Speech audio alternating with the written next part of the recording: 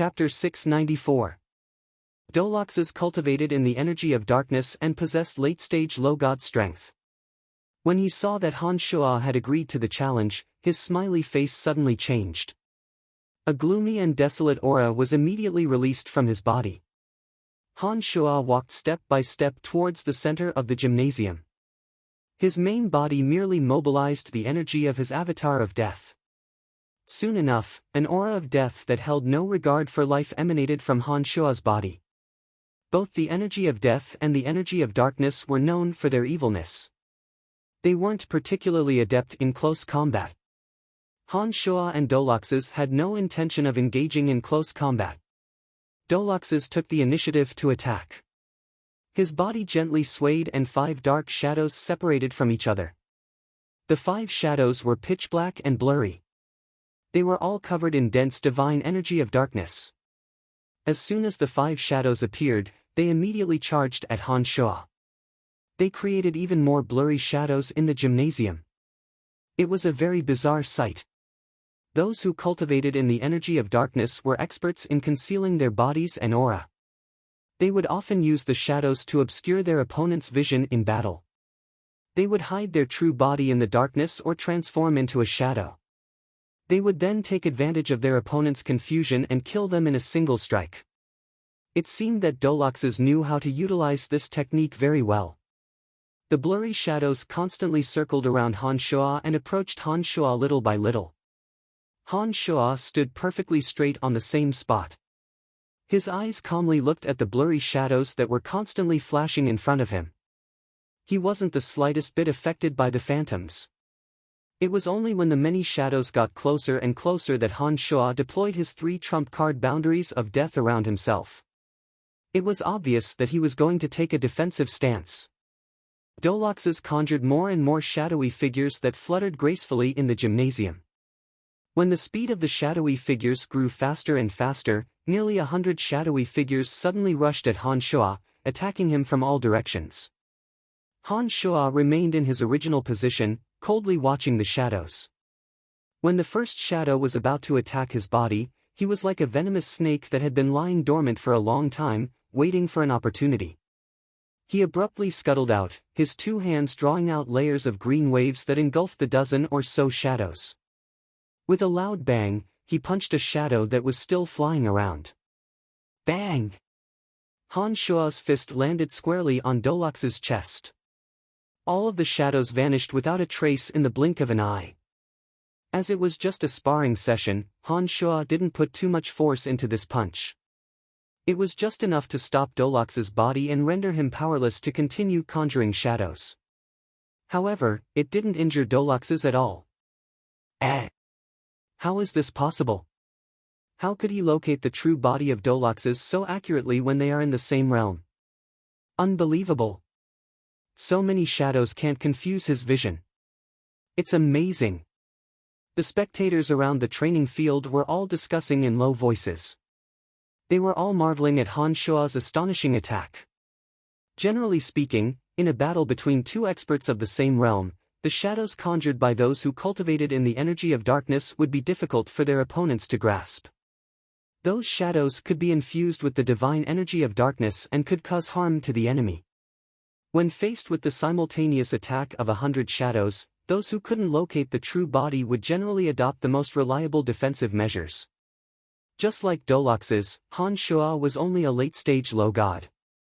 Logically speaking, it shouldn't have been possible for him to discover Han Shuo's true body. However, the scene before the eyes of the spectators had subverted their understanding. That was why they were so astonished. Doloxes was astounded.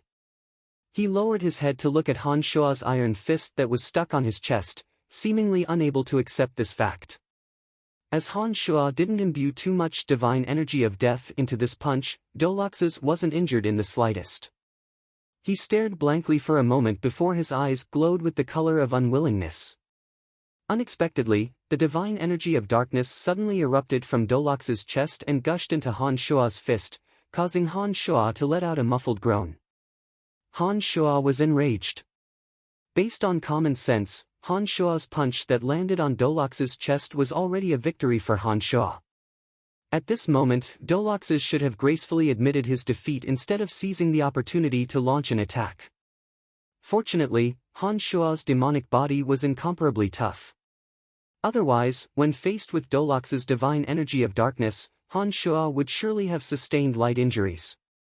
Han Shua coldly groaned and the energy of death suddenly erupted from his body, forcibly suppressing the divine energy of darkness that Doloxes charged at his demonic body. With one thought, a small amount of demonic yuan overflowed. The demonic blades protruded from Han Shua's fingernails, gleaming with threatening cold light. Whoosh! Han Shua's left hand drew a complicated pattern.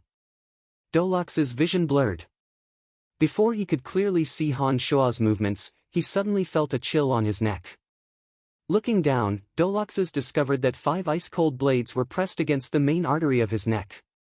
If he moved even an inch, there was a possibility that he would be cut. Doloxes, who was still preparing to defeat Han Shua in a spurt of energy, immediately discovered that Han Shua was staring at him indifferently. His eyes were as cold and callous as the blade that was pressed against his neck.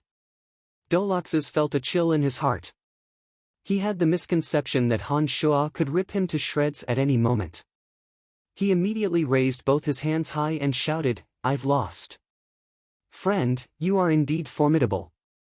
That friend over there, Doloxes, has just been punched by you. Why are you still being so unforgiving?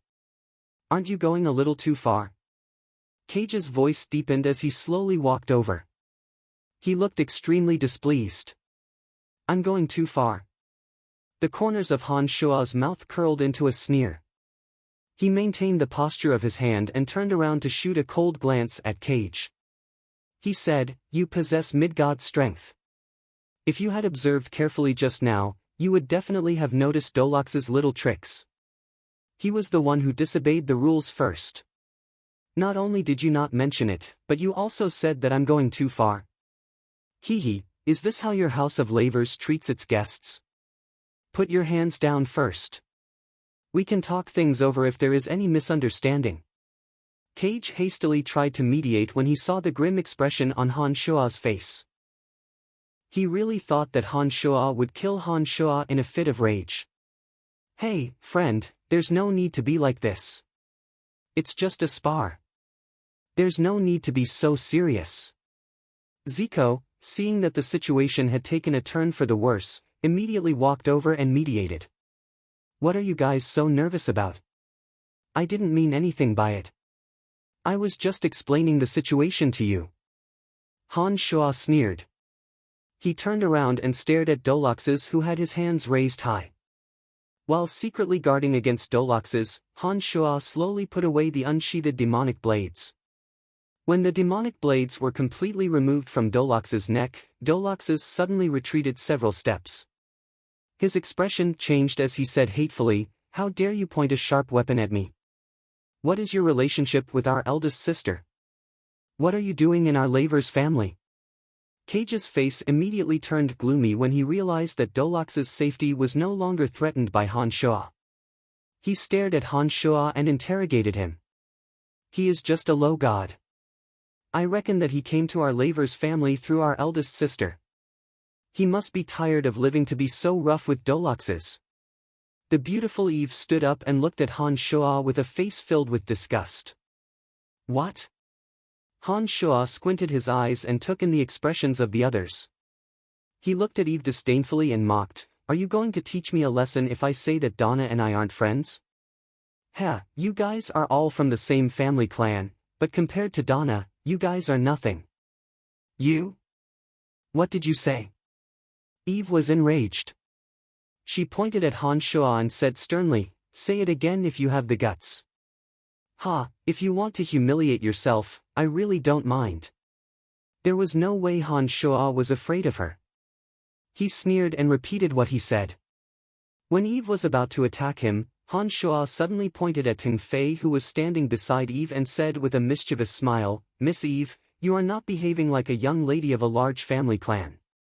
Can't you see the disdain and ridicule on young Master Ting Fei's face?" Eve was shocked to hear those words from Han Shua. Only then did she remember that Ting Fei was standing beside her. She panicked and hastily turned to look at Ting Fei, who was trying to hide his embarrassment after being exposed by Han Shuo. "No, I don't have that intention," Ting Fei immediately explained when he saw Eve looking at him. He forced a smile at Han Shuo and said, "Friend, don't speak nonsense. I have never offended you. Zico, I'll have to trouble you to take down this suspicious fella. I will personally ask my elder sister what this fella is doing in our family clan." When Cage saw that Han Shuo had so casually neutralized Eve's attack and had cleverly created a small conflict between Eve and Ting Fei, he immediately felt that he couldn't allow Han Shuo to continue causing trouble. This. Zico was in a difficult position. He didn't dare to offend Donna's friend, but he didn't know how to refuse Cage's words. He was in a dilemma. "I will help young Master Cage take him down," shouted another early-stage mid-god who cultivated in the energy of destruction. He seemed to want to curry favor with Ting Fei and charged straight at Han Shuo. It seemed that he was prepared to capture Han Shuo at lightning speed. It was absolutely impossible for Han Shuo to contend against an early-stage mid-god expert with just the strength of his two avatars. Han Shuo's heart turned cold when he saw that he was forced into a corner. He started hesitating whether or not he should utilize demonic arts. It was at this moment that Han Shuo suddenly sensed Donna's aura and immediately realized that Donna had arrived. But strangely, Han Shuo discovered that Donna did not immediately lend him a hand. It seemed that she had some other intentions. With one thought, Han Shuo immediately realized that Donna must be doubting his strength and wanted to take this opportunity to see how strong she really was. Han Shuo, who was about to utilize demonic arts, suddenly changed his mind. He stayed where he was and waited for the guard to approach him. He used the energy of his avatar of death to defend himself. Although that guard didn't know how close the relationship between Han Shuo and Donna was, he didn't dare to do anything to Han Shuo because of his relationship with Donna. He only followed Cage's instructions to capture Han Shuo. With Han Shuo deliberately concealing his strength, it only took a few short seconds for Han Shuo to be immobilized against that mid-god who was an entire realm lower than him. Just when that guard was about to capture Han Shuo, Donna, who had been hiding in the dark, finally made her move. A dark shadow suddenly descended on the gymnasium. Bang! That guard was sent flying far away. Donna stood in front of Han Shuo with a furious expression. She glared at that guard who was sitting on the ground and panting. She coldly groaned and said, "You've got guts. How dare you touch my friend? Who gave you the courage to do so?" That guard was stunned when he saw Donna. He subconsciously turned to look at Cage. When Cage saw that Donna had angrily come to Han Shuo's rescue, he immediately realized that he had misjudged the relationship between Han Shuo and Donna. Cage very irresponsibly avoided the gaze of that guard who stood up for him. He chuckled and said, "Big sister, why are you here? They are just playing with your friend. Why are you so angry?" It was obvious that Donna held an extremely high status in the Lavers family. Many of the guards who were planning to make a move on Han Shuo immediately gave up on the idea. They were afraid that Donna would see through their intentions. "Brian is a friend that I went through a lot of trouble to invite over. I believe that he should have told you about this. I didn't expect that you would dare to capture him. Are you looking down on me?" Donna said furiously. She glared at everyone in the gymnasium with her almond-shaped eyes. "It's none of my business. Can you not glare at me like that?" Ting Fei put on a bitter smile and raised his hand to explain. His gaze towards Donna was filled with unconcealable love. He hastily tried to prove his innocence. "You are not a good person either. You only know how to laugh at others," Donna scolded Ting Fei. Then, she turned to Han Shuo and said apologetically, "Brian, I'm sorry. I didn't expect something like this to happen. I have long seen the arrogance of a descendant of a major family. It's nothing to be surprised about." Han Shuo shrugged and said to Donna with a faint smile, "Forget it, I'll just move out. I really can't get used to staying in your Lavers family." "Ah!" Donna panicked. She had witnessed how miraculous and mysterious Han Shoa was. She wholeheartedly wanted to rope Han Shoa into the Lavers family. Now that she heard Han Shoa's words, she hastily pleaded, "Don't do this, Brian. I promise you, this will never happen again. You just arrived and I haven't even had the chance to greet you. How can you leave so soon? I'm sorry, I really can't stand the face of some people. Staying here will only affect my cultivation mood. Alright, I have enough black crystal coins in my hands. I can live a free and easy life even if I don't leave the City of Shadows. Perhaps we will have many opportunities to meet in the future. Please don't try to stop me," Han Shoa said to Donna in a stern face. He had made up his mind to draw a line between himself and the Lavers family. He's just a low god. There are plenty of them in the City of Shadows. What's so great about him? Eve couldn't help but groan coldly when she saw that Han Shoa was unmoved by Donna's strenuous efforts to persuade Han Shoa to stay. Shut up. Donna was feeling vexed. She shouted at Eve, "You know nothing but to cause trouble for the family. I don't care about you, but you can't do anything about it, can you? Elder sister, you are so fierce to me because of this brat. You. Eve put on a wronged face after being yelled at by Donna. Tears were already rolling down her cheeks. I know the way. Elder sister Donna, you don't have to send me off. While Donna was yelling at Eve, Han Shoa had already walked out of the gymnasium. He turned around and yelled at Donna before rapidly disappearing from the crowd sight. When he shows off his abilities in the City of Shadows, you will all know how big of a mistake you have made today. Sigh, you guys. Donna looked at Cage and the others with resentment. She let out a long sigh and hastily chased after Han Shoa. However, when she walked out of the gymnasium, she discovered that Han Shoa had vanished without a trace. Donna knew that after today's incident, Han Shoa would never join the Lavers family. She was filled with regret as she knew that the Lavers family had missed out on yet another talent. But what she did not know was that today's incident had nearly brought the Lavers family to extinction. Chapter 695. Han Shoa hastily left the Lavers' residence and went to another street block. He spent 5 purple crystal coins to rent a gymnasium. The gymnasium was only 500 square meters in size and was defended by 2 boundary towers. After closing the gymnasium, Han Shoa's 2 avatars flew out from the cauldron of Myriad Demon. The avatar that cultivated in the energy of death continued to absorb the divine essences of death he obtained, while the avatar that cultivated in the energy of destruction condensed the orbs of destruction and slowly explored how to use the orbs of destruction and his domain of divinity inside the boundary. Back in Fort Verka, Han Shoa had paid close attention to the orbs of destruction released by Brost's dark golden sphere. Using his consciousness, Han Shoa tried his best to memorize the trajectories of the orbs of destruction as they revolved around the boundary of the gymnasium. Now that Han Shoa was experimenting with the usage of the orbs of destruction again and again, he was no longer fumbling around. By relying on the powerful memory of his consciousness, Han Shoa guided the orbs of destruction around his domain of divinity according to the trajectories of the orbs of destruction. Han Shoa, who had calmed his mind, sat in the gymnasium, oblivious to the passage of time. He experimented with the flight trajectories of the orbs of destruction over and over again. Gradually, Han Shoa discovered that the orbs of destruction became more and more agile as he tried to operate them according to the memory of his consciousness. The trajectories of the orbs of destruction also seemed to coincide with the essence of the Edict of Destruction. Han Shoa's avatar of death and avatar of death were not idling around either.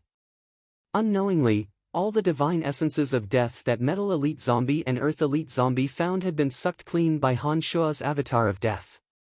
As Han Shoa's avatar of death had previously absorbed the divine soul of a pure mid-god without any self-awareness, his comprehension of the energy of death would increase as his energy improved. After absorbing all the divine essences, Han Shoa faintly sensed that the divine energy in his body was on the verge of a breakthrough. This meant that as long as he had sufficient divine energy, Han Shoa's avatar of death could very possibly break through to mid-god realm within a short period of time. There was an enormous barrier between low gods and mid-gods. Once Han Shuo stepped into the realm of low gods, it would mean that his status on Elysium would rise to a higher level. For example, in the City of Shadows, there were countless low gods like Han Shuo. However, the number of mid-gods was drastically reduced. Almost every mid-god would receive invitations from various family clans and would gain some status in the city. Han Shuo's main body was not idling around either. While his two avatars were constantly cultivating and improving themselves, Han Shuo's main body had been discussing demonic arts techniques with Cauldron Spirit. He had started cultivating the invincible omen body that could only be mastered by those in the omen realm. The invincible omen body was a secret technique that could strengthen one's physical defenses to the greatest extent. According to the demonic consciousness left behind by Gu Tianxia, the exalted demon lord, the invincible omen body could instantly fill every cell and bone in one's body with demonic yuan. It would strengthen one's physical defenses by 100-fold and form a defensive barrier inside one's body. Once one was attacked, one's demonic body would automatically form the invincible omen body, rendering the enemy's attacks useless. As the demonic yuan of a demonic art cultivator grew, the defensive power of the invincible omen body would also grow stronger. In the end, not only would the cultivator be impervious to swords and spears, water and fire, but it would also possess a terrifying counterattack power. Once the cultivator was attacked, the invincible omen body would automatically gather the energy within the cultivator's body and instantly unleash a terrifying force, inflicting heavy damage on the opponent. It could be said that once one mastered the invincible omen body, one would not have to worry about being ambushed. Any ambushes would be like getting caught in a web of their own making. It was said that when Gu Tianxia, the exalted demon lord, was refining a demonic weapon, he was discovered by 3 of his enemies. When the 3 saw that Gu Tianxia, the exalted demon lord, was refining a demonic weapon, they immediately joined forces and attacked him. However, under the terrifying defensive power of Gu Tianxia's invincible omen body, Gu Tianxia merely vomited a small mouthful of blood. Of the 3 attackers, 2 were killed on the spot by the counterattack of the invincible omen body. The 3rd was so badly injured that he was scared out of his wits and immediately stumbled out of the place. He died before he could even walk out of Gu Tianxia's demonic domain. Han Shuo had a very solid foundation to begin with. He had placed great emphasis on the tempering and forging of his physical body over the years. As soon as he obtained the cultivation method for the invincible omen body, Han Shuo immediately began to cultivate without eating or sleeping. Whenever he came across something he did not understand, he would immediately ask Cauldron Spirit. Cauldron Spirit was indeed worthy of being the most precious demonic treasure. Under the influence of Gu Tianxia, its understanding of demonic energy was much deeper than Han Shuo's.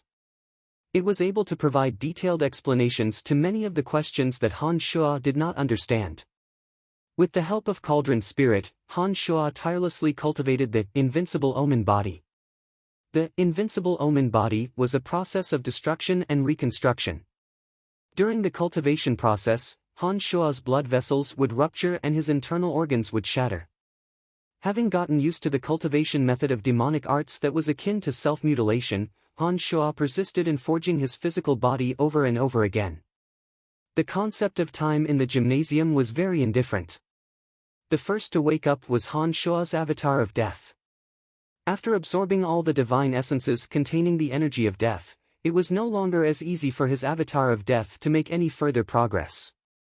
When Han Shuo raised his head and looked at the energy clock hanging on the ceiling of the gymnasium, he realized that half a year had passed without him realizing it.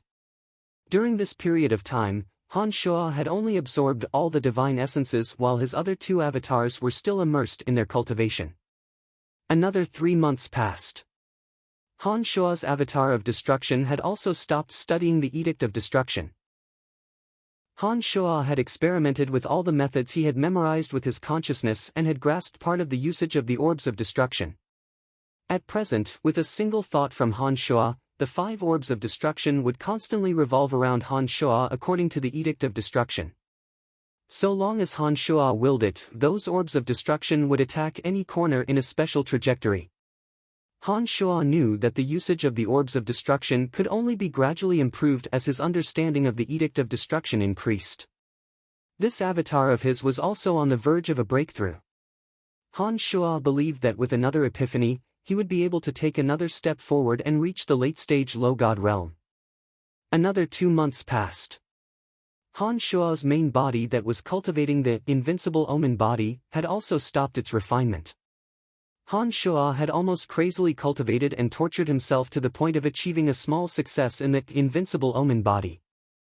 Once Han Shuo willed it, the invincible omen body would materialize and the demonic yuan would instantly fill every corner of his body. However, Han Shuo was still a long way from achieving the realm of invincible omen body. As for the realm of invincible omen body, where it would automatically explode with the power of invincible omen body, Han Shuo was still far from achieving that realm. He could only take it one step at a time. All 3 of his avatars had temporarily cultivated to their limits. If he wanted to take another step forward, he couldn't just rely on cultivation to make a breakthrough. At this time, Han Shuo knew that there was no longer any need to stay in the gymnasium. His 2 avatars once again returned to Han Shuo's body. After taking a good bath in the gymnasium and changing into a set of clean clothes, Han Shuo walked out of the gymnasium. As he had stayed in the gymnasium for nearly a year, the 5 purple crystal coins that Han Shuo had paid previously were not enough. He had no choice but to pay another 6 purple crystal coins. When Han Shuo handed over the remaining purple crystal coins to the old man, he took the opportunity to ask, "Where is the largest scroll shop in the vicinity?" "Head north from here. You will see a scroll shop called God's Gift very soon. You should be able to find what you need inside." After putting away the 6 purple crystal coins, the old man enthusiastically pointed the way for Han Shuo. After thanking the old man, Han Shuo left the gymnasium and headed towards the scroll shop called God's Gift. Approximately 20 minutes later, Han Shuo entered the scroll shop. Han Shuo needed some truly useful comprehension of the Edict of Destruction. Therefore, he came here. This was the scroll shop owned by God Hunter Ramon in Fort Verka. This God's Gift shop was much bigger than Han Shuo had imagined. Although the shop only had 1 floor, it was divided into many sections. Other than the energy of life and the energy of light, the other 10 fundamental energies were divided into their own sections. There was also a section filled with experience scrolls for all sorts of non-mainstream energies. There were scrolls for the cultivation of fighting aura, scrolls for the cultivation of the energy of fear, and even scrolls for the cultivation of the energy of lust. This greatly surprised Han Shuo. When Han Shuo arrived at the section for the scrolls of destruction, he discovered that the entire section was divided into 3 sections. One was for scrolls on the comprehension of the Edict of Destruction, one was for scrolls on the attack methods of the Edict of Destruction, and the last was for scrolls on the usage of divine weapons of destruction. Each of the 3 sections was guarded by specialized personnel. They were in charge of explaining and selling nearly 100 types of scrolls. All of them were professionally trained. Each and every one of them was smiling from ear to ear and gave off a comfortable feeling as though one was bathing in a spring breeze. Upon arriving at this section, Han Shuo had to admit that this was a truly large shop. Compared to this place, Ramon's shop was simply insignificant. Han Shuo walked straight to the section for scrolls on the comprehension of the Edict of Destruction. When he lowered his head to take a look, he was startled yet again. He saw that those scrolls were priced in black crystal coins. They were so expensive that Han Shuo was a little dazed. The cheapest scroll was priced at 3 black crystal coins. The most expensive scroll for mid-gods was priced at 9,000 black crystal coins. That was far more than Han Shuo's current net worth.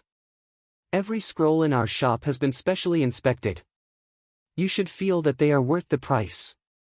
After all, the improvement of one's cultivation realm is the foundation of one's strength. It is normal for them to be a little expensive. After explaining to Han Shuo in a very amiable manner, the young and handsome shop assistant asked, "May I know where you have encountered a problem? I can help you select a suitable scroll." Han Shuo stared blankly for a moment after hearing those words.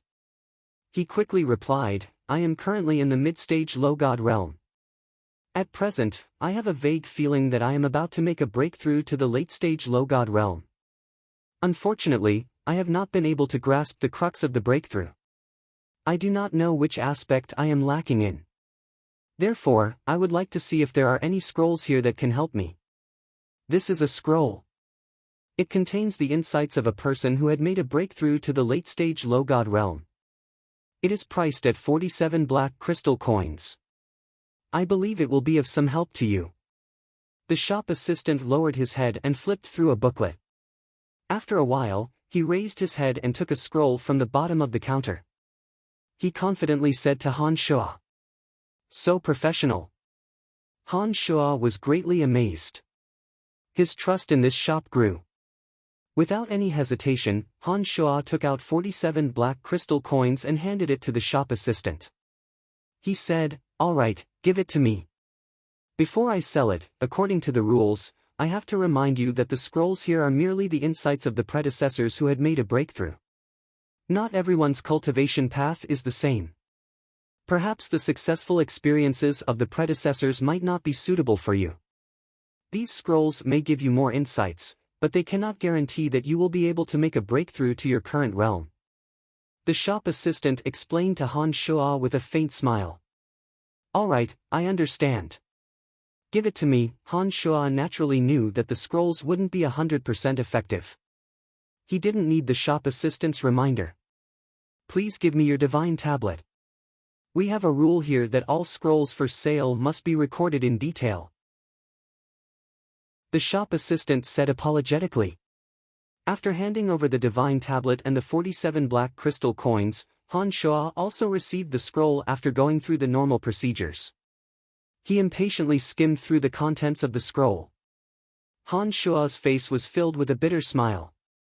The owner of the scroll wasn't good at expressing himself at all. Some of the contents of the scroll were vague and confusing. Han Shua couldn't understand what the owner was trying to say. It seemed that those were his own thoughts from the beginning. The only useful point was that the owner talked about hatred. He said that hatred gave him the urge to destroy everything. Under the support of intense hatred, the owner of the scroll could only think of utterly destroying his enemies. The moment he killed the enemy that was engraved in his bones, he suddenly made a breakthrough. "We have agreed beforehand that even if you fail to obtain what you need, we will not refund you." When the shop assistant saw the bitter smile on Han Shua's face, he immediately realized that Han Shua hadn't understood the meaning of the scroll. He hastily reminded Han Shua. "Forget it. I should have known that everyone's understanding of cultivation is different. If divine scrolls were useful, there wouldn't be so many people stuck in the same realm." Han Shua helplessly sighed, no longer pinning his hopes on the divine scrolls. He turned around and left the scroll shop. Hatred gives rise to the urge to destroy everything. Hatred. After exiting the scroll shop, Han Shua thought to himself. He felt that the scroll had given him some inspiration on this point. However, the enemy that was engraved in his bones had long been killed by Han Shua. At present, Han Shua didn't have any enemy with such deep hatred. Even if he wanted to try, he didn't know where to start. Suddenly, Han Shua raised his brows. He stopped moving and turned around to look behind him. Shortly after, a group of travel-worn divine guards from the City of Shadows rushed over and surrounded Han Shua. "You are Brian, right?" The leader of the group was the green-haired young man whom Han Shua had met in the God Hunter Valley. He immediately shouted coldly when he saw Han Shua. "That's right. What's the matter?" Han Shua stared blankly for a moment and looked at the young man in confusion. "You know what you have done. Come with us." After Han Shua admitted to it, the green-haired young man shouted furiously, "Shameless fella! How dare you rob us of our spoils of war? I will make you spit them all out." Chapter 696. Upon hearing those words, Han Shua immediately understood what was going on.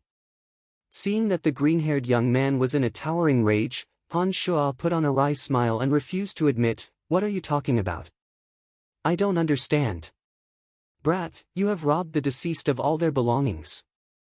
If you have the guts to do it, why don't you have the guts to admit it?" "I didn't do it. Why would I admit it?" The items you sold at that divine weapon shop were obviously from the deceased in the valley. The people in the shop have reported it to me. Why are you still being so stubborn? Han Shuo suddenly turned silent after hearing those words. He did not expect that Donna would cause so much trouble for those divine weapons. Seeing that there was no way he could deny it, Han Shuo bunched his brows and asked, "What do you want?" This wasn't a big deal. Han Shuo did not think that they could do anything to him. Nothing much. Those items were sold for a total of 300 black crystal coins. Just come with us and make things clear. According to the rules, we will deduct a portion of your crystal coins and we will consider this matter settled, the green-haired young man said mischievously after seeing that Han Shuo had admitted to the crime. There were a dozen or so divine guards around Han Shuo. These divine guards were the direct subordinates of Erebus, one of the 7 divine guard chiefs of the City of Shadows. All of them possessed mid-god strength.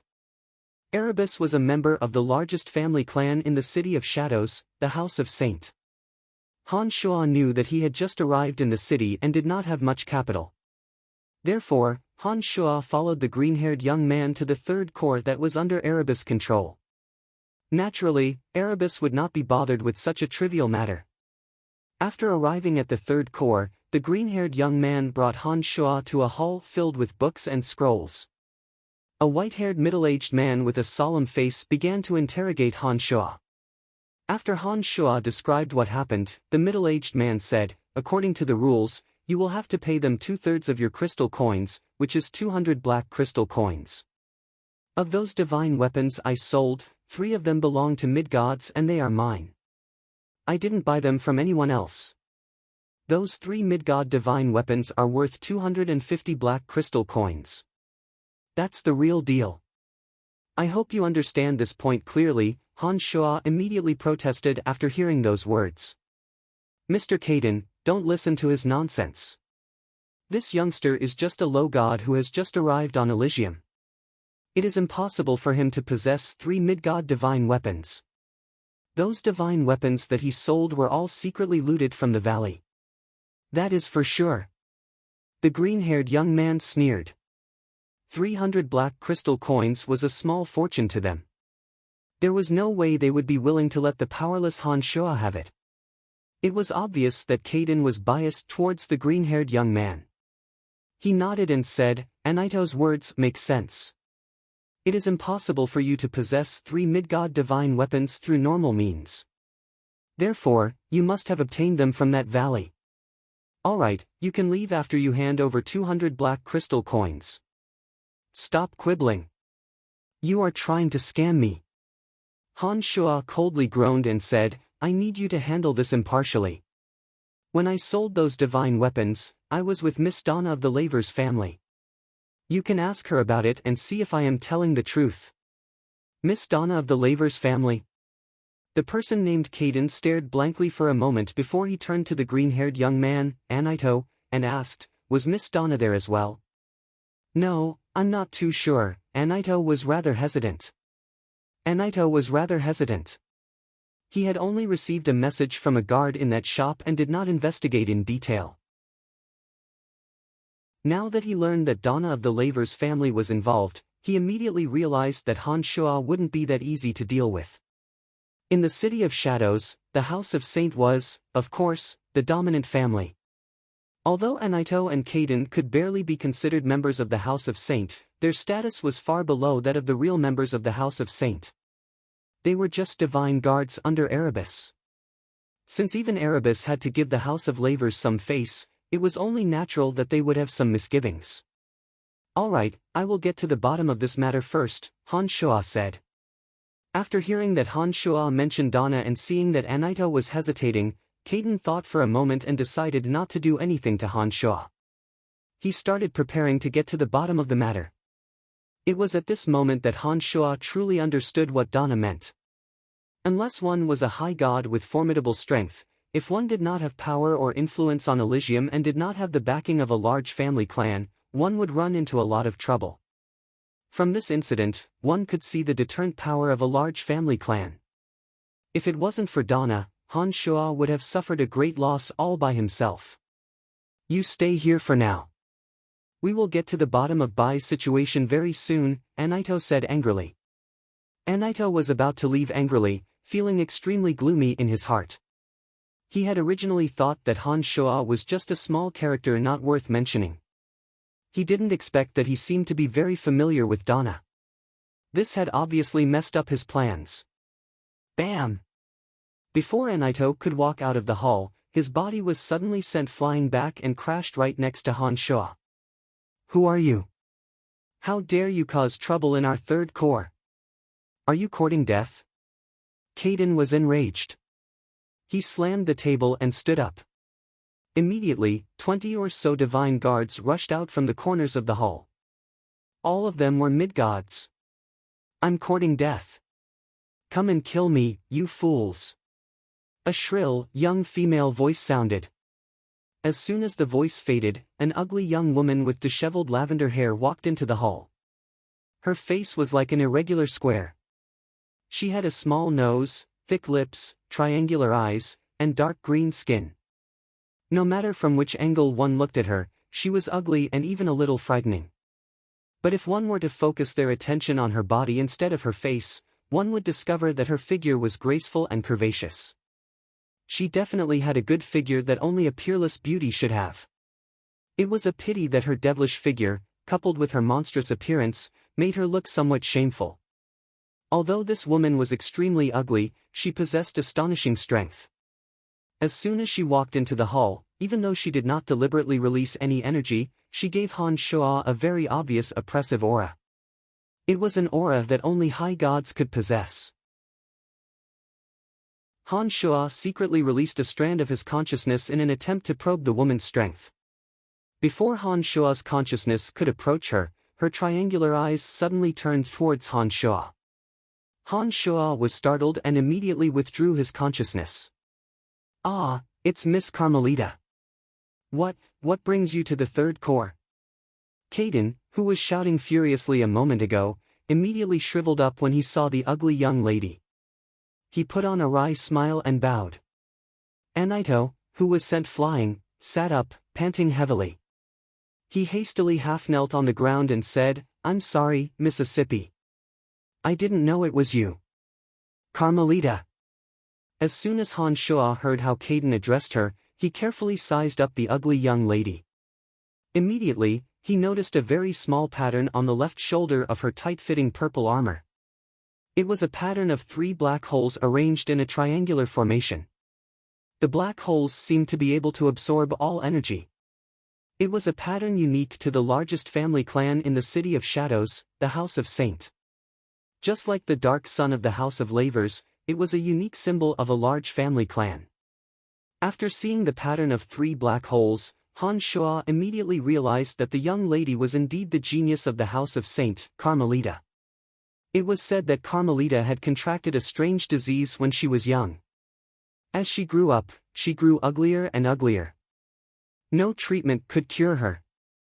However, although Carmelita grew uglier and uglier, she displayed astonishing talent in the cultivation of the energy of destruction. In just a short 300 years, she became an astonishing legend in the City of Shadows. Perhaps due to her ugly appearance, Carmelita had an extremely eccentric temperament and was very difficult to get along with. However, as she possessed valiant strength, her father was the patriarch of the House of Saint, and she was highly regarded by the House of Saint. No one dared to provoke her even though there were many experts in the City of Shadows. She was an extremely unique character in the City of Shadows. Where's Erebus? I need to talk to him about something. Carmelita glared at those people with her triangular eyes and asked impatiently. His lordship is still hunting down one of the God Hunter leaders, Bravst. He isn't at the third core for the time being, Kaden replied cautiously. Damn it, he's not around every time I look for him. He must be hiding from me. Carmelita cursed. Just as she was about to leave, she suddenly turned to look at Han Shoa and said laughingly, were you using your soul to observe me just now? You only possess low god strength, but the energy of your soul is rather strange. To think that you could actually escape from my soul tracking. What is your name and what are you doing here? Han Shoa was startled. He did not expect that Carmelita would be so powerful to be able to detect the probing of his consciousness in an instant. He thought to himself, it seems that the divine soul of a high god is indeed powerful. I must be more careful next time and not act rashly. His name is Brian. He has come to assist us with some matters. This is what happened. Before Han Shuo could speak, Caden had already recounted the entire incident to Carmelita in a fawning manner. Brian. Brian, this name sounds a little familiar. Did someone mention it to me recently? Oh, Donna, you know Donna. I remember now, Donna once told me about it. Carmelita exclaimed softly. She started sizing up Han Shuo with her triangular eyes, giving Han Shuo goosebumps. After a while, Carmelita seemed to have recalled something. Her eyes lit up and she suddenly said, "Come with me. I want to ask you to do something for me." Ah. What for? Han Shuo asked blankly. Don't worry about it. You will know when the time comes. Carmelita did as she said. She grabbed Han Shuo's arm and dragged him outside, as though she had long forgotten that Han Shuo was also a young woman. Miss, this person is a little troublesome. Caden hastily said with a bitter smile when he saw that Carmelita was about to leave. That's no longer troublesome. What's the point of bickering over some spoils of war? Erase that matter for me. Is that all right? Carmelita did not even look at Caden as she dragged Han Shuo outside. No problem. Caden replied hastily. After Carmelita left, Caden glanced at Anito and said, just let it go. Don't pursue the matter. Anito smiled bitterly and nodded, I can only let it go. I'm really unlucky. Chapter 697. Carmelita pulled Han Shuo and walked out of the third corps. As soon as they stepped outside, Han Shuo saw an enormous airship hovering in the sky. On it stood a group of a few dozen people. All of them were wearing the Divine Guard uniforms of the House of Saint and all of them possessed mid-god strength. Without giving Han Shuo a chance to speak, Carmelita pulled Han Shuo into the airship. As soon as the two boarded the airship, Carmelita ordered the Divine Guards of the House of Saint respectfully, fill up the energy crystals. Let's go. Airships were a commonly used means of transportation on Elysium. They were large-scale flying tools that were created using grand metallurgy and were powered by energy crystals. The airship was 100 meters long and had soft cushions on it. The Divine Guards of the House of Saint were sitting on it. My lady, who is this youngster? Asked a plump, one-eyed woman without eyebrows as she sized up Han Shuo in a strange manner. Erebus isn't in the third corps. I heard that he went after Brovst. He must have taken his two subordinates who are adept at tracking, Carmelita said angrily as she glared at Han Shuo with her triangular eyes. She glared at Han Shuo with her triangular eyes and said, this fella is called Brian. He comes from a low-level material plane. I heard from Donna that he is very observant and has extremely keen judgment and insight. Donna isn't the kind of person to speak without thinking. Her words are highly credible. Since we can't borrow people from Erebus, we can only use this youngster to make up the numbers. I hope that Donna's evaluation of him is true. This. The one-eyed plump woman stared blankly for a moment. She anxiously tried to persuade Carmelita to give up on Han Shuo. What do you mean this? It doesn't make a difference whether he's here or not. Do you really think that we can't find those people who sneaked into the City of Shadows? Carmelita said impatiently as she glared at the plump woman. She had accumulated too much prestige in the House of Saint. Although the plump woman was very displeased, she did not dare to say anything. She merely sighed and looked at Han Shuo suspiciously. Take a break. I need you to help me find someone. I will inform you when we arrive. Don't worry, I still have some friendship with Donna. I won't do anything to you. Carmelita waved her hand and walked to the front of the flying bats by herself. She arrived at her designated spot and silently sat down. Han Shuo was stunned. He looked at the dozen or so divine guards of the House of Saint around him who wore cold and stern expressions, and then at the fat woman who wore an unwilling face. Without saying a word, he sat down on the airship. Elysium was boundless. Even a small mountain range was the size of the Lancelot Empire. Here, even a high god's divine soul couldn't cover too far, especially when someone was carefully concealing their presence. It would be even more difficult to detect them. Han Shuo reckoned that Carmelita and her party were searching for someone. She needed a special talent who could use the terrain and some minute clues to determine the situation. That was why she went to the Third Corps to ask Erebus for help. Unfortunately, Erebus wasn't around. Therefore, she decided to try her best and drag Han Shuo along. Han Shuo pondered for a moment and figured out the ins and outs of the matter. Everyone on the airship was cultivating in silence.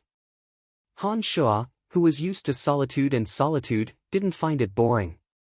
He secretly observed the cultivation state of those powerful mid-gods, searching for something that he could learn from. Time flew by. Half a month passed in the blink of an eye. One day, Han Shuo suddenly noticed that the airship's speed had abruptly dropped.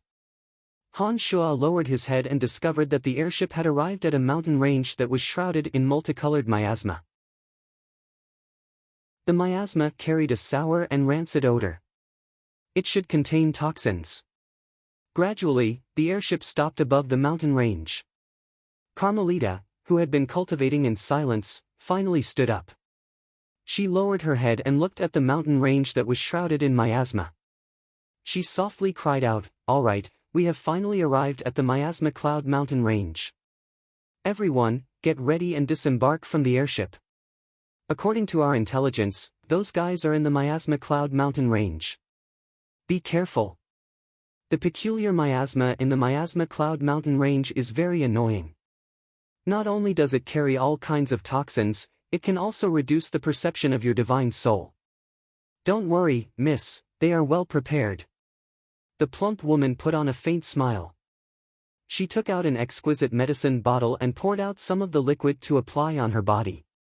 The liquid formed a faint membrane that completely covered her plump body. The divine guards on the airship followed suit. Every one of them had a faint membrane formed on their body under the effect of the medicine. Carmelita was the only one who didn't do the same. Her body naturally formed a destructive force field that was hard to see with the naked eye. It created layers of energy waves that prevented any gaseous substance from approaching her body. "Give Brian a bottle. Don't let him fall to the miasma before he can even take a few steps." Carmelita took the lead and flew towards the miasma cloud mountain range. Carmelita was the first to descend towards the miasma cloud mountain range. She only remembered Han Shuo when she was in midair. After Carmelita's purple figure dived into the miasma, the plump woman unwillingly tossed a medicine bottle to Han Shuo and said, "Just apply the medicine on your body. This bottle of medicine is worth 10 black crystal coins. You are really lucky. Many thanks." Han Shuo smiled faintly and opened his hand. The medicine bottle flying towards him was sucked into his palm. He poured some of the medicine and smeared it on for a while. A very faint layer of thin film also appeared on his body, forming a special boundary that enveloped his body. Even without using the invincible omen body, Han Shuo had no fear of the miasma's invasion. Having cultivated his demonic body to such a level, he could seal off all the pores on his body with a single thought. The miasma couldn't enter his body at all. Even if Han Shuo were to take a deep breath, he could expel the miasma through his pores. The reason why he still used that bottle of medicine was because he didn't want to attract the plump woman's attention. "I don't know why the miss would bring a low god like you here. In any case, we don't care whether a burden like you lives or dies. If you encounter any danger, you better run as far as you can. Don't expect us to pay attention to you." The plump woman grumbled and was the second to descend towards the miasma cloud mountain range. She cultivated in the energy of darkness and possessed late-stage mid-god strength. It was only natural for her to look down on a puny low god like Han Shuo. The divine guards of the House of Saint followed after Carmelita and the plump woman as they descended towards the miasma cloud mountain range. Soon, under the control of one of the divine guards, the airship gradually shrank. Han Shuo let out a soft laugh. He was rather interested in the situation in the Miasma Cloud mountain range. Before the divine guard could recall the airship, Han Shuo also descended towards the Miasma Cloud mountain range. Han Shuo discovered that the divine guards were closely following behind Carmelita. Each and every one of them wore vigilant expressions as they cautiously surveyed their surroundings. As the miasma was everywhere, visibility was limited. No matter how good one's eyesight was, they could only see within 100 meters of themselves. Any further than that would be very difficult to see. Han Shuo had cultivated in demonic arts for many years, but he could only see within 300 meters of himself. Any further than that would be just as blurry and indistinct. Youngster, now is the time for you to come in handy. Can you find any traces of those people? The plump woman shot a cold glance at Han Shuo. She did not seem to trust Han Shuo at all. Han Shuo shook his head indifferently and replied, "There are no traces of humans in the vicinity. By the way, who are those people you are looking for? What energy do they cultivate? What are their characteristics? I need to know the details." Han Shuo, too, looked at the plump woman and asked the leader of the party, Carmelita. "They are people from the Life Dominion. They are our mortal enemies. According to the unwritten rules, anyone who cultivates in the Edict of Life or the energy of light must be killed without mercy once they are discovered in our Darkness Dominion. They must be harboring unspeakable secrets for daring to come to our City of Shadows territory. We need to figure out their motives and kill them all. Otherwise, if the other cities in the Darkness Dominion were to find out, they would definitely mock our City of Shadows for being incompetent."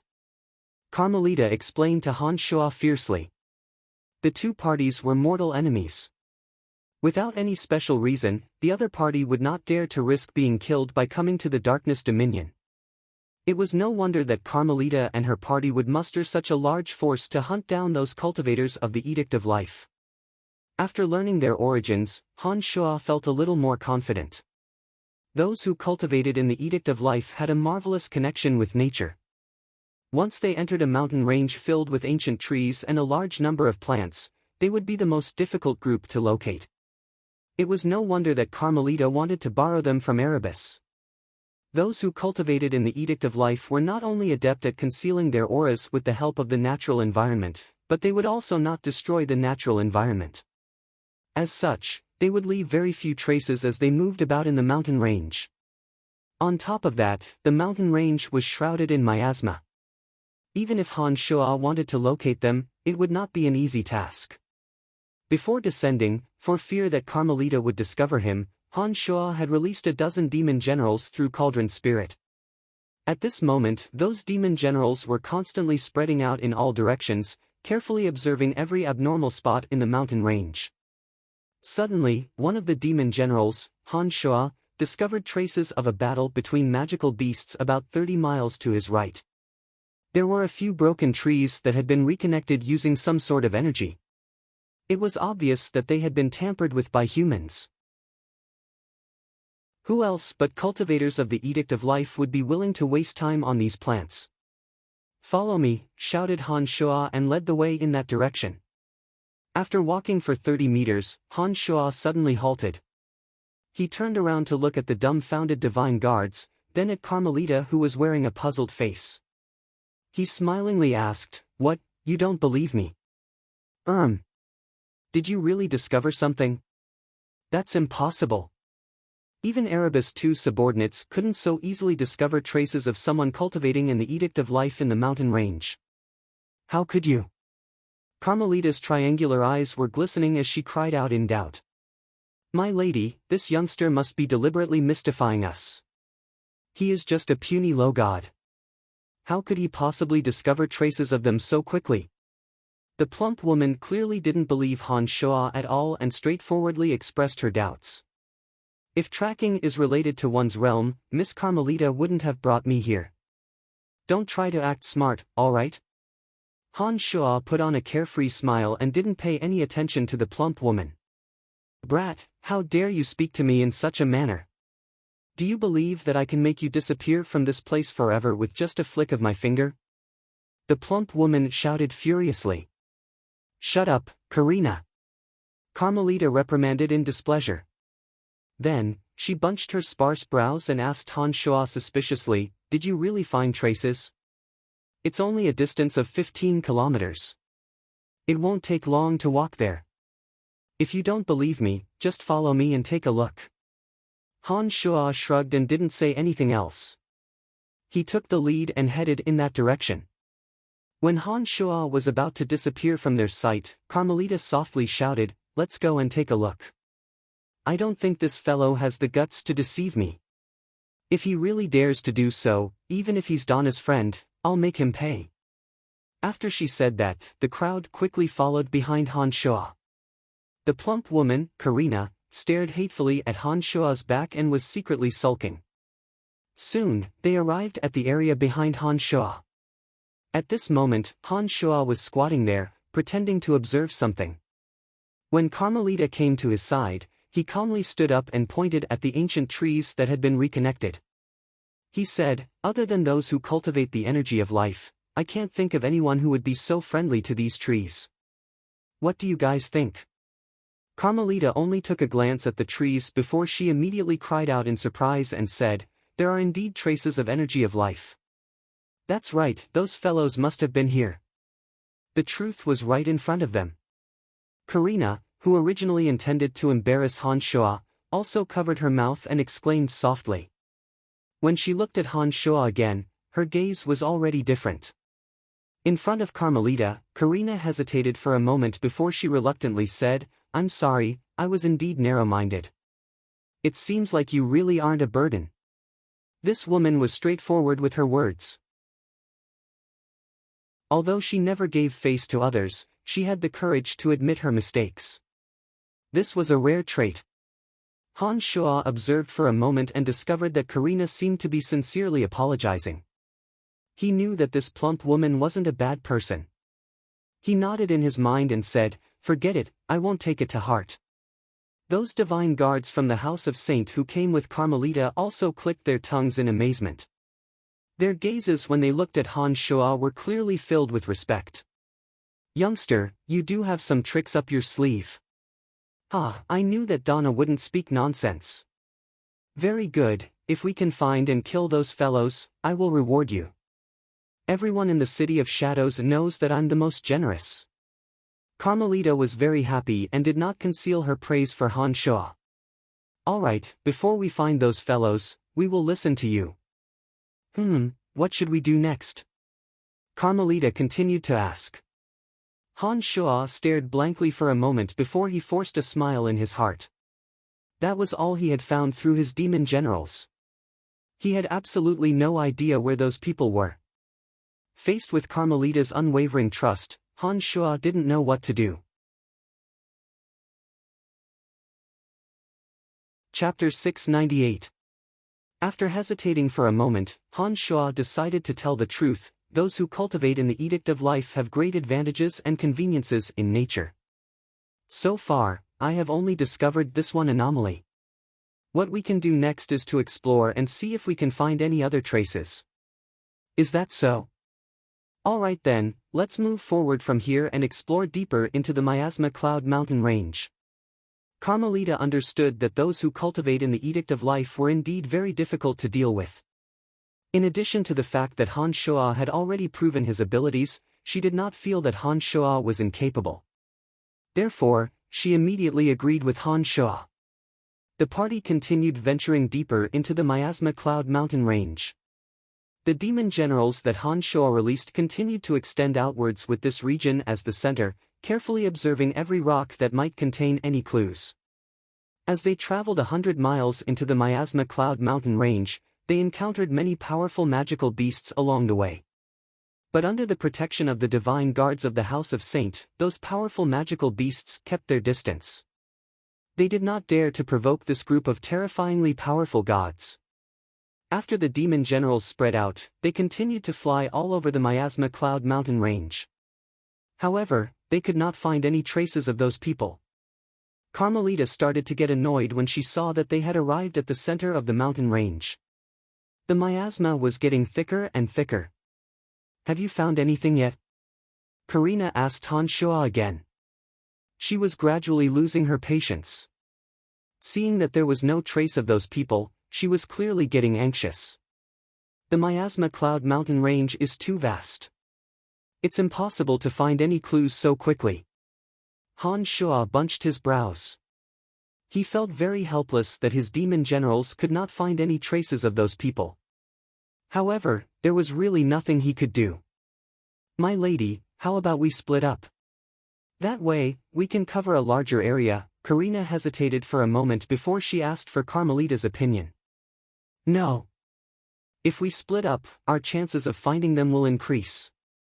But if we run into them, it will be too dangerous. Perhaps they will be killed by those people before they can send out any information, Carmelita flatly rejected. She sighed helplessly and said, let's continue searching. Who knows, we might find some clues very soon. Karina did not insist. She too let out a sigh and the party followed behind Han Shuo. They started to wander aimlessly around the mountain range. Before he knew it, another 5 days had passed. Although Han Shuo had yet to explore the entire Miasma Cloud mountain range, with the help of those demon generals, he had explored every region of the mountain range. However, he did not discover anyone cultivating in the energy of life. All the demon generals found were some magical beasts wandering all over the place and some rare treasures of heaven and earth. Gradually, not only was Karina getting fed up, even Han Shuo himself felt that this wasn't the way to go on. He even started to doubt the reliability of Karina's information, and even suspected that those people had long since left the mountain range. Carmelita, on the other hand, had run out of patience. Along the way, whenever she felt agitated, she would randomly blast the surrounding mountains and ancient trees, making it even more difficult for the demon general to observe her. Perhaps those people are really gone. Come, let's leave this place. After another day, Carmelita lost her patience and officially gave the order to leave. Everyone heaved a sigh of relief when she said that. They had long been unwilling to continue doing useless work in the Miasma Cloud mountain range. Carmelita made up her mind. No one had any objections and they prepared to leave the Miasma Cloud mountain range. Wait! Han Shuo, who had been silent for a long time, suddenly spoke just as everyone was about to fly into the sky and use the airship to return. What's wrong? Carmelita rolled her triangular eyes and looked at Han Shuo doubtfully. She asked, we haven't found anything in the past 10 days. Could it be that we have found something before we leave? There is a large cave on a lush mountain in front of us. Magical beasts are constantly coming out of it. I didn't pay attention to it before, but now that I think about it, could there be something strange in that cave? With the help of a demon general, Han Shuo discovered that even more magical beasts were gradually coming out of the cave. He immediately became suspicious. Judging from the behavior of those magical beasts, it seemed that they had been chased out by force. Oh, now that you mention it, I remember now. Some of the small mountains in the Miasma Cloud mountain range have sparse vegetation, but that mountain is a little strange. The vegetation on it is very lush. Are you talking about that mountain? The one-eyed fat woman, Karina, took the opportunity to ask. She also seemed a little surprised. Yes, that's the mountain. Han Shuo said doubtfully. The vegetation on that mountain is so lush. It seems a little special. Also, the magical beasts in that cave seem to have been chased out. It seems a little strange inside. We have explored so many places in the Miasma Cloud mountain range, but we haven't found any traces. Could it be that those people are hiding in a cave on one of the mountain peaks? Upon hearing Han Shuo's words, Carmelita, who had given the order to leave, had her hopes reignited. After thinking for a moment, she nodded and said, "What you said makes sense. Come, let's go and take a look. Perhaps there really is something strange in that cave." Under Carmelita's instructions, the party returned to the mountain peak they had passed. When they arrived at the entrance of the cave, they could clearly see some oddly shaped magical beasts walking out of the cave one after another. Some of the magical beasts appeared to be panic-stricken and immediately dispersed when they saw Carmelita and the others.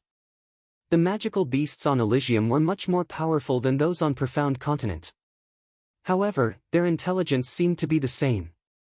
For some reason, although they had long surpassed rank 5 or even rank 6 or 7, Han Shuo hadn't seen many of them that could take human form. In the blink of an eye, the magical beasts scattered in all directions. One of Han Shuo's demon generals took the opportunity to burrow into the cave. The demon generals that entered the cave soon discovered that there were more magical beasts leaving the cave. There were many paths in the cave and no one knew where they led to. Let's go in and take a look. This place is really strange. Carmelita led the way into the cave. The party, including Han Shuo, followed closely behind her. The cave was extremely spacious. Not long after they entered, they came to a fork in the road. Carmelita didn't know how big the cave was, but she felt that there shouldn't be any danger inside. She finally agreed to split up and investigate after Karina suggested that they should immediately shout for help if they discovered any abnormalities. With 2 forks in the road, Karina volunteered to lead a team of divine guards. Han Shuo naturally followed Carmelita. Gradually, new forks appeared in front of the party. At Carmelita's signal, a few more people split up from the party. As more forks appeared, the number of divine guards around Han Shuo gradually decreased. In the end, only Han Shuo, Carmelita, and 2 divine guards continued to advance. At this point, they didn't run into any more forks. The other demon generals that were roaming around the Miasma Cloud Mountain range entered the cave one after another. They wandered around the complicated cave. Some followed Karina, some followed the other divine guards, and 2 scouted ahead for Han Shuo. The magical beasts they encountered along the way would attack any living being that approached them with all their might. However, against the divine guards, the magical beasts didn't stand a chance. One after another, they were slaughtered in the spacious cave. Suddenly, with the help of one of the demon generals scouted ahead, Han Shuo discovered that there was an enormous lava cave at the end of the cave. The rocks were like red-hot soldering iron. They carried an astonishingly high temperature and were dripping with magma-like red liquid. Faint smoke would rise from the rocks when they touched the ground. The temperature was astonishingly high. Demon generals were cold-blooded by nature. Even they couldn't withstand the high temperature and didn't dare to venture too deep. However, through the observation of his demon general, Han Shuo discovered that there seemed to be some sort of peculiar aura ahead of the lava cave. It was as though someone had formed a chilling aura to expel the heat from the lava cave. Among the party that followed Carmelita to the Miasma Cloud Mountain range, none cultivated in the energy of water. Therefore, the person creating the chilling aura deep in the lava cave was definitely not one of them. Han Shuo immediately determined that there was a problem. He ordered his demon general to retreat a little. Han Shuo hastily said to Carmelita, "There should be a lava cave up ahead. The temperature inside is extremely high. However, there seems to be a cooling aura deep in the cave. It seems to come from a god cultivating in the energy of water.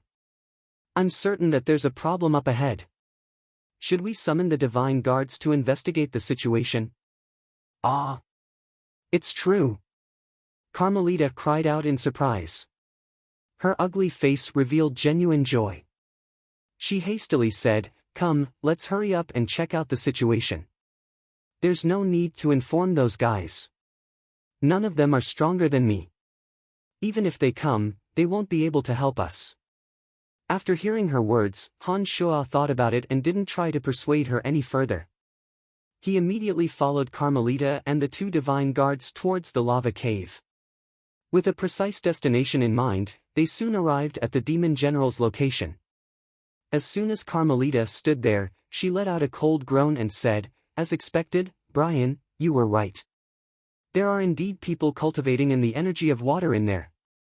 Recently, the ice goddess and the goddess of nature, god of light, have been very close. It's normal for them to have people cultivating in the energy of water in their party. Right, Brian, you can retreat for now. I will go in and finish them all off." In Carmelita's eyes, Han Shuo's strength was meager. A low god couldn't even be considered cannon fodder in such a situation.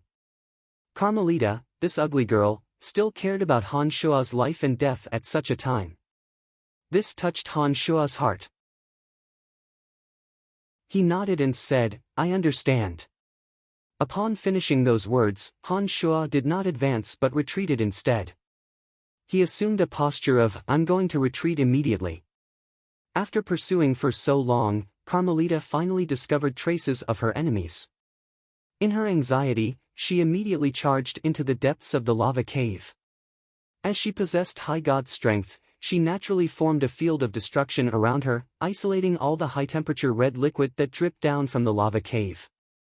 The two divine guards that came with Carmelita also entered the lava cave very conscientiously. They formed their domains of divinity and utilized the divine energy around them to resist the dangers of the lava cave. They quickly disappeared from Han Shua's sight. When all three of them had rushed into the lava cave, Han Shua unhurriedly brought out the metal elite zombie and opened up an additional passageway that led straight into the lava cave. From another secluded corner, the metal elite zombie reached the depths of the lava cave. Han Shua's demonic body was impervious to fire and water. Therefore, he wasn't affected by the high temperature of the lava cave. Through the small hole that metal elite zombie made, Han Shua could observe the situation in the depths of the lava cave.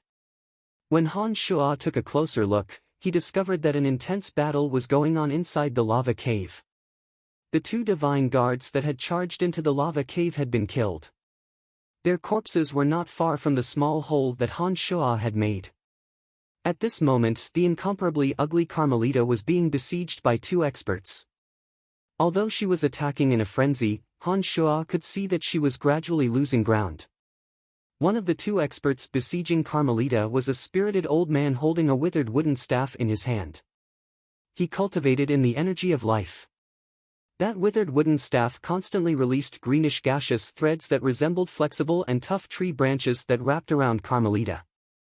The other expert was a cold and elegant beauty. She had a tall and slender figure and an ice-cold face. Her entire being was like an icicle that would never melt in 10,000 years. Cold divine radiance constantly shot out from her fair and tender hands. Even the high temperature of the lava cave was completely covered by her. Both of them possessed high god strength while Carmelita was merely an early-stage low god. Even if the two experts possessed strength equal to hers, it was only a matter of time before she was defeated. Moreover, there were 6 mid-gods of extraordinary strength surrounding the two experts. They stood in a 6-pointed star formation and appeared to be preparing to assist the two high gods with some sort of magical formation. Carmelita looked as though she had gone insane. Her face was hideous and terrifying. While dealing with the thunderous attacks of the two experts, she charged at an enormous boulder as though she wanted to destroy it. Following Carmelita's gaze, Han Shua discovered that it was an azure boulder covered in dazzling speckles that resembled dazzling stars. The speckles seemed to be moving rhythmically on the surface of the azure boulder while emitting mesmerizing radiance. It was so beautiful that it was dazzling. "Heaven's gift!" cried Han Shua in a low voice. His face was filled with unconcealable shock. As he gazed at the dazzling azure boulder, he finally understood why that old man who cultivated in the Edict of Life would travel thousands of miles and risk his life to come to the Darkness Dominion. Han Shua also understood why Carmelita would disregard everything to destroy that beautiful boulder. It was because the speckles on the surface of the dazzling boulder were moving like stars in a natural trajectory of the Edict of Life. Anyone who cultivated in the Edict of Life could deeply understand the essence of the Edict of Life by comprehending those trajectories.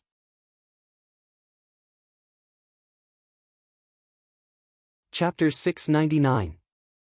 Having been on Elysium for some time, it was only natural that Han Shua had heard of the Heaven's Gift. There were some places that would magically form this kind of incomparably wondrous rock. Often, the rock would contain the profound mysteries of every major energy. Every god who diligently pursued the profound mysteries of energy could make a breakthrough by comprehending the energy contained in the Heaven's Gift. Heaven's Gift was even rarer than divine essences of other energies. Naturally, its preciousness couldn't be mentioned in the same breath. Divine essences could increase one's divine energy while Heaven's Gift could increase one's understanding of the profound mysteries of energy. It could also be used by multiple people of the same energy. That azure heaven's gift was glowing with a misty blue light. The dazzling specks of light on its surface made it seem as though the heaven's gift was reflecting the vast and mysterious starry sky. The dazzling stars within the heaven's gift were slowly moving according to some kind of marvelous trajectory. It gave one the feeling of being in a dreamland. A god cultivating in the edict of life, as long as he earnestly cultivated by looking at the heaven's gift and comprehending the moving specks of light on the heaven's gift, his understanding of the edict of life would be greatly enhanced. Those who cultivated in the edict of life had risked their lives to travel thousands of miles to this place. Of course, it was for this enormous heaven's gift. There were two types of heaven's gifts. The first type could be moved and the second type would grow according to the terrain. Generally speaking, the heaven's gift in the lava cave would lose its miraculous effect as soon as it left the place where it was born. It was obvious that the heaven's gift in this lava cave belonged to the second type. Otherwise, those who cultivated in the edict of life would have dragged the enormous heaven's gift away long ago. When Carmelita saw the heaven's gift, she naturally wanted to destroy it at all costs. Otherwise, if she allowed those who cultivated in the edict of life to comprehend the profound mysteries of energy, that fella's strength would only grow stronger and stronger. The battle in the lava cave had reached a critical juncture. Under the all-out attacks of two high gods, Carmelita, the ugly genius of the City of Shadows, was in dire straits. Not only was she unable to approach the heaven's gift, she had no choice but to repeatedly retreat. Moreover, she had already sustained injuries. Foolish woman, this is the right time to leave. Walk out of this miasma cloud mountain range alive, return to the City of Shadows with a few high gods, and destroy this place. Han Shua cursed loudly in his heart when he saw Carmelita attempting to destroy the heaven's gift while being obstructed by two high gods of the same rank. Soon enough, 6 mid-gods of the energy of life formed a hexagram formation and formed a boundary. They blocked the only exit behind Carmelita, preventing her from leaving the lava cave. Mr. Diska, why are you still hesitating? If we don't kill her, you won't be able to comprehend the force of life in peace once this crazy woman leaves. Moreover, it will be very difficult for us to walk out of the darkness dominion, the icy beauty said coldly with her long silver hair fluttering in the wind. The old man who had been holding back finally snapped out of his hesitation. Perhaps the allure of the heaven's gift was too great, but even he, a cultivator of the energy of life, who had never put his life on the line, had no choice but to unleash his full strength at this moment.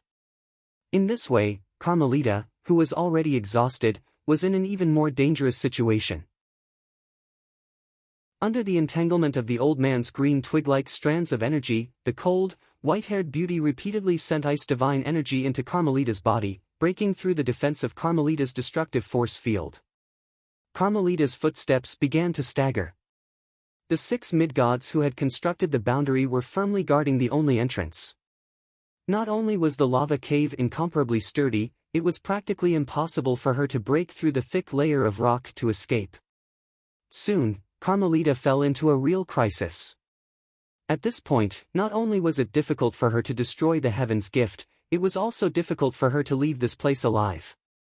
It was only at this moment that Han Shua noticed the remorse and anxiety flashing in Carmelita's eyes.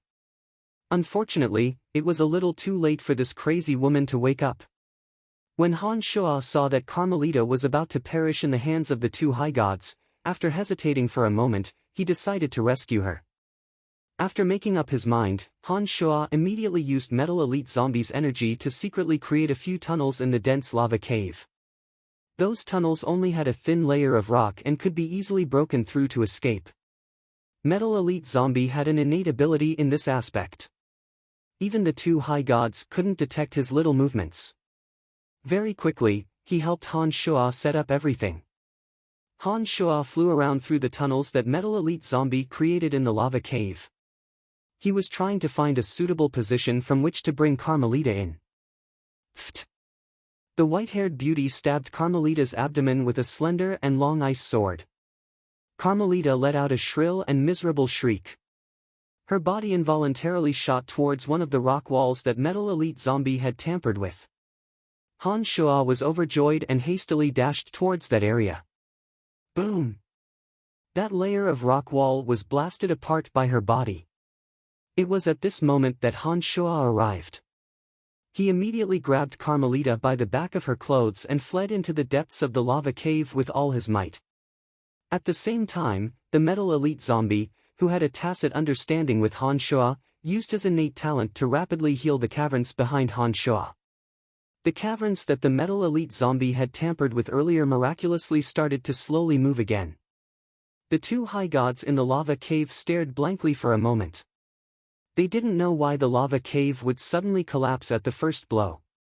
By the time they came to their senses, they discovered that the rocks at the entrance of the lava cave had automatically healed themselves. The white-haired beauty screamed, after her. Rumble! Rumble! She rapidly attacked the tunnels that Metal Elite Zombie had healed.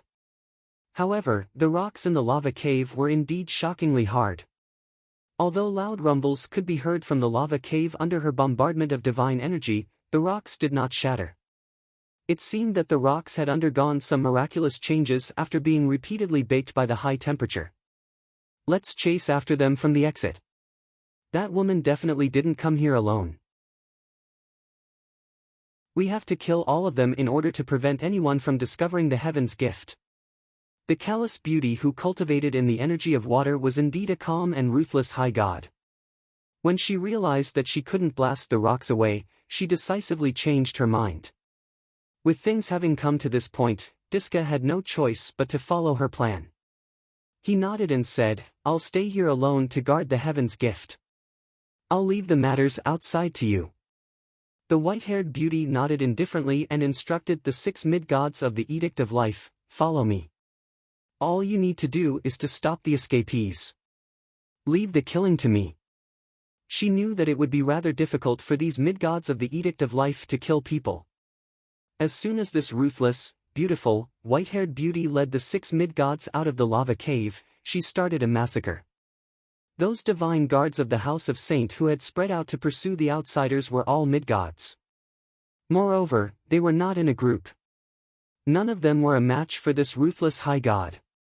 Miserable screams could be heard from the cave. The ugly genius, Carmelita, who was grabbed by Han Shuo's hand, had already suffered minor injuries. Then, the white-haired beauty stabbed a sword into her abdomen, worsening her injuries. At such a crucial moment, she had sunk into a muddle-headed state and was unable to provide any help to Han Shuo. Han Shuo could do nothing to stop the divine guards being killed one after another. Using Metal Elite Zombie's strength, he continued to widen the tunnels that did not have exits and headed towards the outskirts of the mountain. When he was about to reach the outskirts of the mountain, Han Shuo suddenly discovered the one-eyed fat woman, Karina, who was fleeing in a panic. She obviously understood what was happening inside the mountain and desperately wanted to escape from it. Unfortunately, the passageways inside were twisting and turning. In her haste, she simply couldn't figure out the way back, and could only circle around in a small area. According to Han Shuo's demon generals, Han Shuo believed that once that woman who cultivated in the energy of water killed those divine guards of the House of Saint, Karina would not be able to escape death. Damn it, it doesn't matter if I'm carrying one burden or two. After hesitating for a moment, Han Shuo decided to help that plump woman Karina. He ordered Metal Elite Zombie to split open a tunnel not far away. Han Shuo suddenly emerged from the tunnel and shouted, "Follow me." Karina was startled by Han Shuo, who suddenly popped his head out from behind a rock wall. She subconsciously prepared to attack Han Shuo, but just as she was about to attack, she discovered that he wasn't an enemy. At this moment, Karina was flustered. As soon as she saw someone leading the way, she didn't even think twice before burrowing into the rock wall. As soon as Karina entered the cave, Han Shuo hastily continued to rush forward. Karina didn't even think or utter a single word as she closely followed behind Han Shuo. Metal Elite Zombie, who was hiding in the middle of the rock wall, also took the opportunity to walk out from the rock stratum behind Karina and closed up the cave that was opened up. The demon general had already figured out the situation inside the mountain. On top of that, with Metal Elite Zombie, the king of the mountain, Han Shuo quickly made his way out of the mountain using the fastest path he could. Carrying the muddle-headed Carmelita in his hand, Han Shuo continued his escape plan, flying forward at top speed. Karina followed closely behind Han Shuo. As soon as they walked out of the dimly lit mountainside, she immediately discovered Carmelita in Han Shuo's hand. She cried out involuntarily in alarm, "What happened to Miss? What happened to Miss?" Her voice was filled with sincere concern. She seemed very anxious. As a mid-god, Karina's speed wasn't much slower than Han Shuo's. Han Shuo briefly described what happened to Karina before he softly shouted, "Now is not the time for nonsense. Here, take Carmelita with you. We need to leave the Miasma Cloud Mountain range as soon as possible. There are two high gods of extraordinary strength here as well as the heaven's gift. We have to leave this place and invite experts to come with us. Only then will we have absolute certainty of victory." After receiving Carmelita from Han Shuo, the one-eyed plump woman knew that the situation was urgent. She flew high into the sky above the Miasma Cloud Mountain range. She wanted to bring Carmelita away from this dangerous mountain range as quickly as possible. "Get down here!" Han Shuo shouted angrily. He hastily explained to Karina's puzzled gaze, "The Miasma Cloud Mountain range is a natural barrier. Miasma is everywhere in this place. Moreover, the peculiar miasma has the miraculous effect of obstructing divine senses. It is safest for us to escape from the Miasma Cloud Mountain range. Once you fly high into the sky and escape from the cover of the miasma, you will lose this natural barrier and the chances of being discovered and pursued will be greater." Karina had been acting irrationally because she was worried about Carmelita's condition. But after hearing Han Shuo's explanation, she immediately understood that Han Shuo's method was the correct one for the time being. She hastily stopped her ascending body and quickly descended. She cast a grateful glance at Han Shuo before flying towards the outskirts of the Miasma Cloud Mountain range. At this moment, with the help of his demon generals, Han Shuo discovered that the white-haired beauty was leading 6 mid-gods of the Edict of Life. Her hands were covered in blood as she rushed out from the belly of the mountain. After sensing with her divine soul for a moment, she suspiciously looked all around and immediately chased after Han Shuo and Karina. Her speed was obviously faster than Karina's. "She's coming." Han Shuo's expression changed. He hastily said to Karina, who was running in a panic, "Follow me. Do not destroy any vegetation. Otherwise, she will be able to track us down." That white-haired beauty was able to determine the correct direction because she had discovered the footprints Karina left behind when she was in a hurry. Han Shuo was afraid that Karina would make another mistake and hastily reminded her. "I'll give you the young lady. Take her and leave safely. I'll think of a way to distract the pursuers." Karina seemed to have realized that she couldn't bring Carmelita out of the Miasma Cloud Mountain range alive. When she saw that Han Shuo was terrifyingly rational under such circumstances, she felt that Carmelita's chances of survival would be the highest if she distracted the pursuers. Therefore, she didn't even ask for Han Shuo's opinion. She stuffed Carmelita into Han Shuo's hands while she deliberately left behind some tracks and headed in another direction. Han Shuo didn't even have the time to stop her from doing something foolish. Her plump figure had already disappeared. Han Shuo immediately felt some respect for her as he watched her resolute departing figure. He knew that although this woman treated people coldly and mercilessly, she could be trusted at critical moments. Han Shuo knew that the odds were against her. However, this was her decision and Han Shuo didn't stop her. He didn't continue to lament at such a critical moment. He sent a demon general to follow her while he flew in the opposite direction. With Karina risking her life to lead the way, Han Shuo discovered that the ice-cold woman was indeed chasing after her. Miasma was everywhere in the Miasma Cloud Mountain range. Visibility was extremely low and the sensitivity of one's consciousness was greatly reduced. After leaving Han Shuo's side, Karina, who had made up her mind to sacrifice herself, calmed down. She didn't make another low-level mistake. She took advantage of the unique environment of the Miasma Cloud Mountain range to maintain a suitable distance from the pursuers. 3 days later, the distance between the two grew larger and larger. Han Shuo had also arrived at the exit of the Miasma Cloud Mountain range. Demon generals couldn't be too far away from Cauldron Spirit in the Miasma Cloud Mountain range. Han Shuo had no choice but to recall the demon general that had been following Karina. This way, he wouldn't know if Karina was still alive or not. Not long after leaving the Miasma Cloud Mountain range, a vast river appeared before Han Shuo. Without much hesitation, Han Shuo brought the still muddle-headed ugly girl, Carmelita, and sprinted at full speed. Without anyone spying on them, Han Shuo used his demonic yuan to activate the art of the demonic ninth heavens and increased his speed to the maximum. It took them half a day to cross the river and arrive at a swamp. Ugh, ugh. It was only then that Carmelita, who had been muddle-headed for the past few days, gradually regained consciousness. Her lifeless eyes gradually regained their luster. Carmelita's divine soul had adjusted from that state. At this moment, Han Shuo took the opportunity to place Carmelita on a mud mound at the center of the swamp. He maintained a distance of a few steps from Carmelita and waited for her to fully awaken. The reason why Carmelita was muddle-headed was because Diska's life energy had affected her divine soul and bound her life energy. In addition to the heavy injuries inflicted on her divine body by the icy beauty, she had only just regained consciousness.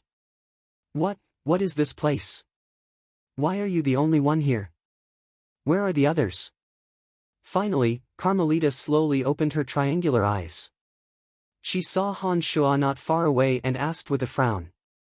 Han Shuo let out a faint sigh and said, "They should all be dead. Even Karina might not have survived." Sigh. After letting out a sigh, Han Shuo recounted what happened in the Miasma Cloud Mountain range to Carmelita. She listened attentively to Han Shuo's narration. Although she wore a wooden face, Han Shuo discovered sorrow in her triangular eyes. All dead, all dead. Even Karina is dead. It's my fault. I didn't expect that two high gods would come. If I hadn't acted rashly, they wouldn't have died. Carmelita's triangular eyes were filled with tears as she muttered to herself.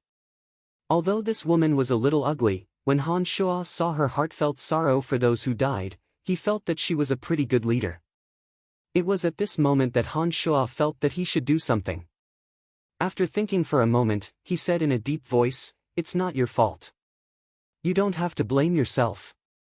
Besides, this isn't the time for you to blame yourself. We should return to the City of Shadows as soon as possible and mobilize the experts in the city to eliminate those people in the Miasma Cloud Mountain range. We should destroy the Heaven's Gift in that mountain. That's right. I want them to pay with their blood. Those people can forget about leaving the Miasma Cloud Mountain range alive." Carmelita roared furiously. She stood up all of a sudden and was about to return to the City of Shadows as fast as she could. However, when she stood up, she suddenly let out a muffled groan. She noticed that the wound on her abdomen had been bandaged. "You were the one who bandaged it for me. And you were the one who dragged me out from the mountain?" Carmelita subconsciously covered her abdomen. Her triangular eyes glanced at Han Shuo and asked puzzledly. "Yes. You are gravely injured. Don't recklessly use your divine energy. I will bring you back to the City of Shadows as soon as possible." Han Shuo nodded. After Han Shuo admitted to it, Carmelita sized up Han Shuo with a strange expression for a while. After a long while, she resolutely promised, "After this incident, I will look after you in the City of Shadows. No matter who you offend in the City of Shadows, I will help you. Even if you have a conflict with Donna, I will support you. Then I will thank you in advance." Han Shuo smiled. He walked over and grabbed Carmelita's arm, flying with her in the direction of the City of Shadows at full speed. Chapter 700. Carmelita was gravely injured. Naturally, Han Shuo took care of her along the way. With the medicinal pellets he personally refined, Carmelita's wounds healed very quickly. Even the frigid air in her body was slowly diluted by the medicinal pellets. When Carmelita saw that Han Shuo wasn't a healer but could refine something even more miraculous than a healer's medicines, she thought to herself that she had indeed picked up a treasure. As a gravely injured person, she could best appreciate the miraculousness of Han Shua's medicinal pellets. She kept staring at Han Shua all the way and asked him questions about them. Medicinal pellets did not belong to the category of demonic arts. Therefore, Han Shua wasn't afraid that powerful enemies of Gu Tianxia, the exalted demon lord, would be able to track him down through this. Therefore, he made up a story to Carmelita, claiming that an old pharmacist on Profound Continent had imparted it to him. Carmelita even believed him. So it turned out that even low-level material planes had wondrous people. As the Miasma Cloud Mountain Range was too far from the City of Shadows, Han Shua had to fly with Carmelita for half a month. During this time, Carmelita and Han Shua got along very well. Han Shua would tell her about the interesting things that happened on Profound Continent. Now and then, he would add in some of his experiences on Earth. Carmelita clicked her tongue in wonder as she listened. Her terrible mood from the deaths of her subordinates gradually improved. During their conversation, Han Shua learned that Carmelita had few friends due to her ugly appearance and bad temper. She would occasionally have one or two friends who were female. Donna was one of them. She had almost no male friends. They would either stay far away from her when they saw her or treat her like a master. This made her feel very bored. She knew that she was ugly and therefore spent all her time and energy on cultivation. Due to her appearance, she was easily angered and easily went berserk. Her personality became more and more eccentric. In addition to her strength and status, not many people dared to provoke her. Slowly, she became an anomaly in the City of Shadows, an evil woman that no one dared to provoke. But during this period of time, Han Shua had interacted with her after she'd been injured, and discovered that she actually had a good nature. It was only because everyone treated her differently that she became so strange. Before they returned to the City of Shadows, the two had become best friends in the short dozen or so days they spent together.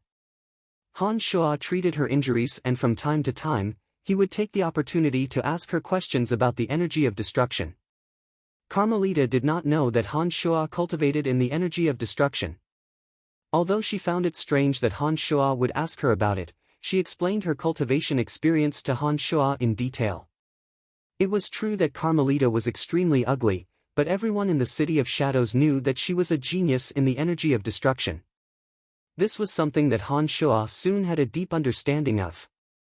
In just a dozen or so days, Han Shua had gained a deeper understanding of the energy of destruction from this high god of destruction. Many things that were previously fuzzy suddenly became much clearer. One day, while discussing with Carmelita, Han Shua's avatar that had been stuck in the realm of mid-stage low god was suddenly enlightened. He entered a silent state of breakthrough inside the cauldron of myriad demon. The two felt that time passed very quickly. On the 17th day, Han Shua and Carmelita arrived at the City of Shadows. With Carmelita, the wicked woman of the City of Shadows, by his side, Han Shua did not encounter any obstructions along the way. They arrived at the Saint Residence at the center of the city. The Saint Residence was located at the center of the City of Shadows and was also the City Lord's mansion. As the oldest family clan in the city, the House of Saint was even more powerful than the House of Lavers. When the divine guards of the House of Saint saw Han Shua supporting Carmelita, they immediately caused a huge commotion in the Saint Residence. In an instant, the entire Saint Residence seemed to be bustling with activity. The family divine guards and elders of the Saint Residence hastily surrounded Carmelita and started asking her about her condition. Although Carmelita was a little ugly in the House of Saint, she had a very high status in the family due to her superb strength. Moreover, she was the daughter of the city lord. Therefore, she was highly regarded by the family. Now that she was seriously injured, the entire House of Saint became busy. They quarreled for her sake. It was only when the patriarch of the House of Saint, the current city lord of the City of Shadows, Wallace Saint, hurried over that everything calmed down. Wallace Saint was Carmelita's father. As a late-stage high god cultivating in the energy of darkness, Wallace gave off a majestic aura. He had a head of long, jet-black hair and a pair of dark gray eyes that glistened with divine light. He was more than 2 meters tall and had a sturdy body. When he stood there, he looked like an overbearing mountain. What's going on? Wallace asked in a deep voice as he supported Carmelita with his large hands. There is a piece of heaven's gift in the Miasma Cloud mountain range. This is something our intelligence agency did not know. When I brought my men there, I discovered 2 high gods. Carmelita anxiously recounted the entire incident to Wallace when she saw her father coming over. After Carmelita finished, Wallace put on a grave face and said, "Stay at home and recuperate. You don't have to worry about the rest. I will send my men to take care of it." "No, I want to go. I want to see those people die in front of us," Carmelita said in a stern voice. It was obvious that she blamed herself for the deaths of those people. "I told you to stay at home and recuperate. If your injuries aren't healed, you can't go anywhere." Wallace straightforwardly refused. He turned to a gentle-looking middle-aged man and instructed, "Second brother, keep a close eye on her." "Understood, elder brother." Wallace's younger brother Andre nodded. He smilingly said, "Don't worry, I will make sure she recovers at the fastest speed possible." "Elder brother, just go and do what you need to do." "All right." Wallace was immediately relieved after hearing his younger brother's words. Just as he was about to leave to take care of this matter, he suddenly saw Han Shuo standing to the side and looking around in boredom. Wallace stared blankly for a moment. After thinking for a moment, he put on a pleasant face and said, "You are Brian, right?" "Yes, I'm Brian." Han Shuo was rather flattered that Wallace, the most powerful person in the City of Shadows, had suddenly spoken to her. However, she did not show any signs of panic. She nodded very calmly, neither servile nor overbearing. Han Shuo's calmness naturally surprised Wallace. He nodded in his mind and smilingly said, "Thank you for saving Han Shuo. Keep this badge well. If you encounter any difficulties in the future, you can bring this badge to our House of Saint for help." "Oh, thank you." Han Shuo did not stand on ceremony. He casually thanked Wallace and accepted the badge. The badge was pitch black and had the emblem of the House of Saint engraved on it. It was extremely heavy. Han Shuo did not know what material it was made of, but it looked very exquisite. "All right, I have some matters to attend to. My daughter doesn't have many friends. If you have time in the future, feel free to visit the Saint residence. I believe she will welcome you very much." Wallace put on a friendly smile and quickly left with a group of gloomy divine guards. He immediately disappeared from Han Shuo's sight. As the most powerful man in the City of Shadows, Wallace was known for his ruthlessness and ruthlessness. He would not stop until his enemies were completely annihilated. The number of family clans he had annihilated numbered in the hundreds, if not hundreds. To be able to stand out in the House of Saint, it could be said that he had stepped on corpses along the way. He was by no means a benevolent person. However, Wallace was never stingy with his generosity towards his friends. As long as they were allies that had no conflict of interest with him, he would be very friendly. This was also the reason why the City of Shadows had always been safe and sound despite being in charge of it for so many years. After Wallace disappeared from Han Shuo's sight, Andre kept persuading Carmelita smilingly. Carmelita knew that although her father usually doted on her, once he had made a decision, no one could change his mind. After her father, Wallace, left, she had no choice but to accept her fate. It was at this moment that Andre started arranging for some healers to help her. "There's no need to hire any healers. Brian has already stabilized my injuries. I just need to use divine essences to recuperate for a period of time. I will be as good as new within a year." Carmelita complained impatiently, hinting to Andre not to waste any more time. Han Shuo couldn't help but smile wryly when he heard Carmelita talking about using divine essences to recuperate for a period of time. He thought to himself, as expected of a large family clan. Even something as precious as divine essences can be used to recuperate. What Han Shuo did not know was that Carmelita was a special character in the House of Saint. As a genius who could cultivate to high god realm in such a short period of time, no matter how much she resembled a demon, she would receive the grandest treatment. If it were any other descendant of the family clan, they wouldn't be treated as well as Carmelita. Let alone recuperating with divine essences, they probably wouldn't even have the opportunity to increase their divine energy. This was the difference in reality. Andre obviously didn't trust Han Shuo too much.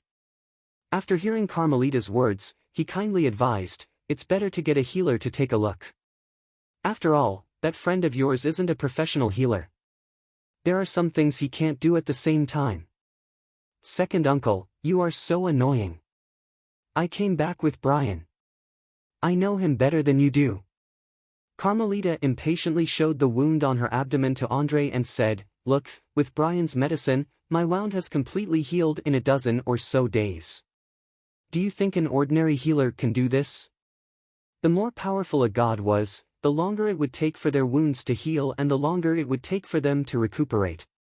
Carmelita was a high god. Even with the help of a healer, she would need at least a month to recover from a wound that penetrated her divine body. However, Han Shuo's medicine had cut the time by half. Ha! Andre wasn't an ignorant person. He immediately cried out in surprise when he saw the wound on Carmelita's abdomen. He looked at Han Shuo with some disbelief and asked, Brian, you are Brian, right? You were the one who bandaged Carmelita's wound." "Cut the crap, second uncle. Hurry up and get me some divine essences. I need to recuperate from my internal injuries as soon as possible," Carmelita impatiently urged when she saw Andre's doubtful expression. Andre gave Han Shuo a few strange glances but didn't interrogate Han Shuo in detail. He nodded and left. Han Shuo noticed that when Carmelita asked Andre to get divine essences for her, the surrounding descendants of the House of Saint revealed looks of envy. It seemed that as they weren't geniuses, they wouldn't be able to enjoy the same treatment as Carmelita. "Brian, why don't you stay in our house for a while? I will properly thank you after I have recovered from my injuries," Carmelita invited. "Forget it, I'm not used to living in your family home. But I will stay in the City of Shadows for a while. When you have recovered from your injuries, I will come and visit you," Han Shuo said. There would always be all kinds of troubles in these ancient and large family clans. What Han Shuo feared the most at present was trouble, and therefore, he didn't want to provoke them. "Brat, don't wait until I have fully recovered. Come and visit me every month or two. Even if it's just to chat with me, that's fine. I don't have any friends in the City of Shadows that I can get along with.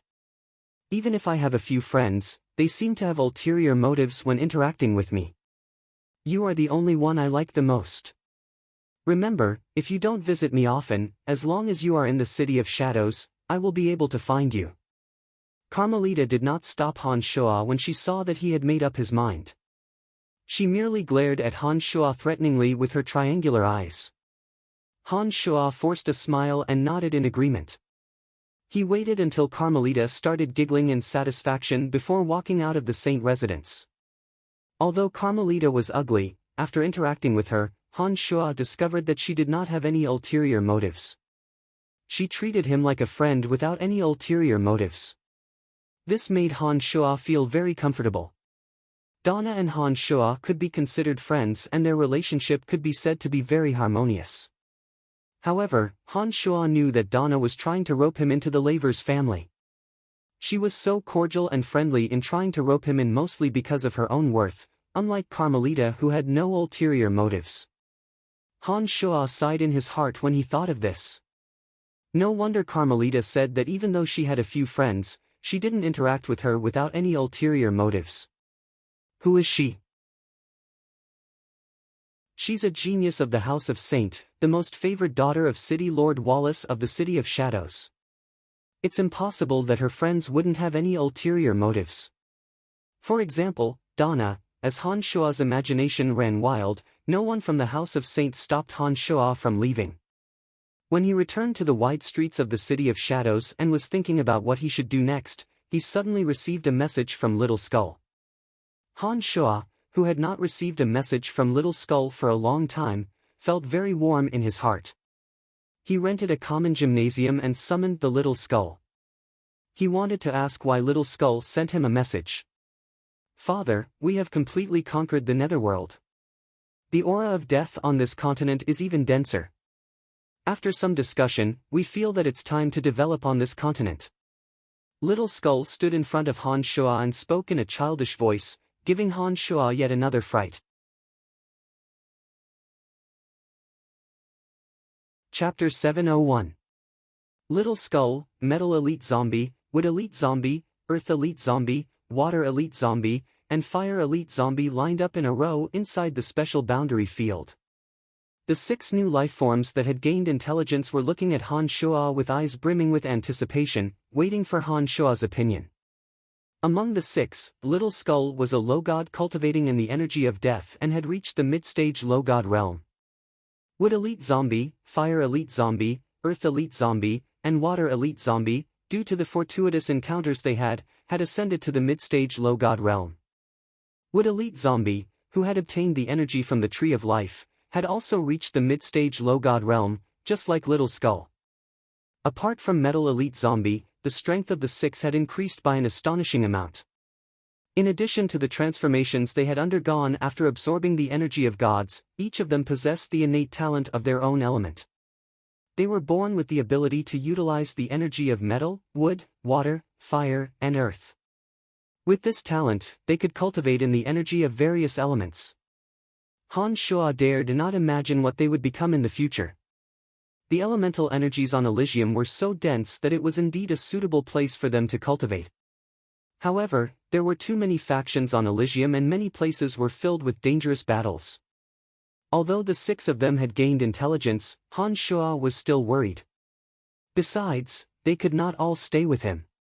Otherwise, it would not be a pleasant thing for both them and Han Shua. Han Shua was in a dilemma. He was hesitant as he did not know how to decide whether the 6 should stay or leave. "Father, we have thought it through. We want to venture outside by ourselves. Don't worry, after staying in the netherworld for so long, we know how to deal with danger. We also understand the situation on this continent. Just let us go and let us go," suggested Han Shua. Little Skull had been with Han Shua for the longest time and was the one who had evolved the fastest in the party. When he saw that Han Shua was in a dilemma, he suggested, "How can I do that? How can I do that? This place isn't like the netherworld. Experts are everywhere on Elysium. A lone ranger could very well encounter unimaginable dangers. How can I be at ease?" Han Shua had a terrible headache. Han Shua had poured too much emotion into these 6 new lives. Every time he thought of the dangers they might encounter, he wanted to keep them in the netherworld forever. "Father, we can only grow when we encounter danger. Don't worry, Father. We all have innate abilities. As long as we live in a suitable place, we will be able to escape from danger. Father, only the aura of death is abundant in the netherworld. It's simply not suitable for the 5 of us to develop. We want to become stronger, we don't want to always rely on Father's strength. We've all grown up." The Earth Elite Zombie said loudly as he rubbed his head and puffed out his chest. In Han Shua's eyes, the 6 of them were still children who had yet to grow up. Although Han Shua knew that they were indeed very safe in some special places with their innate abilities, he still did not dare to let them leave. "Father, we know a little about the situation on this continent. After we leave with you, we will split up and go to the other abysses. Little Water will go to the Divine Dominion, and Little Wood will go to the Life Dominion. In those places, we are all people who cultivate in the same profound energy. As long as we don't cause any trouble, we shouldn't encounter any danger. Only by coming into contact with those powerful and advanced life forms can we evolve and become stronger faster." Little Skull looked at Han Shua and continued to try to persuade Han Shua. The others also chimed in. They seemed to have already discussed what to do in the netherworld. One reason after another, methods to deal with the enemy, came out of their mouths one after another. Many of those words were very childish, but some of them were indeed very practical. It seemed that they were not acting on impulse. Han Shua listened to the discussion of the 6 little ones with a bitter smile. He suddenly had the feeling that his son had grown up and wanted to make his own decisions. This feeling made him feel somewhat gratified, But more than that, there was a sour feeling in his heart. The reluctance in his heart could not be dispelled no matter how hard he tried. However, Han Shuo also knew that what the six of them said did make some sense. According to them, the netherworld had already been conquered by them. There was no longer anyone or anything in the netherworld that could threaten them.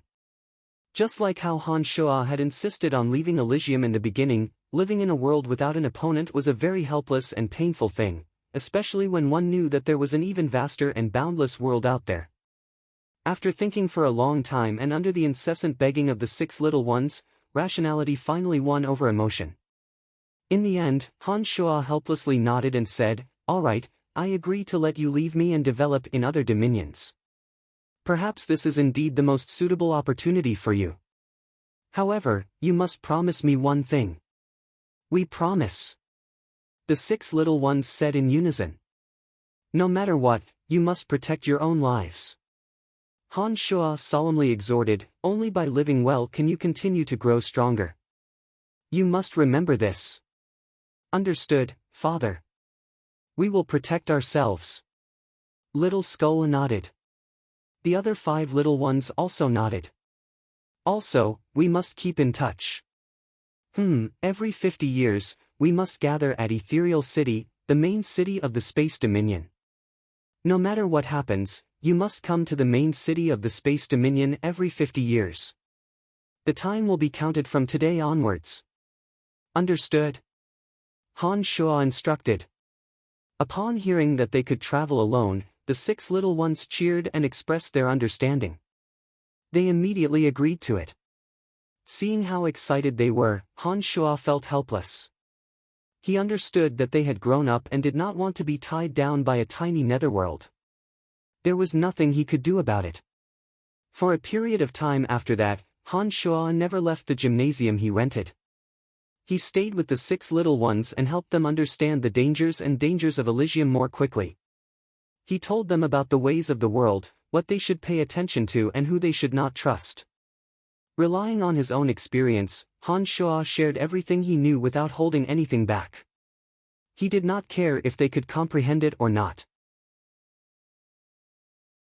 2 months later, when Han Shuo discovered that he had nothing more to say to the six little fellas who were nagging at him every day, he had no choice but to go to a remote wasteland outside the City of Shadows and summon the six little fellas one by one. "Remember, you must live well." Before they parted, Han Shuo exhorted them again and again. Even he himself felt that he was becoming more and more like a long-winded old man.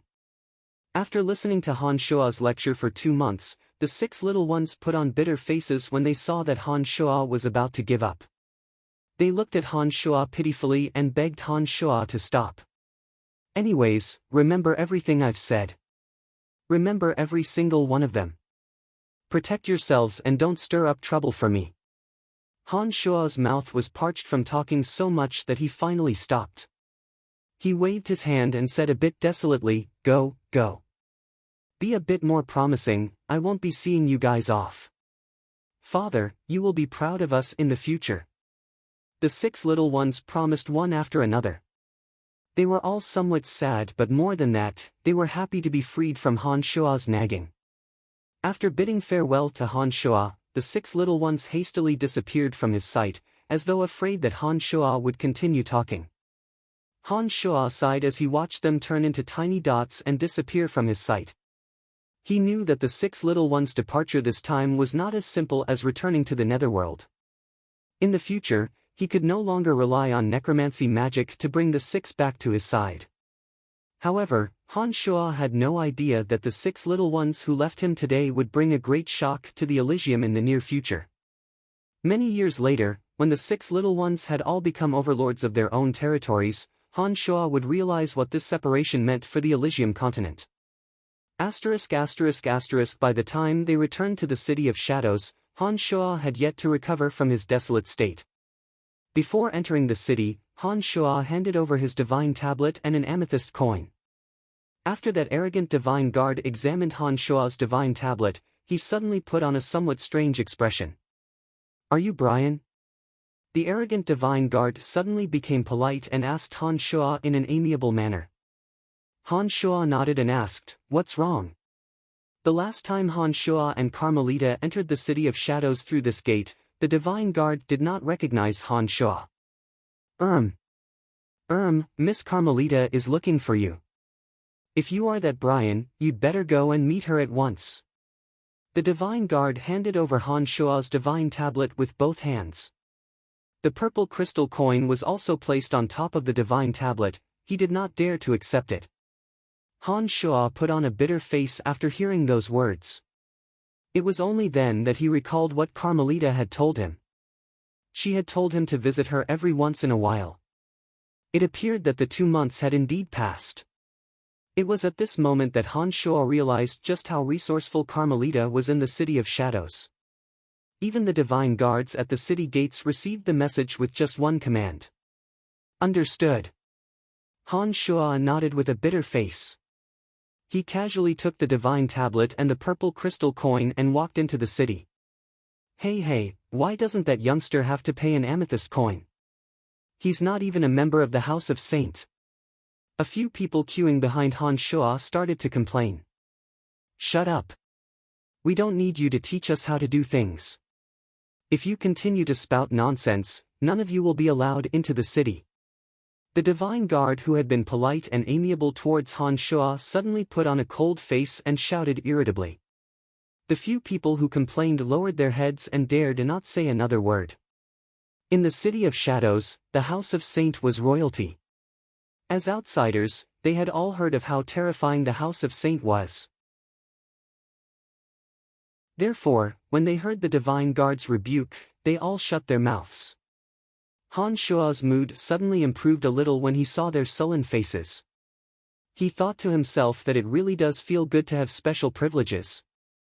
Having brought Han Shua back to the Saint residence, the Divine Guards at the gates of the Saint residence recognized Han Shua. In addition to Carmelita's instructions, Han Shua was led by a respectful Divine Guard all the way to the place where Carmelita cultivated. "Brat, hurry up and come up here. You took so long to see me." Before Han Shua could enter, Carmelita's voice sounded from the top of a raised platform on the 50-meter-tall building. The interior of the Saint residence was also protected by a defensive boundary. Unless one was a mid-god, one would not be able to fly above the boundary. Although Han Shua could use demonic arts to fly to Carmelita's side, doing so would expose his true strength. Therefore, he had no choice but to obediently climb up the stairs. "Oh, you're here too, big sister Karina?" Han Shua asked in a friendly manner when he saw the one-eyed fat woman. Han Shua was rather surprised that she was able to make it to this place alive. "Nice to meet you, Brian. If it wasn't for you, my lady and I wouldn't have been able to walk out of that mountain. I have yet to properly thank you. Now that you have come, I will formally thank you," said Karina as she stood up. In a very formal manner, she followed the etiquette of Elysium and greeted Han Shua. "Don't mention it. It's my duty. We are companions to begin with." Han Shua smiled amiably and hastily walked towards the plump woman to stop her from completing the etiquette. All right, Karina. You may return to what I have instructed you to do." Carmelita waved her hand, indicating that Karina could leave. Karina put on a faint smile, bowed at Han Shua and left. After Karina left, Carmelita angrily said, "God damn it, those bastards disappeared without a trace. By the time our men got there, all that was left was a destroyed piece of heaven's gift. This is infuriating."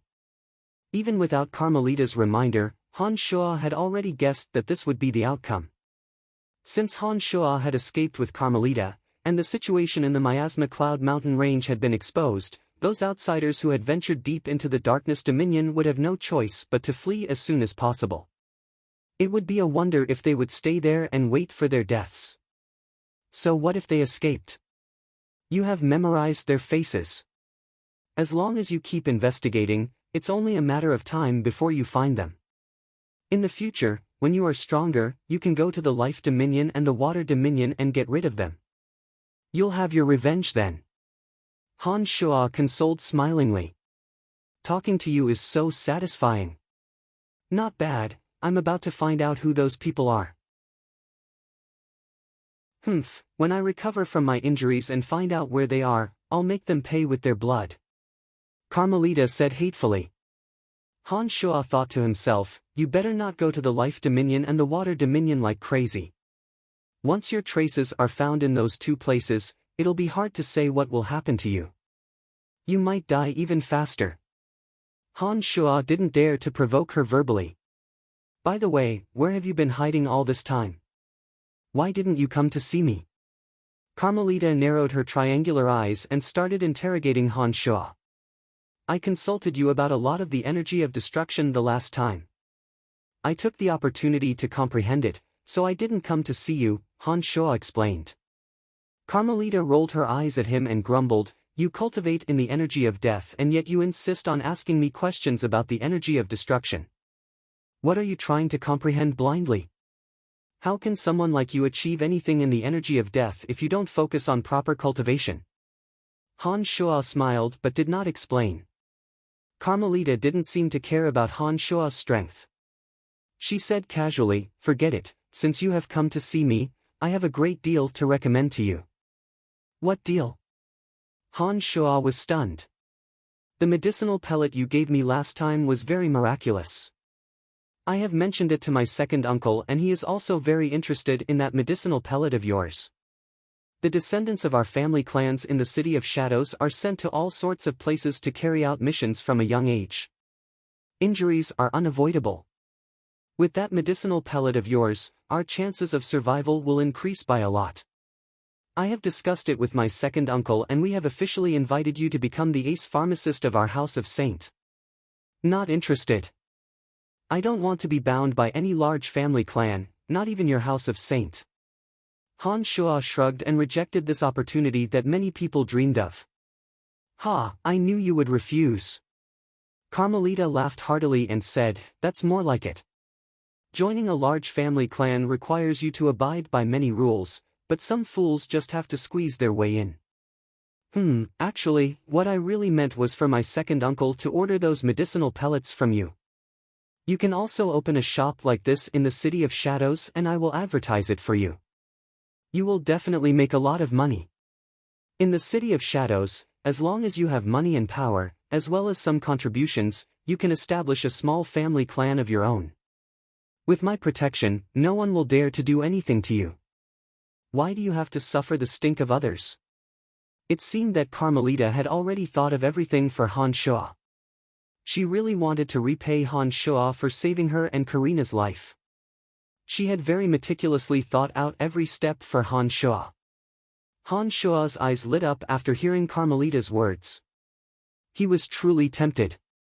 By refining medicinal pellets, Han Shuo was not afraid of being exposed, nor would he have to expose his true strength. On top of that, he could accumulate wealth and, according to Carmelita, he might even have the opportunity to establish a family clan of his own. To Han Shuo, this was indeed a great temptation. Han Shuo had promised Emily and the others that he would bring them to Profound Continent once he had established himself on Elysium. Han Shuo had quite a few friends on Profound Continent. After learning about the convenience and unique advantages of cultivation on Elysium, Han Shuo was even more eager to improve the strength of his friends and family. If Han Shuo could truly establish himself in the City of Shadows, accumulate wealth and power, and gain the qualifications to establish a family clan of his own, Han Shuo believed that his safety would be guaranteed by the House of Saint's strength and status in the city. With that, Emily and the others would be able to come to Elysium ahead of schedule. Carmelita saw that Han Shuo's eyes were glistening and knew that Han Shuo was tempted. With the thought of repaying Han Shuo, she struck while the iron was hot and said, don't worry, with your miraculous medicinal pellets, you will definitely achieve great things in the City of Shadows. As long as you accumulate enough wealth and make some contributions, I will beg my father to grant you the qualifications to establish a family clan. At that time, you can bring your friends over and use your wealth to recruit experts into your family clan. The 4 major family clans have worked their way up step by step. If they can do it, so can you.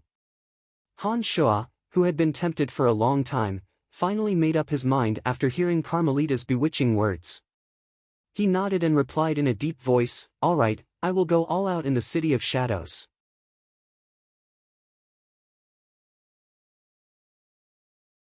Chapter 702. Within a discussion hall of the Saint residence, Carmelita and André were engaged in a heated discussion. Han Shua sat across from the two and listened to their conversation with a smile on his face. "Second uncle, each of those medicinal pellets is worth at least 100 black crystal coins. Their effects are just too miraculous," Carmelita said in a deep voice. "Lass, don't you know what 100 black crystal coins means? Why don't you know how to save it for the family?" André shook his head with a bitter smile on his face. "If I say it's worth 100 black crystal coins, then it's worth it. Don't you believe me, second uncle?" Carmelita said in displeasure. "At least wait until I see if the medicinal pellets are really that effective. I know that you have a good relationship with Brian, but you have to distinguish between work and personal matters." André sighed. He thought to himself, if you don't take care of the household, how would you know the troubles of a large family? If those medicinal pellets aren't worth that price, I will be the first person your father will lecture, not you. Brian, give him a medicinal pellet. Let him find someone to try it on, Carmelita instructed. Han Shua knew that Carmelita was doing all this to help him and felt rather touched. He took a medicinal pellet and handed it to André, explaining how to use it. "Brian, don't worry. As long as the medicinal pellets are worth the price, with this lass helping you, we won't purposely lower the price. After I try it, we can discuss the details of our partnership." André was very polite to Han Shua out of respect for Carmelita. Of course, Han Shua nodded smilingly. André left with Han Shua's medicinal pellets. It was time to test the medicinal pellets. Han Shua was very confident in the pill of rejuvenation he refined and wasn't worried in the slightest. "Alright, you should have a shop of your own next. Only then can you expand your business," Carmelita bunched her brows and said. Carmelita bunched her brows and thought for a while before she said, "But you only have less than 300 black crystal coins. It is far from enough to buy a shop in the City of Shadows. It would be very troublesome to rent one. How about this, I will buy a shop for you. You can return it to me when you have the money." Han Shua did not have a fixed residence in the City of Shadows and had been renting gymnasiums to train himself. He understood that every inch of land in the City of Shadows was worth 1,000 black crystal coins. The remaining black crystal coins in his possession were far from enough for Han Shua to purchase a shop. However, Han Shua didn't want to owe Carmelita too many favors. After thinking for a moment, Han Shua took out a lightning divine crystal from his spatial ring and handed it to Carmelita, saying, "How many crystal coins is this divine crystal worth?" Carmelita was a knowledgeable person. She immediately cried out and looked at him in surprise. "Why do you have divine crystals in your hands? Last time in the mountain valley, I happened to pick up a piece from someone's body. How much is it worth?" Han Shua randomly made up a story. "Divine crystals are good stuff. This divine crystal is worth at least 5,000 black crystal coins. I didn't expect you to be so lucky." Carmelita took the divine crystal from Han Shua's hand, shot a glance at Han Shua, and said, "Alright, I know what you mean. I will use this divine crystal to exchange for a shop for you. Don't worry, with me around, everything can be settled." When Carmelita wholeheartedly helped Han Shua, she did things very quickly. Han Shua followed behind Carmelita and saw that it took her at least 3 days to exchange a divine crystal for a shop not too far away from the Saint residence. The shop was over 40 meters tall and had a total of 3 floors. The sudden wealth that fell into his hands caused Han Shua's imagination to run wild. His heart started to soar. "Hey, brat!" Carmelita lightly patted on Han Shua's shoulder. When Han Shua came back to his senses, Carmelita said in a carefree manner, "It's just 20,000 black crystal coins and you are already this happy. You are going to do big business in the future. How can you be satisfied with just this?" Han Shua put on a carefree smile and said, "Haha, I have only been on Elysium for a short time and I understand the importance of crystal coins. My biggest fortune is only 300 black crystal coins. Now that I have 20,000 black crystal coins in my hands, it's only natural that I would feel a little absent-minded. There's nothing strange about that. Brian, these medicinal pellets of yours are really great. In the City of Shadows, members of large family clans will be sent to various places to temper themselves. It is inevitable that they will get injured, and they will get injured repeatedly. With a supply of these medicinal pellets, it is only a matter of time before you strike it rich. There is no need to make a fuss about it. Right, in the future, our House of Saint will come here every day to order some medicinal pellets in case of emergency. You are going to be very busy. Saint laughed heartily. As long as there are crystal coins to pay, I will be more than happy to. Han Shua replied with a smile. After thinking for a moment, he took out 3 vermilion medicinal pellets from his space ring. As soon as the pellets appeared, a fragrant aroma filled the air. It smells so good. What are these medicinal pellets? What do they do? Carmelita cried out in surprise. These are for you. Han Shua handed the pellets to Carmelita and sternly said, "These are medicinal pellets that I have specially refined for detoxification. Due to a strange illness that you had when you were young, there has always been a small amount of toxin in your body. After you cultivated the Edict of Destruction, those toxins will naturally no longer have any effect on your divine body. However, those toxins will always remain in your body. That is why your skin has become so rough. The color isn't that great either. I believe that these medicinal pellets will be of some help to you. You can give it a try." What? Carmelita absent-mindedly held the fragrant and intoxicating medicinal pill as she mumbled, "It's been so many years. Is it still useful?" A large part of the reason for Carmelita's strange personality was her ugly appearance. From this aspect, it could be seen that she was not completely unconcerned about her appearance. Carmelita was also a woman, and as long as one was a woman, there was no woman who could truly remain indifferent in this aspect. I also don't know if it will be of any use. In any case, just take it and give it a try. If it really works, I can refine more for you, Han Shua said. The toxins in Carmelita's body had been in her body for far too long and had long become a part of her divine body. As a high god who cultivated in the Edict of Destruction, the divine energy in her divine body was astonishing. Even Han Shua wasn't completely confident in his ability to refine it. If Carmelita's condition improves, this shop of yours will become the largest in the City of Shadows. I promise you this. Andre solemnly promised to Han Shua. It wasn't that the House of Saint had not tried to solve the problem that had plagued Carmelita for so many years. However, they had hired many pharmacists to concoct medicines but to no avail. Everyone said that the divine energy in Carmelita's divine body was just too powerful and that the medicines would have no effect at all. Unless she gave up on her terrifying strength, no one could do anything about it. Carmelita knew the importance of strength. How could she give up on her terrifying strength? Therefore, all along, she had been unable to resolve this problem. As time passed, she had completely given up on it. She had long resigned herself to her fate and no longer harbored any illusions. "Boo, Brian, will it really work?" Carmelita's voice was trembling. She couldn't suppress the hope that was reignited in her heart.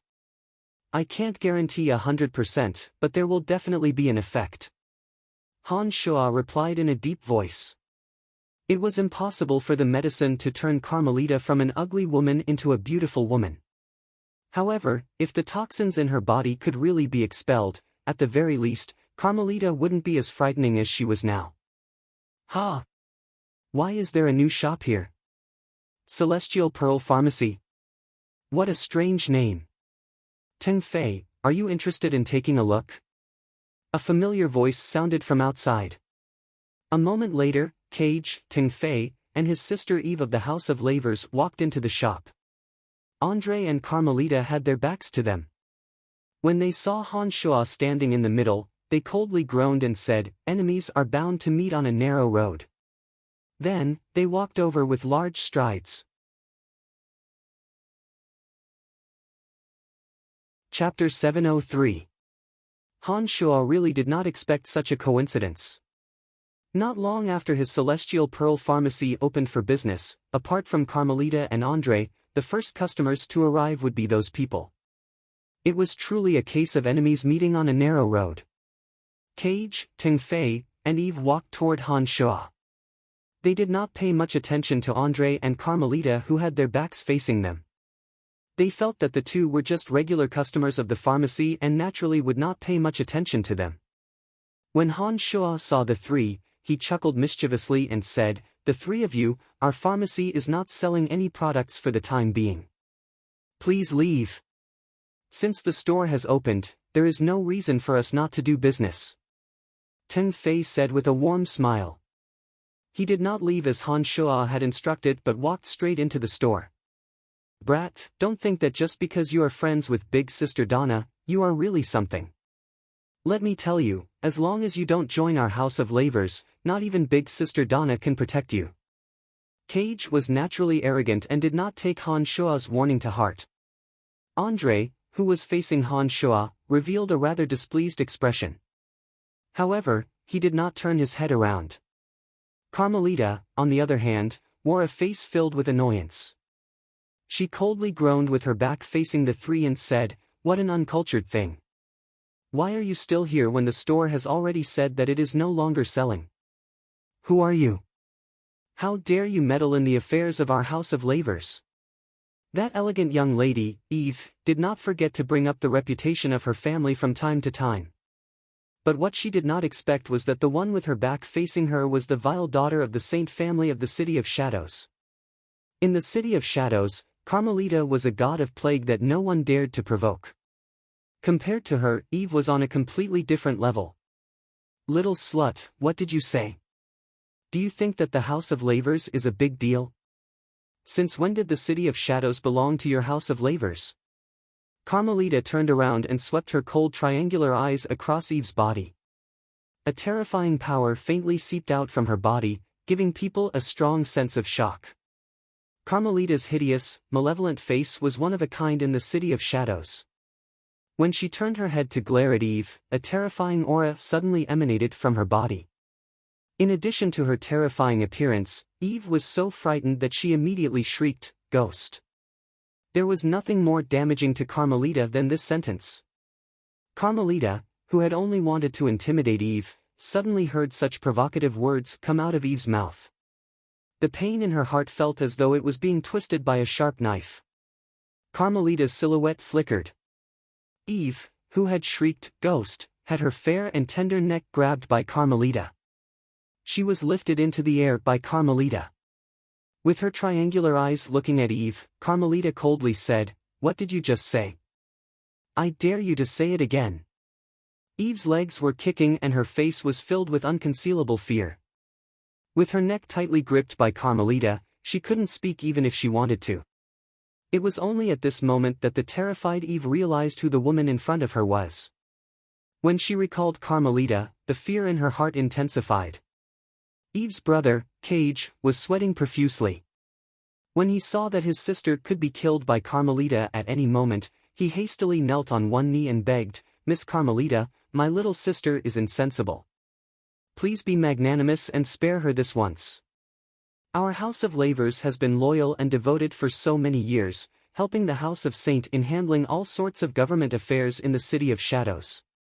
Please, for the sake of our House of Lavers, forgive us." Ting Fei, who came with the two, had long figured out who that malevolent woman in front of him was. He too felt rather restless. However, as he wasn't a citizen of the City of Shadows, his words carried no weight. He merely looked at Carmelita with a face full of astonishment and did not dare to speak again. Ahem. Andre turned around and let out a light cough. He first bunched his brows and looked at the sweating Cage. Shortly after, he advised the furious Carmelita, "The House of Lavers has indeed done a good job all these years. Although this young lady was in the wrong for offending you, just teach her a lesson but don't kill her. I know that I'm ugly, but for so many years, no one has ever dared to provoke me with such words. Little did I expect that I would meet someone who isn't afraid of death today. Hee hee. Very well, very well. You say that I look like a ghost? Very well then, I will make you look even more like a ghost. Carmelita laughed maliciously. A small knife had appeared in her hand out of nowhere. She was about to disfigure Eve's face. It was only at this moment that Han Shua finally realized how domineering Carmelita could be. When he first heard about Carmelita's deeds, he was a little skeptical because when he was with Carmelita, he had only seen her good side. But now that he saw Carmelita dare to disfigure Eve of the Lavers family without hesitation, he finally understood why everyone in the City of Shadows was so afraid of this vile woman. Han Shua sighed in his mind. He knew that he had no choice but to step in. No matter what this Eve was like, he couldn't just sit by and do nothing for the sake of Donna. Otherwise, an irreparable crack might form in his relationship with Donna. With a light sway, Han Shua appeared beside Carmelita.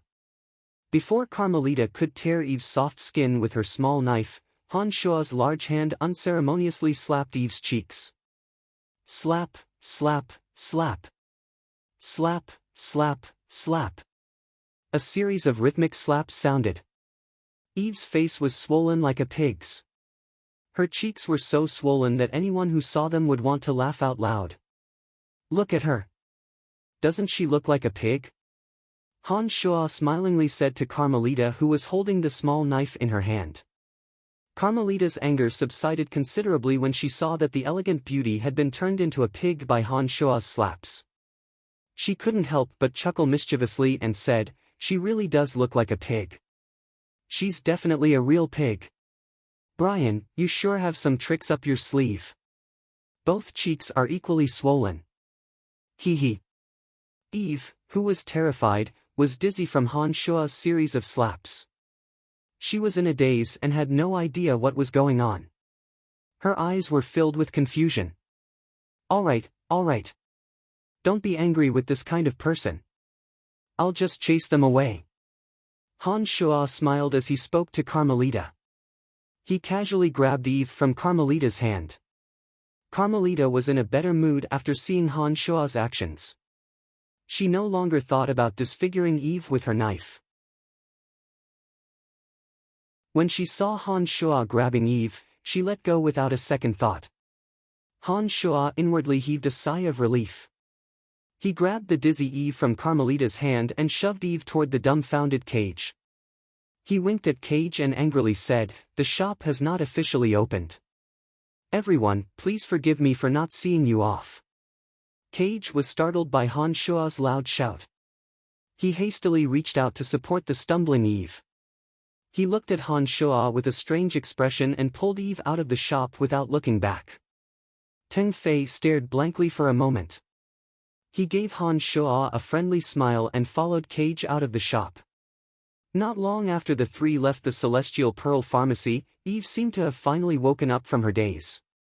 Immediately, she started wailing shrilly. She seemed to have discovered that her head had been disfigured. She cried miserably and mumbled something incomprehensible. Han Shua listened attentively for a moment and heard that she was going to kill him. He couldn't help but sneer in his heart. What a brainless woman. She doesn't even know that I saved her. It was only after the three had left that Andre turned to look at Han Shua approvingly. A character like him who could summon the wind and summon the rain in the City of Shadows, of course he could see the real meaning behind Han Shua's whipping of Eve. The House of Lavers was also a large family clan in the City of Shadows. If Carmelita disfigured Eve just because of that, it would indeed appear that the House of Saint was bullying the weak. Han Shua's sudden intervention could be considered to have indirectly helped Andre. Andre's impression of Han Shua grew even more favorable. He thought to himself that although this youngster's strength was lacking, his way of handling things was remarkable. Serves her right. If you didn't treat her like a pig head, I would have turned her into a real demon. Carmelita was still fuming even after Eve had left. All right, the two of you have finished what you need to do today. Hee hee, you should also go back and test the effects of the medicine, so I won't keep you any longer. Han Shua spoke very casually to Carmelita with a smile.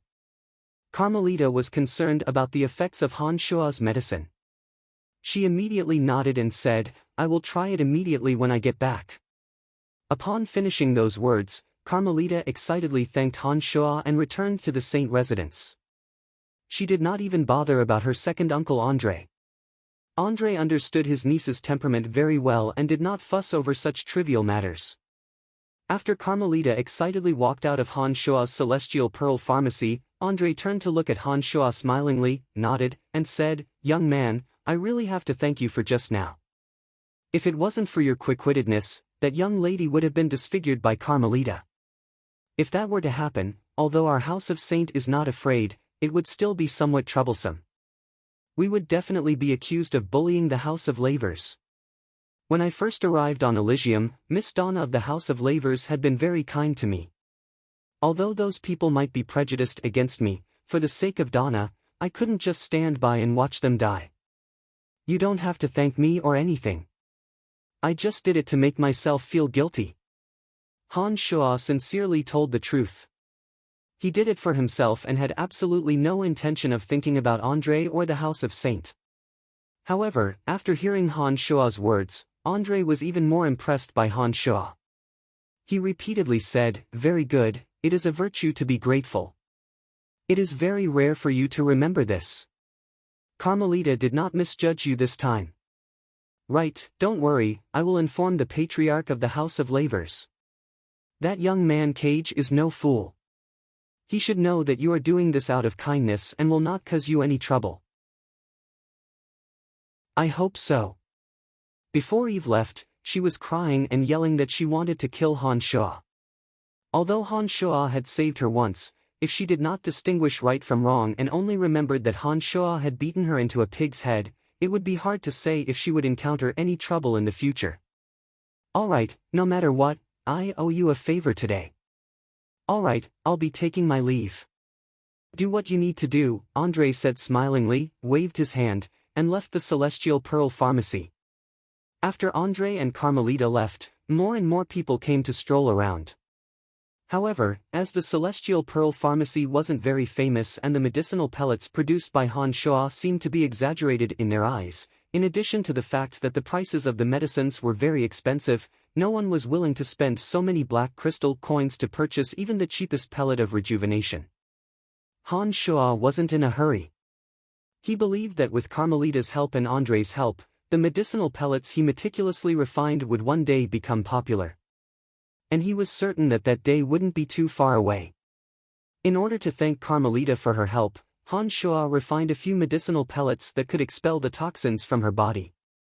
If those medicinal pellets could improve Carmelita's condition and bring some changes to her ugly skin, given how active she was in the City of Shadows, the name of the Celestial Pearl Pharmacy would be known sooner or later. The gods that came and went would be scared away by the outrageous prices after taking a stroll around Han Shuo's shop. Some of them who could afford to buy the medicine were unwilling to spend the money as they did not know the efficacy of the medicine.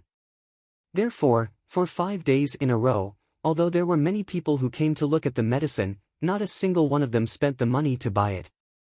Han Shuo calmly rested in the great hall on the first floor, secretly observing the movements of those around him. Occasionally, he would explain things to others, passing his days in a carefree and unfettered manner. On this day, a beautiful woman arrived at the Celestial Pearl Pharmacy. She had shoulder-length brown hair, black eyebrows, bright eyes, a straight nose, plump, bright red lips, and a pair of long, slender legs. She exuded an elegant and refined temperament. She wore sky-blue, tight-fitting combat clothes that accentuated her alluring figure. It had been some time since Han Shuo arrived in the City of Shadows and he had seen many women. However, he had never seen a woman as beautiful as this woman. In his impression, only Donna could compare to her. Han Shuo was rather surprised to see such a beautiful woman arrive at the Celestial Pearl Pharmacy.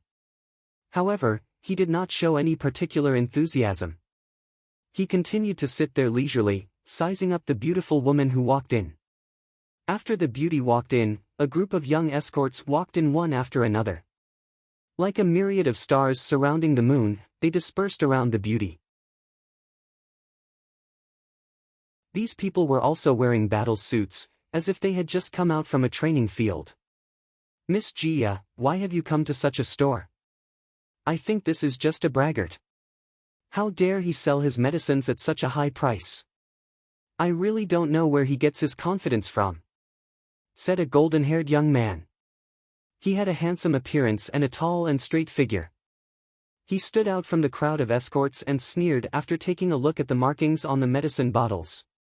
The beautiful woman named Jia did not pay attention to the words of the golden-haired young man. Her beautiful eyes turned and landed on Han Shuo, who was sitting leisurely beside her. She put on a graceful smile and asked with interest, "Excuse me, are you the owner of this Celestial Pearl Pharmacy?"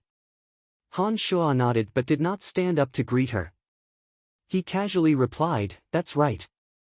The prices of those medicines are clearly marked and their functions are clearly stated. I won't waste my breath explaining. Please help yourselves. If you're interested, you can purchase them with crystal coins. If you don't believe me, just leave quietly. Thank you for your cooperation." Han Shuo had tried to be enthusiastic a few days ago, but none of the people he met were willing to fork out any money in the end. Now that things had come to this, he couldn't be bothered to say anything more. He decided to wait until Carmelita's promotion was effective. However, Han Shuo's indifferent and arrogant attitude seemed rather strange in the eyes of these people. Every owner of a store would want to sell their goods as quickly as possible. They would enthusiastically explain to their customers when they saw them. Han Shuo, on the other hand, had adopted an indifferent attitude. It was as though he didn't care about them at all. You run a store, right?" cried the beautiful woman named Jia. She obviously did not expect a store owner like Han Shuo to be so rude to her. She immediately let out a soft cry and sized up Han Shuo in a strange manner. "He's only in low god realm, his strength is meager, there's no mark of a large family clan on him, and I've never seen him before. He must be an outsider. Is he doing business or not?" thought Jia as she looked at Han Shuo. "Hey, kid, are you doing business or not? The City of Shadows is so vast, but it's rare to see a store owner as arrogant as you. Are you new to the City of Shadows? You don't even know Miss Jia. Haven't you heard of the Kinson family?"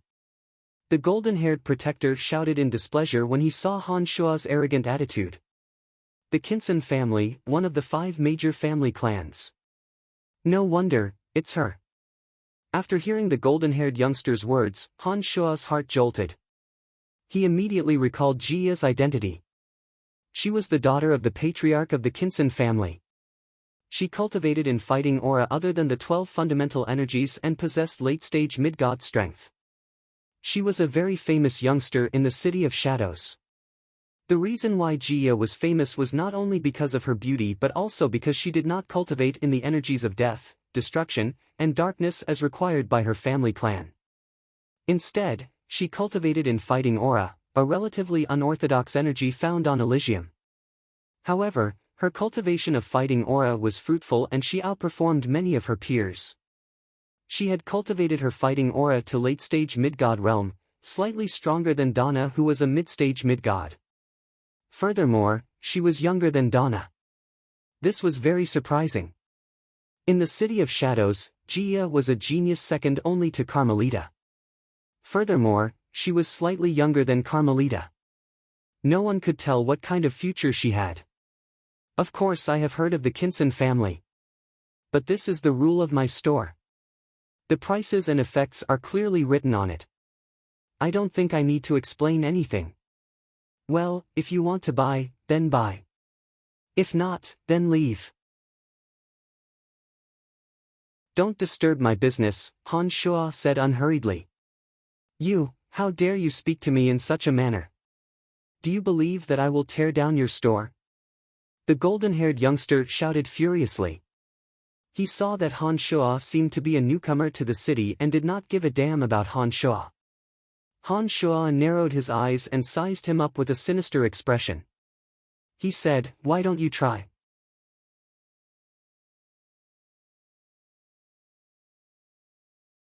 Chapter 704. You are courting death, brat. The blonde youth couldn't stand Han Shuo's provocation and was about to tear down the store. I'm in. Jia shouted, "This store is next to the House of Saint. You aren't really looking for trouble, are you? The blonde youth stared blankly for a moment after hearing Jiya's shout. He sized up Han Shuo suspiciously and said, "This store is next to the House of Saint, but it doesn't necessarily belong to the House of Saint. This brat is obviously a newcomer. Why should I be afraid of him?" Jiya didn't think so. When she saw that Han Shuo didn't show the slightest trace of fear on his face, she felt that Han Shuo wasn't that simple. Seeing that Iman wasn't listening to her advice, Jiya hastily distanced herself and said, "Do as you wish. But if anything happens, I won't interfere." "Don't worry, what could possibly happen?" "Huh, do you think I can't handle this brat?" Iman insolently reached for the first cabinet. It seemed that he had made up his mind. "Stop!" Suddenly, an untimely shout came from outside. In a flash, the green-haired youth Anaito who had previously detained Han Shuo entered the celestial secret pharmacy with a team of divine guards under Erebus. After entering, Anaito first greeted Han Shuo in a friendly manner. Shortly after, he gazed at Iman with cold eyes and asked, "Young Master Iman, what are you doing here?" Anaito, who had almost destroyed the cabinet, did not expect that divine guards from the Third Corps would suddenly appear at such a critical moment. After staring blankly for a moment, he forced a smile and replied, "Nothing much, just looking around. The City of Shadows has its own rules. Even large family clans are not allowed to take advantage of their power to bully others. I hope that all of you know your limits and don't make things difficult for us." Anaito looked at Iman in displeasure and reprimanded righteously. "Why would I?" Iman put on a fawning smile and repeatedly said that he was only here to look at the goods. "I hope so." Anaito nodded. Shortly after, he turned to Han Shuo and said smilingly, "We are not far away. If anything happens to the store, just give us a shout." After finishing those words, Anaito coldly swept a glance at Iman, bowed slightly to Jiya, and left the Celestial Pearl Pharmacy with that group of divine guards. Anaito was a squad leader of the Third Corps of Divine Guards under Erebus. He could also be considered as a member of the House of Saint. He was aware of the friendly relationship between Han Shuo and Carmelita. Fearing that Han Shuo would hold a grudge for what had happened in the past, Anaito had made a special trip to apologize. Even though Han Shuo had said that it was fine, Anaito was still rather uneasy. Recently, he had taken the liberty of leading a team of divine guards to watch over this place. Han Shuo knew that Annette was nearby and understood that Annette was trying to curry favor with him. That was why he was not afraid of Iman's threat at all. As expected, Annette had indeed, coincidentally, arrived at the critical moment. "Consider yourself lucky, kid. But you won't be so lucky forever." After Annette left, Iman said hatefully, "If you don't want to sell anything, then leave. Don't hinder me." Han Shuo wouldn't be courteous to Anaito. He once again chased Anaito out. Anaito knew that he wouldn't be able to do anything to Han Shuo today. After glaring fiercely at Han Shuo a few times, he was the first to retreat into the Celestial Pearl Pharmacy. Those friends of his also followed him out. However, Jiya did not leave immediately. Instead, she looked at Han Shuo with great interest. She was much more observant than Iman. From Anaito's performance and Han Shuo's calmness and composure, Jiya had a feeling that Han Shuo was not as simple as he seemed. Initially, she was just casually strolling around. But at this moment, due to the doubts in her heart, she had an idea. After casually strolling around the first floor for a while, Jiya pointed at a bottle of pills of tranquility that cost 500 black crystal coins. She smilingly said to Han Shuo, "Give me a bottle of this medicine." "Miss Jiya, why would you believe this guy? That's 500 black crystal coins we're talking about. Why doesn't he just go rob a bank?" Those few youngsters who had yet to leave the Celestial Pearl Pharmacy immediately started persuading Jiya when they saw her action. Han Shuo looked at Jiya in a slightly astonished manner. He finally stood up from his chair and walked to Jiya. Han Shuo opened the boundary on the cabinet, took out a bottle of pills of tranquility, and calmly handed it to Jiya. He said, "The instructions on the bottle are to be used when you are comprehending the essence of energy. You will get the greatest effect. Here are 500 black crystal coins. Please keep them well," said Jia smilingly as she took the bottle of medicine from Han Shuo. She then put the 500 black crystal coins on the cabinet. She then gazed at Han Shuo with her bright eyes and smilingly said, "I will remember." "Thank you."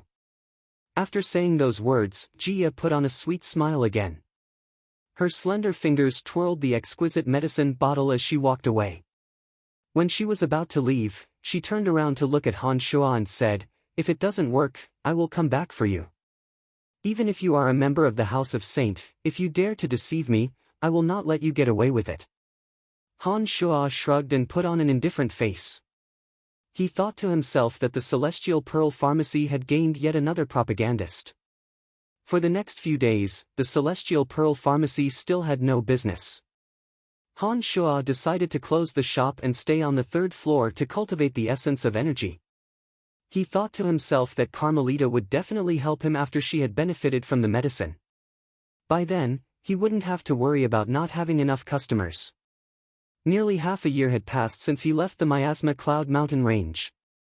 That avatar of Han Shuo's that had been cultivating the essence of the energy of destruction in the cauldron of Myriad Demon had finally advanced to late-stage low god realm. Those divine essences of destruction that he obtained from the cauldron of Myriad Demon were finally put to good use. Han Shuo once again began to absorb them. While Han Shuo was cultivating in seclusion, the Celestial Pearl Pharmacy closed its doors. But little did he know that a storm was brewing in the City of Shadows regarding the Celestial Pearl Pharmacy. The Lavers family. Donna, who had spent a long time preparing for her trip to the Spacetime Fortress, finally returned from one of the fortresses under the Lavers family. As soon as she returned to the Lavers' residence, she saw her younger sister Eve crying and complaining to her. The bruises on her face had yet to completely subside. "Sister Donna, I was beaten by someone," Eve cried as soon as she saw Donna return.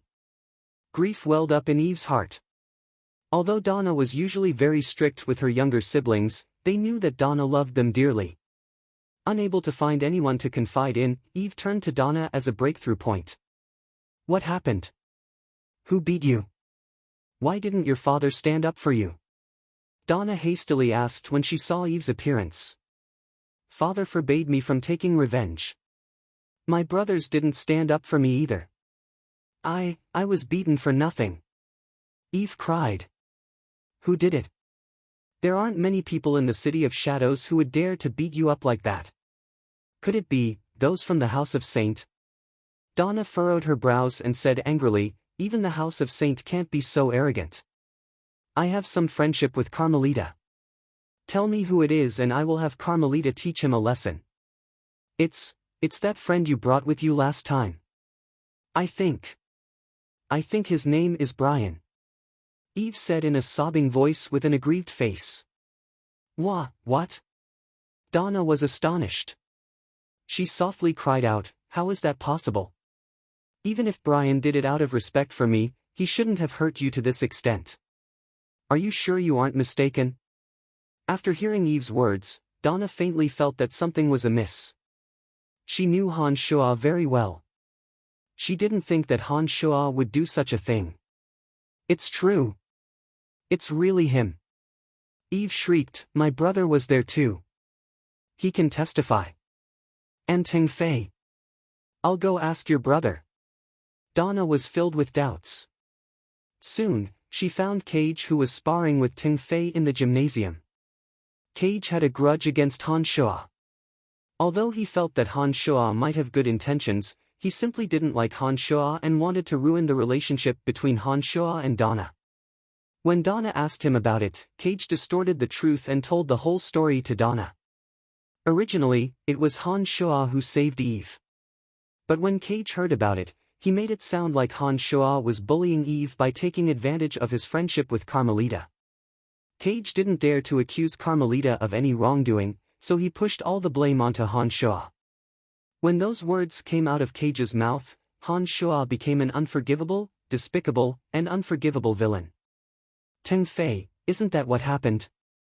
Donna knew her sister-in-law's temperament and still couldn't believe it. She asked Ting Fei, who was looking at her from the side. She thought that Ting Fei had nothing to do with this matter and would report the truth fairly. Unfortunately, Ting Fei subconsciously thought of Han Shuo as a rival for Donna. Plus, he had a good relationship with Cage, so naturally he would help Cage.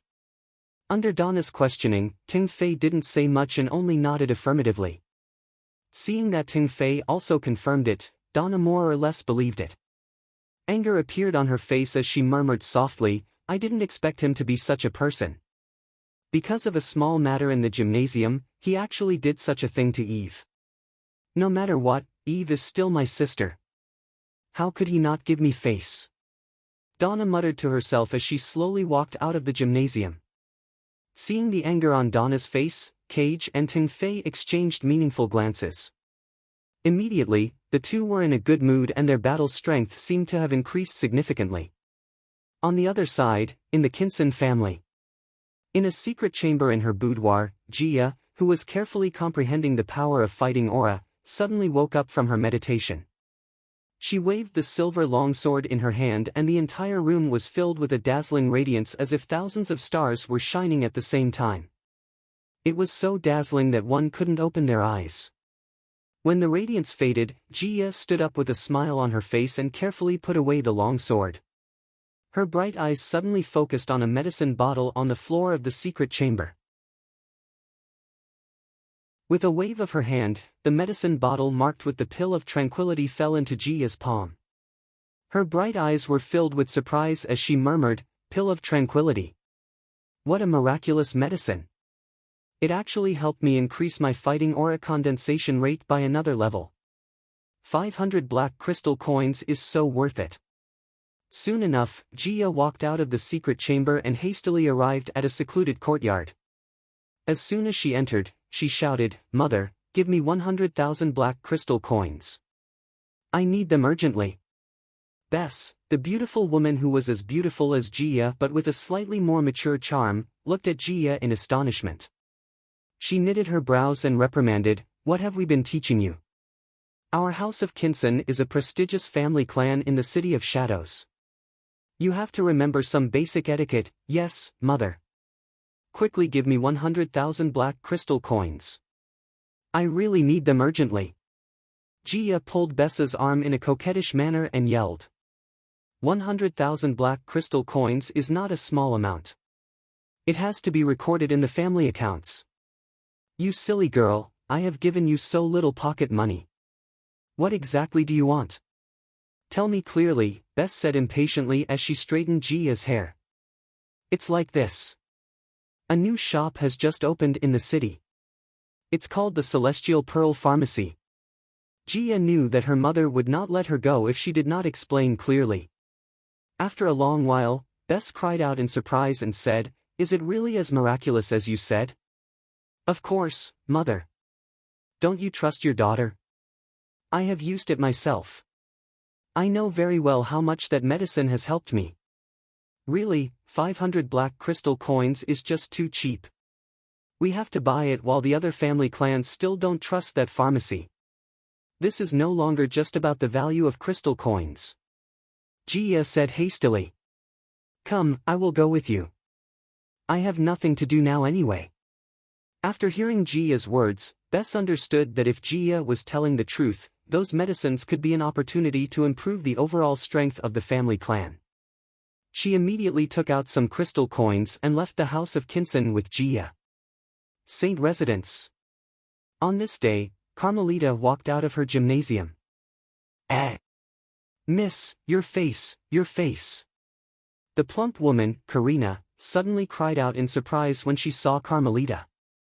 She pointed at Carmelita with an expression of disbelief.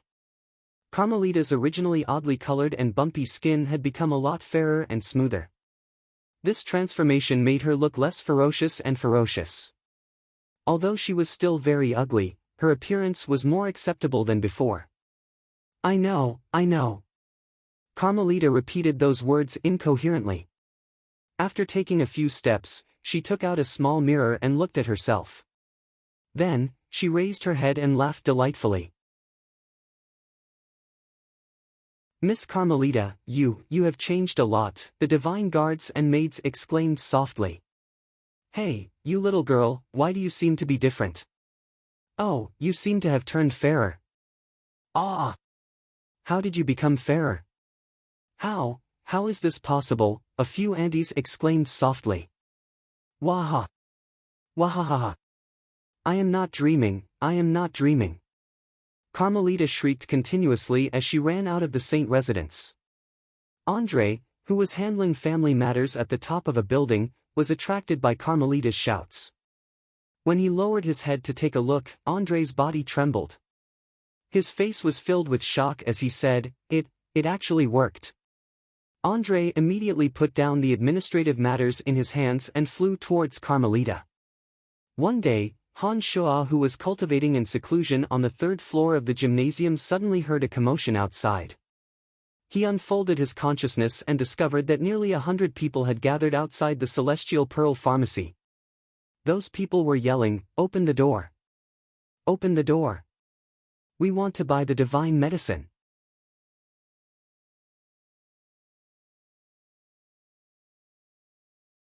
Chapter 705. Han Shua was startled by the sudden arrival of the crowd and the clamor. But soon after, he realized the source of the noise. With a face full of joy, he happily walked down from the gymnasium and opened the doors of the Celestial Pearl Pharmacy that had been tightly shut for a long time.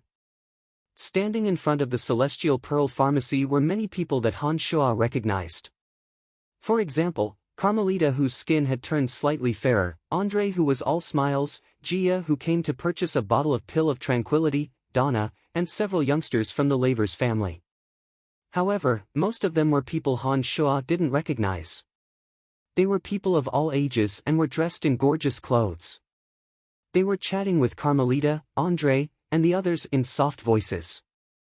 A few gods, who were obviously not of high status, surrounded those people and shouted, "Open the door! Open the door! Damn it, why are there so many people all of a sudden?" Gia, who was among the crowd, complained in a low voice. "We didn't want the news to spread, but that last Carmelita is too eye-catching. Her appearance is unique in the entire City of Shadows. The sudden change in her skin is simply the most eye-catching advertisement for the Celestial Pearl Pharmacy.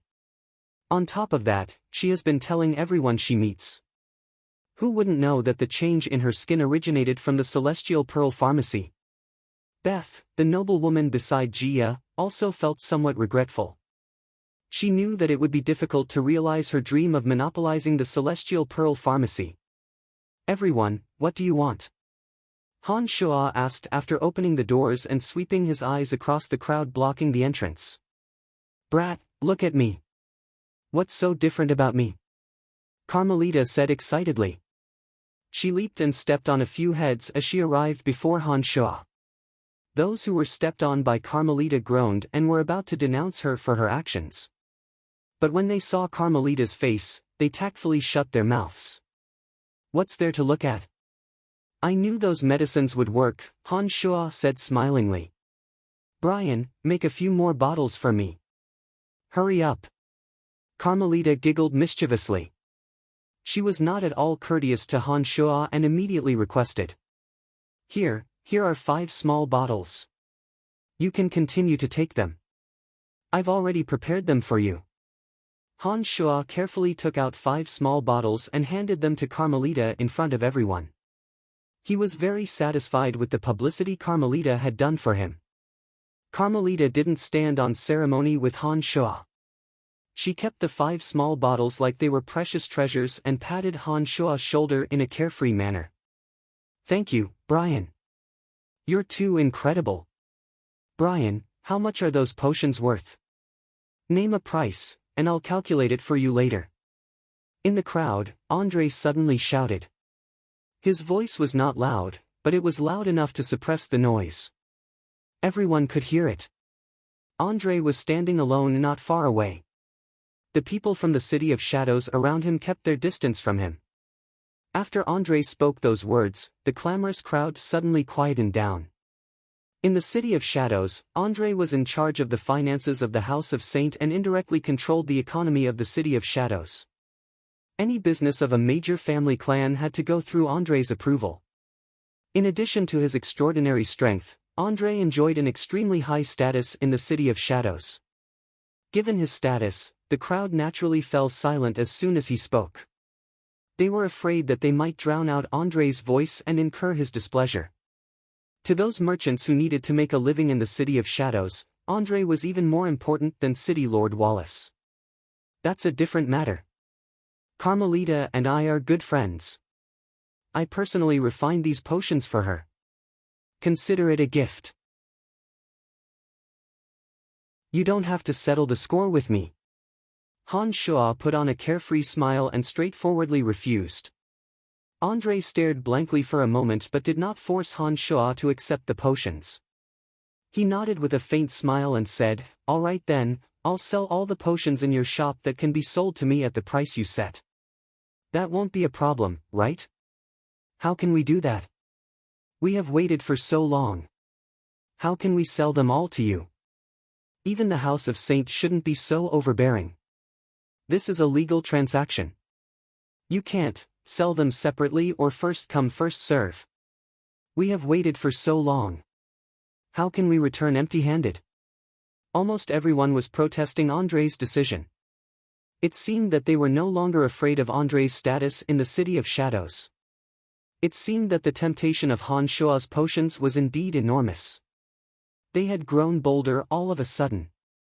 Andre, on the other hand, did not expect that his suggestion would be opposed by the entire crowd. He stared blankly for a moment before he forced a smile and said, "Brian, just you wait." Han Shuo nodded and forcefully suppressed the ecstasy in his heart. He said, "Since everyone has given me so much face and waited until now, I can't let you all return empty-handed. How about this? Regardless of your status, each person is limited to 3 bottles. This way, I can guarantee that not everyone will be able to enjoy the potions from my shop." Good, good. Those who knew that their status wasn't high enough started to make a big fuss. Beth of the House of Kinson, who was about to speak, sighed helplessly. She turned to Jia, who was beside her, and said, "Well, it seems that we can't distribute the potions according to our family clans. How unlucky. We were the first to arrive, but that bastard refused to open the door. Otherwise, all the potions would belong to our House of Kinson. How could things end up like this?" Jia cried out angrily. But soon after, she said regretfully, "If I had known this would happen, I would have brought a team of my family's divine guards. If we distribute the potions according to the number of people, we would have a bigger advantage." All right, stop complaining," Beth consoled. Then, she softly said, "But this talent is the most important. As long as he is here, there will be an endless supply of potions. We should be paying more attention to his situation." "That's right." Jia nodded when she heard those words. She paid even more attention to observing Han Shuo. She suddenly felt that Han Shuo was much more pleasing to the eye. Originally, she had a bad impression of Han Shuo as she felt that Han Shuo was arrogant and conceited. But after learning about the miraculous effects of Han Shuo's potions, she immediately convinced herself that such a miraculous person should have an eccentric temperament. What a character! Come. Everyone, line up and come one by one. Each person is limited to 3 bottles. This doesn't seem to be appropriate. Then why are you all still here? Get out of here. Donna cursed softly. She turned around and was about to leave. However, she was smiling bitterly in her heart. "Brian, oh Brian, you really are something. It has only been half a year and not only did you manage to befriend the House of Saint, the most feared family clan in the City of Shadows, you even made such miraculous medicines." Sigh. Ting Fei, why aren't you leaving? Suddenly, Cage looked at Ting Fei, who was standing motionless beside him, and asked in a puzzled manner. "You guys go back first. I will buy a few bottles of medicine later and see if they really have that effect." Ting Fei put on a faint smile and said gently. Although Ting Fei also disliked Han Shuo, as a descendant of a major family clan, he would never forget to work hard for the sake of his family clan. If those medicines in Han Shua's shop really had that effect, Ting Fei would discard his personal feelings and do everything in his power to obtain those medicines. If you were as sensible as Ting Fei, such a talent wouldn't have slipped away from our house of lavers. Think about it, if those medicines could only be used by our family clan, how great would it be for our house of lavers? Donna sighed and left in disappointment. You actually believe in that fella's medicine? Eve asked Ting Fei in a low voice. So many people have gathered here for his medicines. There are many experts from major family clans in the City of Shadows here. I believe that their judgment is correct. Although I don't really like that fella, I have to stay for the benefit of my family clan. I'm sorry. It wasn't like Ting Fei liked Eve. Just like how Donna looked down on Eve, Ting Fei also looked down on this brainless woman from the bottom of his heart. You actually said that. I'm so disappointed. Brother, let's go. Eve dragged Cage and left in a huff.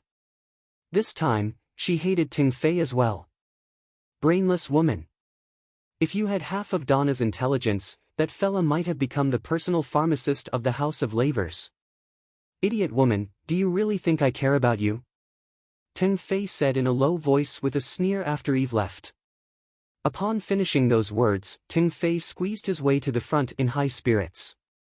He was wondering if he should try his best to build a good relationship with Han Shua and draw a clear line between himself and Cage and Eve as soon as possible so that he would not incur Han Shua's annoyance. The clamor continued. However, under the control of the evil woman, there were no more queue cutting. Those who entered the Celestial Pearl Pharmacy came out feeling both happy and regretful. They were happy that they had obtained medicines and regretful that they had only obtained 3 bottles. Before they left, they repeatedly reminded Han Shua that he must leave some for them if he refined any new medicines. Han Shua politely laughed but did not promise anyone anything. He only watched excitedly as the medicine bottles in the cupboards dwindled and the crystal coins in his hand grew heavier and heavier. Miss Jia, I'm very happy that you did not cause trouble for me. Han Shua greeted Jia with a beaming smile as he collected a bag full of black crystal coins when he saw Jia walking in with a beautiful woman. You! Jia's tender and beautiful face was full of smiles. She pleaded, no matter what, I am your first tester. Can you give me special treatment? No problem. You can choose any 3 bottles and I will give you a 20% discount. What do you think? Han Shua nodded and said in a deadpan manner. Scoundrel! Jia cursed smilingly. She looked straight at Han Shua with her bright eyes and said, you know that's not what I mean. I don't need you to give me a 20% discount. I would rather buy them at a higher price as long as you give us the rest of the medicines. What do you think? Han Shua knew that these descendants of large family clans would not care about the amount of crystal coins. He was just teasing her on purpose. Now that he heard her say this, he immediately said righteously, how can I do that? How can I do business if I give you everything? In my eyes, everyone is equal. It's the same even if you are of noble status. Stop acting so righteous in front of us. If everyone is equal, why don't you accept crystal coins for Carmelita's medicines? Jia said bluntly. She was both annoyed and amused. That's different. Carmelita and I are friends. Those medicines are a gift from me. Han Shua said with a mischievous smile. Then we are still friends. Sell everything to me. I am willing to pay a high price. Jia continued to pester Han Shua. Hey, can the people inside hurry up? We are still waiting. A few people outside shouted impatiently while Jia was pestering Han Shua. 5 bottles. Each of you can take 5 bottles. That's all. Han Shua saw that Jia was pestering him endlessly and that the people outside were getting more and more anxious.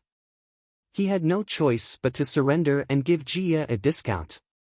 Alright, let's call it a day. Next time you refine new medicines, remember to leave more for the Kinson family. Price is not a problem. Jia saw that Han Shuo had made up his mind and knew that she would be offended if she continued to pester him. Only then did she and her mother pick up the 10 medicine bottles and casually throw a bag of black crystal coins on the floor. She smiled faintly and held her mother's hand as they drifted away. Oh, 5,000 black crystal coins. That seems to be 2,000 too much. Han Shuo waited for a moment. He knew that Jia did not care about the extra black crystal coins. He smiled bluntly and put the bag away. After sending off another 10 or so people, the number of medicines on this floor gradually decreased. It seemed that there would not be any left to sell in the near future. Hi, Brian, we meet again. It was at this moment that Ting Fei walked in with a smile. He immediately greeted Han Shuo in a friendly manner. When Han Shuo saw that it was Ting Fei, the smile on his face disappeared. He calmly said, "Ah, so it is young Master Ting Fei. Are you here to purchase medicine from my shop as well?" "Of course." "Hee, I did not expect that you, Brian, would be such a miraculous apothecary. I really misjudged you last time." Ting Fei did not mind Han Shuo's attitude towards him at all. He laughed heartily and said, "I am just a guest of the Lavers family. What happened last time was a grudge between you, Cage and Eve. Please don't blame it on me. I am very appreciative of you. Pick 3 bottles of medicine." "I don't have time for you," Han Shuo impatiently urged Ting Fei. "Don't be so heartless. I was indeed in the wrong last time. I am now formally apologizing to you." Ting Fei had a good temper. He was not angered by Han Shuo's bad attitude at all. He chattered non-stop beside Han Shuo's ear. One had to admit that Ting Fei was a talented man. After listening for a while, Han Shuo forced a smile and said, "You were not as eloquent as you were the last time. All right, take your things and leave. There are still many people waiting behind you. Do not hinder my business. That bastard inside, are you done yet? I will throw you out if you speak any more nonsense." Carmelita did not have a good impression of Ting Fei the last time she saw him with Eve. She suddenly threatened him with a cold voice. I'm leaving." Ting Fei let out a hollow laugh. It was obvious that he was a little afraid of Carmelita. He randomly picked 3 bottles of medicine, left behind 800 black crystal coins, and hastily left with a smile.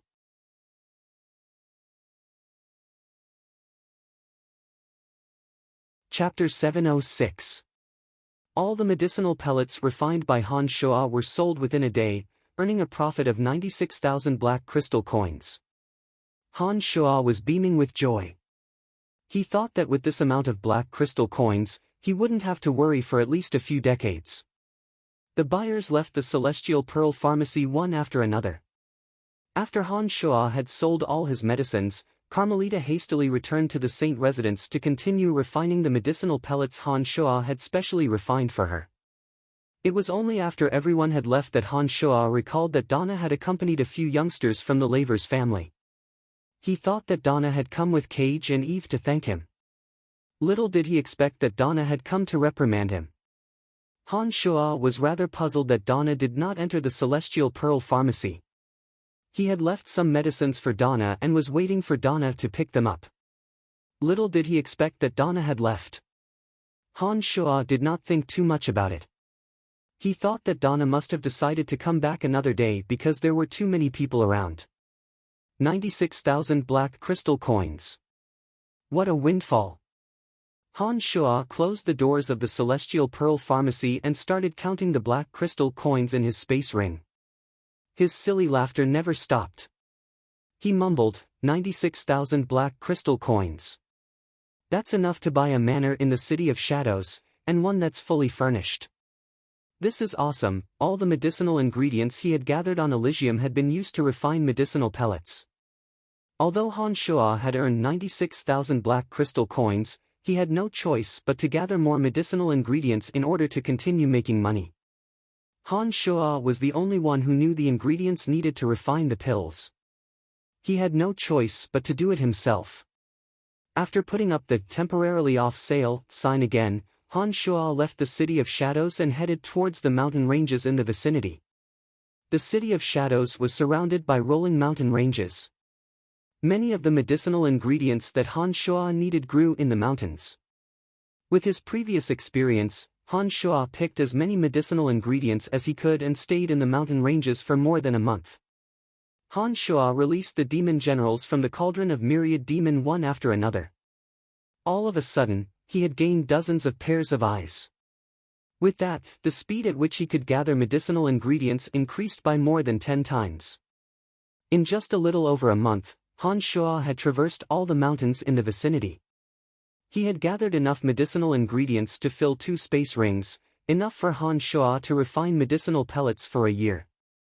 As the mountain range around the City of Shadows was practically free of danger, no enemy forces or god hunters dared to roam around the mountain range. During the month or so that Han Shuo collected medicinal ingredients, he had encountered the divine guards of the City of Shadows a total of 57 times. They formed small teams and frequently patrolled the mountain range to prevent large-scale invasions. Many of those divine guards did not recognize Han Shuo. At first, they thought that Han Shuo was very suspicious. But when Han Shuo flashed the badge given to him by City Lord Wallace, all the divine guards immediately became respectful towards Han Shuo. Not only did they immediately apologize to Han Shuo, they would even report to Han Shuo about any anomalies they encountered in the vicinity. They thought that Han Shuo was a member of the House of Saint. A month passed by in the blink of an eye. When Han Shuo returned to his Celestial Pearl Pharmacy, he was dumbfounded. Han Shuo did not expect that his Celestial Pearl Pharmacy would be smashed. As soon as he stepped into the Celestial Pearl Pharmacy, he discovered that all the utensils on the first and second floors had been smashed. The entire set of medicinal bottles and jars that Han Shuo purchased were now in pieces. Not a single one of them was intact. Even the energy stones in the boundary towers on the 3rd floor of the gymnasium were smashed. From the 1st floor to the 3rd floor, the entire Celestial Pearl Pharmacy was in a complete mess. The more Han Shuo looked, the angrier he became. He wondered who could have done such a shameless thing while he was away. Han Shuo wore a gloomy face. He walked from the 1st floor to the 3rd floor, and from the 3rd floor to the 1st floor, wondering who could have done such a thing. The first people that came to his mind were Cage and Eve of the Lavers family. These two were the first people he offended after arriving on Elysium. The second person was that golden-haired young man named Edmund who came with Jia. Back then, Edmund had the intention of smashing Celestial Pearl Pharmacy but stopped in anger because of Anito's timely appearance. Other than that, Han Shuo couldn't think of anyone else who would do such a thing to his pharmacy. He had only been in the City of Shadows for a short period of time and had only offended a few people. Han Shuo's return soon attracted Anito's attention. He rushed to the scene with a team of divine guards.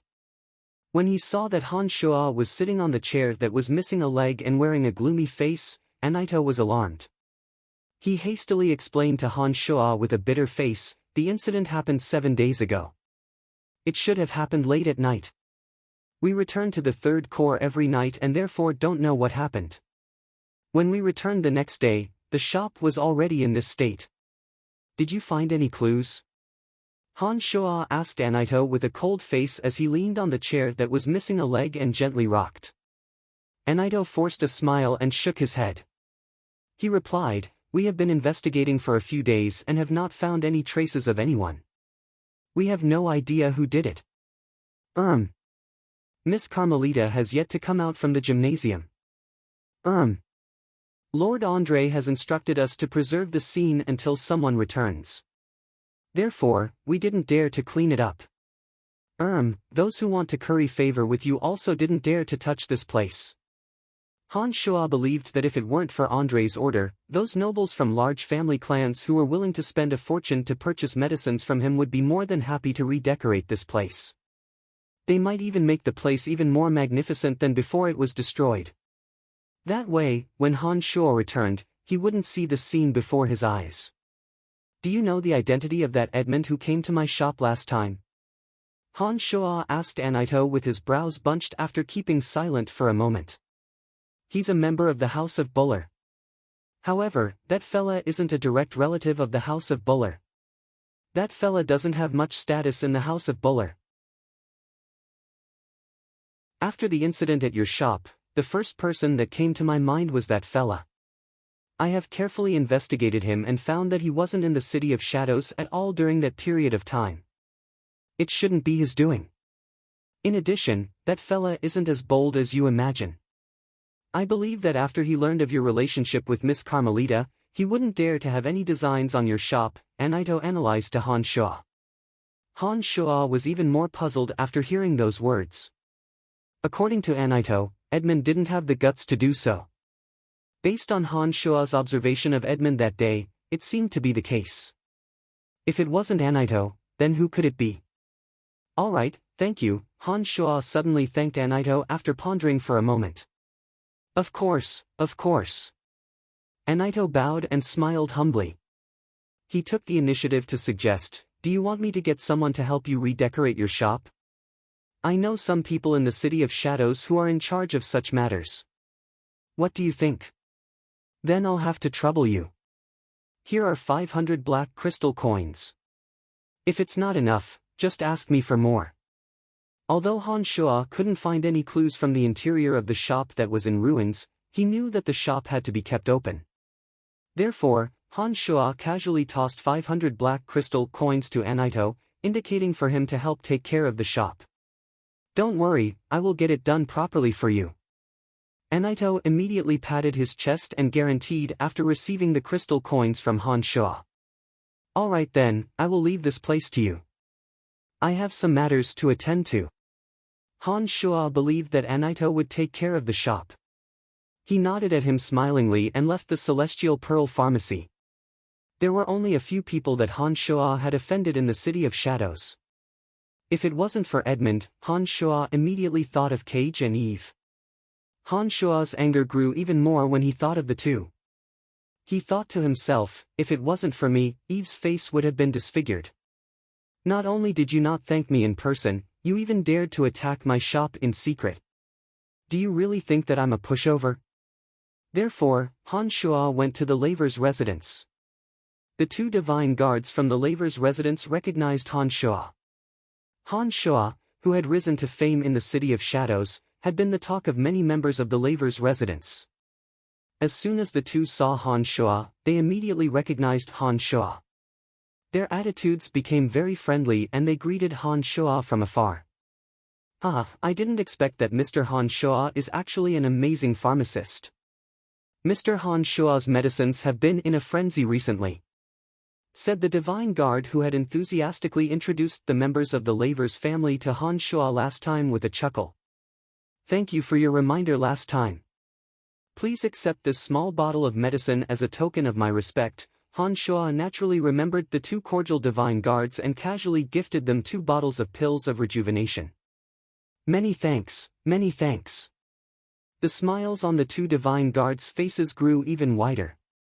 They knew just how valuable the medicine of rejuvenation was in the City of Shadows. The price of a small bottle of pills of rejuvenation was equivalent to 3 years of their salary. It would be strange if they weren't happy.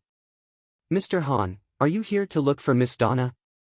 Unfortunately, Miss Donna has departed for the Space Dominion. She won't be back for at least a year. The Divine Guard explained to Han Shoa in a rather regretful manner after he carefully put away the bottles of medicine of rejuvenation from Han Shoa. Han Shoa did not know that Donna had visited the Celestial Pearl Pharmacy many times during the period when Han Shoa was away from the Celestial Pearl Pharmacy to gather medicinal ingredients. She wanted to ask him about what happened to Eve and at the same time, establish a good relationship with Han Shoa. She also wanted to purchase some medicines from Han Shoa on behalf of the Laver's family. Oh? Donna isn't here. Han Shoa started hesitating whether he should enter the Laver's residence after learning that Donna wasn't around. After all, the only person that Han Shoa knew in the Laver's family was Donna. If Donna wasn't around, it would be inconvenient to talk about many things. Hey! Isn't this Brian? Why aren't you going in? Come, let's talk inside, an untimely voice sounded from a distance. Teng Fei appeared before Han Shuo in the blink of an eye. As though he was very familiar with Han Shuo, he pulled Han Shuo towards the laver's residence. Han Shuo was practically forcibly brought into the laver's residence by Teng Fei. It seemed that it was no longer appropriate for him to leave. Han Shuo had no choice but to follow Teng Fei inside. Donna and her brother have left for the Space Dominion. They will be back after some time. Previously, Donna and I even went to look for you. Unfortunately, you weren't at the Celestial Pearl Pharmacy. Teng Fei smilingly explained Donna's situation to Han Shuo along the way.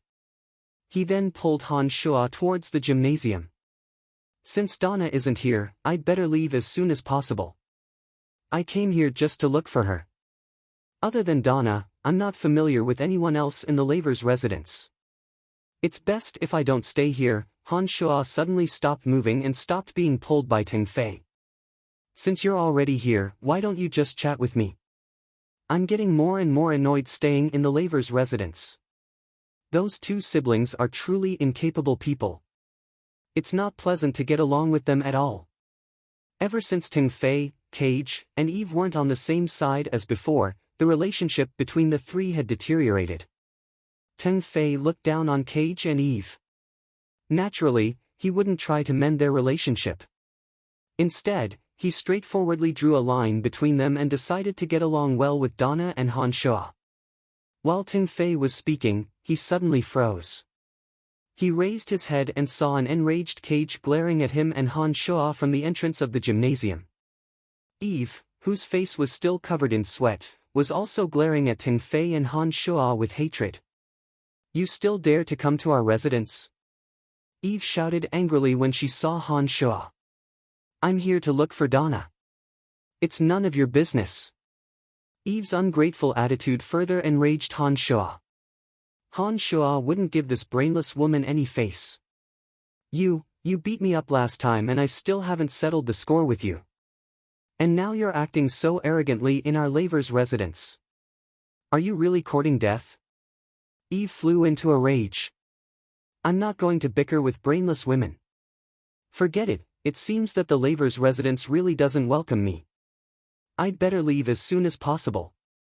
Han Shuo waved his hand and ignored Eve. He felt that arguing with a woman like her was pointless. Besides, this was the laver's residence. He would be the one at a disadvantage if he continued arguing. A mere low god who only knows how to refine some medicines. Since when did you have the right to be so arrogant in the City of Shadows? Humph, serves you right for your shop to be smashed. This is what happens when you act recklessly. Cage, who was looking at Han Shuo with cold eyes, suddenly started laughing heartily. Han Shuo, who was about to turn around and leave, immediately stopped when he heard Cage's words. He stared at the laughing Cage with cold eyes and asked, "Was it you?" Cage was startled for a moment before he sneered, "None of your business." You don't need to know if it was me or not. In any case, it was a good smashing. Han Shuo nodded but did not say a word.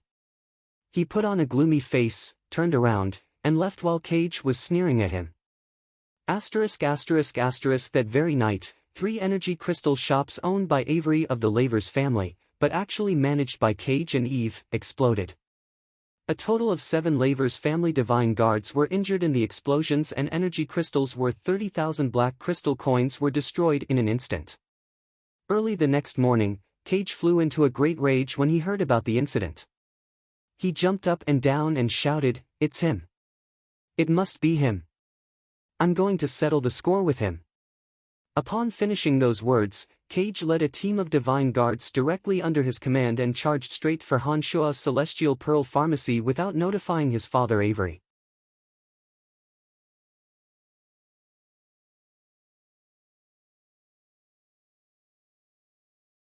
I wouldn't dare disobey father's orders. Cage repeatedly guaranteed. Then are you certain that it was that youngster who destroyed our 3 shops? Avery asked again. It must be him. I provoked him a few times in our family, but he left with a gloomy face without saying a word. That night, 3 of our energy stone shops were destroyed. If it wasn't him, who else could it be? Cage hastily replied with a face full of hatred. Avery nodded, waved his hand, and instructed, "Go home and look after your good-for-nothing sister. Don't leave the family house on your own for the time being. I will handle this matter. You are not allowed to interfere." After a short pause, when he saw the puzzled look on Cage's face, he angrily shouted, "Do you hear me?" Cage was startled. He had rarely seen Avery so angry. He hastily nodded and replied in a low voice, "Got it. Get lost, now." Avery grew angrier and angrier when he saw Cage's reaction. He roared again. Cage hastily covered his face and immediately disappeared from the secret chamber. Avery's anger had yet to subside even after Cage left the secret chamber. He cursed a few more times before he finally calmed down. After a long while, Avery suddenly said, "Number 3, investigate that youngster's background. Find out if he really had anything to do with the explosion of the 3 shops." "Yes." An emotionless response was heard from the darkness behind Avery. A shadow twisted for a moment before suddenly disappearing. On the 3rd floor of Celestial Pearl Pharmacy, Han Shuo looked at Anaito, who was walking up, and asked, "That youngster left?" "He left. Don't worry, with us around, there won't be any danger," Anaito replied respectfully. After a short pause, he immediately asked in a fawning tone, "Are you satisfied with the decorations of the gymnasium on the 3rd floor?" "Yes, not bad. I will have to trouble you for the next 2 days. Stop anyone who comes to disturb me. I need some time to refine medicines," Han Shuo instructed. "Rest assured, my lord, we know what to do." Anaito immediately patted his chest and guaranteed. Soon after, he let out a mischievous smile and said, "Our Lord Erebus is also very interested in your medicines. He has entrusted me to order some medicines from you. The price is negotiable. Would you please fulfill his request?"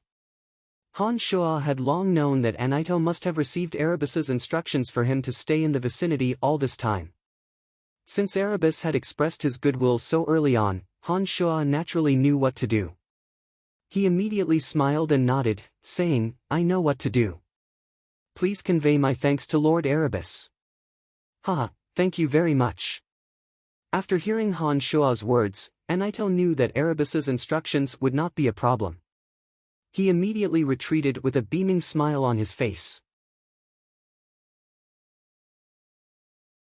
After he came out, he loudly shouted at those who were decorating the 2nd and 3rd floors, "Be more attentive, or don't even think of getting a single crystal coin."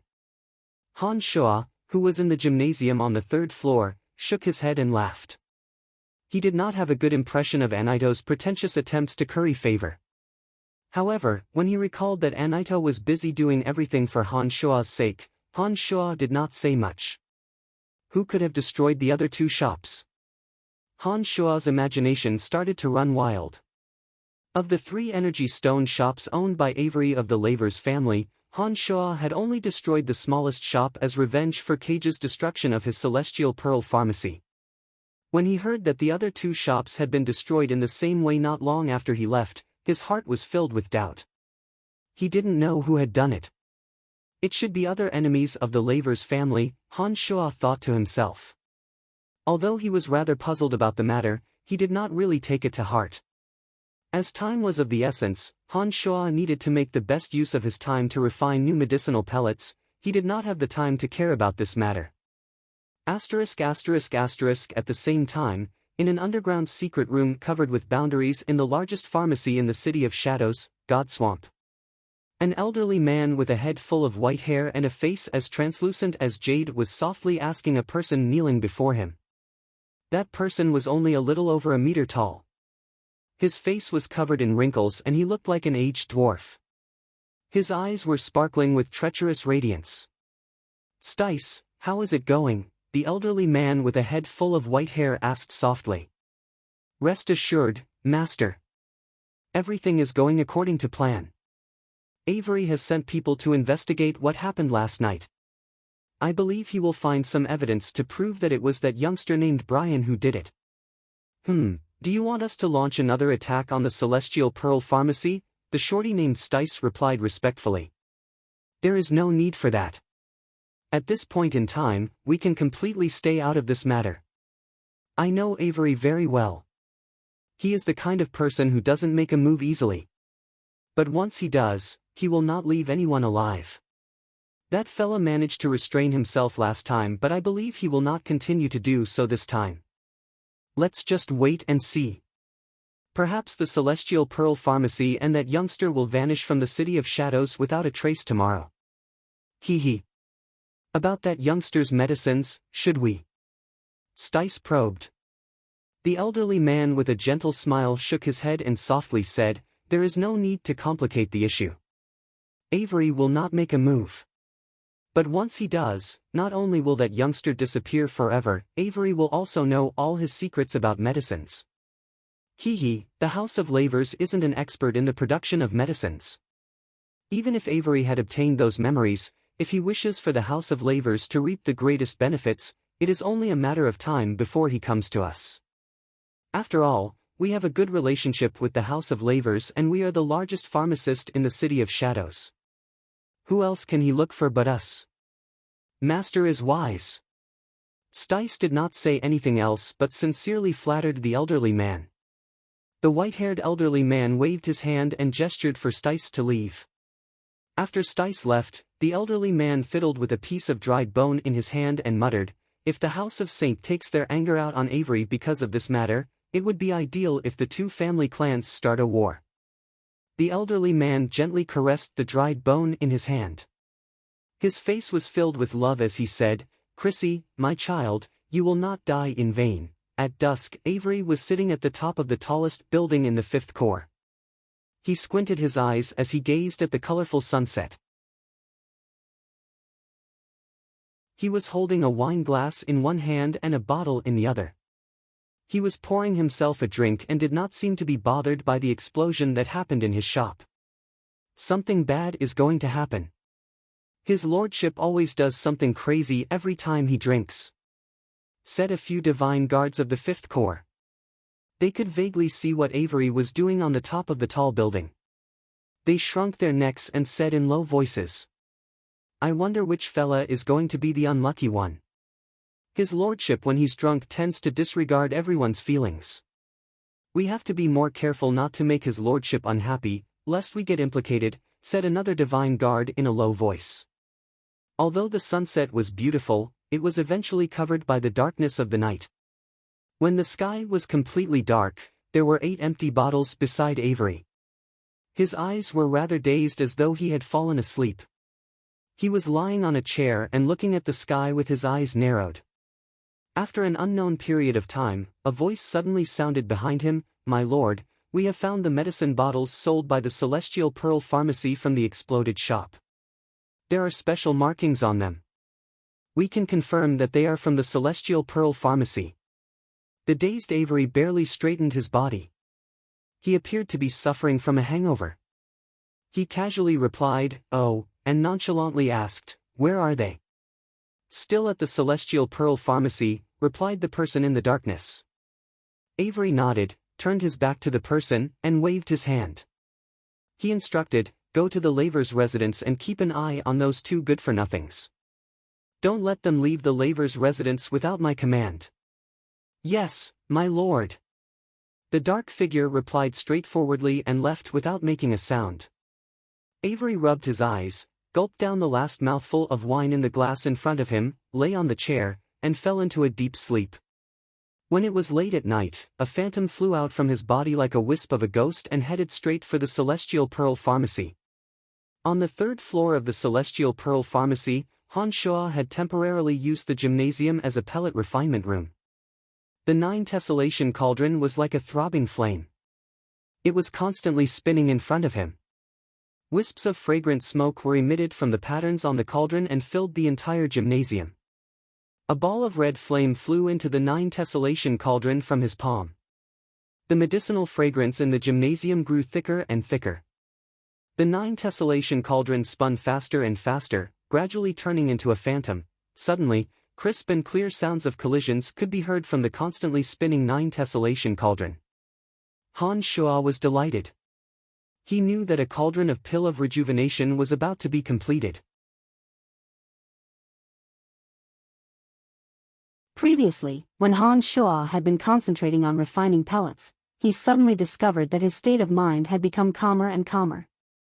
During the process of refining pellets, Han Shuo discovered that not only did his demonic yuan increase a little every time it recovered due to the enormous consumption, even his omen realm seemed to be rapidly stabilizing. When Han Shuo discovered that not only did refining pellets not hinder the progress of his demonic arts, but it actually improved his demonic yuan in a bizarre manner, he became even more enthusiastic about refining pellets. Cauldron Spirit also gave Han Shuo an answer. It told Han Shuo that as long as he could focus on one task with a clear mind, it would indeed be of great help to his current realm. Ding ling ling, dozens of medicine bottles suddenly flew out from Han Shuo's space ring. Every time those exquisite medicine bottles collided with each other, they would emit a pleasing sound. One after another, the medicine bottles flew towards the 9 tessellation cauldron in an orderly manner. Han Shuo flicked his index finger and a sparkling medicinal pellet flew out from the 9 tessellation cauldron and accurately landed in one of the beautiful medicine bottles. The medicine bottles loaded with medicinal pellets would immediately land on the ground next to Han Shuo. Then, the rich medicinal fragrance in the gymnasium would fade a little. Han Shuo was already very familiar with the process. One medicine bottle after another flew out and medicinal pellets landed next to Han Shuo with a flick of his index finger. In just a short while, there were already 40 medicine bottles next to Han Shuo. When there were a total of 49 medicine bottles next to Han Shuo, the 9 tessellation cauldron steadily returned to Han Shuo's palm. It gradually shrunk until it was the size of a palm before disappearing. At this moment, Han Shuo's 5 fingers moved. His space ring began to shine and the 49 medicine bottles next to him disappeared one after another. Han Shuo took a deep breath and calmed his mind. He began to recover the demonic yuan in his body. This was a good method Han Shuo had recently discovered to increase his demonic yuan. Therefore, he was very attentive. Suddenly, Han Shuo, who was calmly recovering the demonic yuan in his body, felt his hair stand on end. The feeling came so abruptly that it made all the hair on his body stand on end. Han Shuo immediately tried to sense the surroundings with his consciousness but couldn't discover anything out of the ordinary. He then released 2 demon generals from Cauldron Spirit and had them land outside the Celestial Pearl Pharmacy to secretly observe everything. Anaito and his divine guards were in a building not far from the Celestial Pearl Pharmacy. Han Shuo could see that Anaito and his divine guards were still operating. Han Shuo felt a little relieved when he knew that Anaito and his divine guards were still active. Han Shuo's demon generals continued to observe from afar but didn't discover anything out of the ordinary. However, the sense of crisis in his body didn't subside. After a while, Cauldron Spirit anxiously transmitted, "There's an enemy. Although his strength isn't that great, he is much stronger than you. He's here." A shadowy figure appeared soundlessly. By the time Han Shuo sensed the shadowy figure approaching him, it was already too late. The surrounding darkness seemed to have condensed into a mass of air and rushed towards Han Shuo's body. He suddenly found it difficult to move. "Deploy the invincible omen body." Cauldron Spirit suddenly shouted in Han Shuo's consciousness. Han Shuo, who turned pale with fright, immediately deployed the invincible omen body that he had recently become very proficient with. The next moment, an irresistible force suddenly rushed into Han Shuo's body. A loud rumble came from within his body. Intense pain instantly flooded Han Shuo's nerves. Any ordinary person would have fainted from the pain, but Han Shuo only became more clear-headed. With just one strike, the shadowy figure was confident that Han Shuo was already dead and was no longer anxious. Accompanied by the darkness, the shadowy figure gradually arrived in front of Han Shuo and muttered in a low voice, "What a pity. He could have been used by my family." Han Shuo smelled the strong scent of alcohol. Then, he saw the shadowy figure raise a hand and slowly press it towards Han Shua's head. Memory extraction. Han Shua immediately understood what he wanted to do. Shadow's strength was beyond Han Shua's imagination. Han Shua didn't have the slightest confidence in defeating him. Even with the invincible Omen body's defense, Han Shua knew that his demonic body was severely injured. He wasn't on the same level as that person. Seeing that the hand was about to land on his head, Han Shua steeled his heart and made a prompt decision. He immediately activated the blood essence in his demonic infant. The meridians in his body were severed. A mist of blood immediately gushed out from his body and shrouded his entire body. Ha! The shadowy figure softly cried out. He suddenly lost track of Han Shua after his hand fell. He became anxious and quickly flew around every corner of the Celestial Pearl Pharmacy. However, he still couldn't find any trace of Han Shua. He immediately started searching further away from the Celestial Pearl Pharmacy.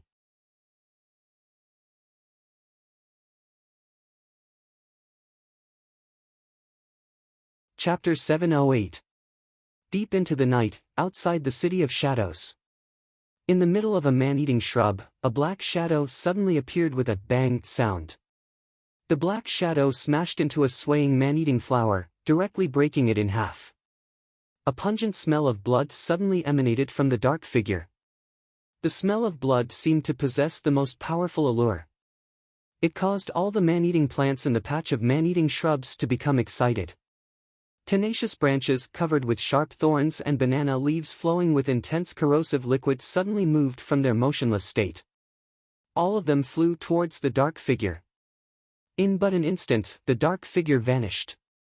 Layers of entangling branches and leaves appeared, wrapping the dark figure into the shape of a human.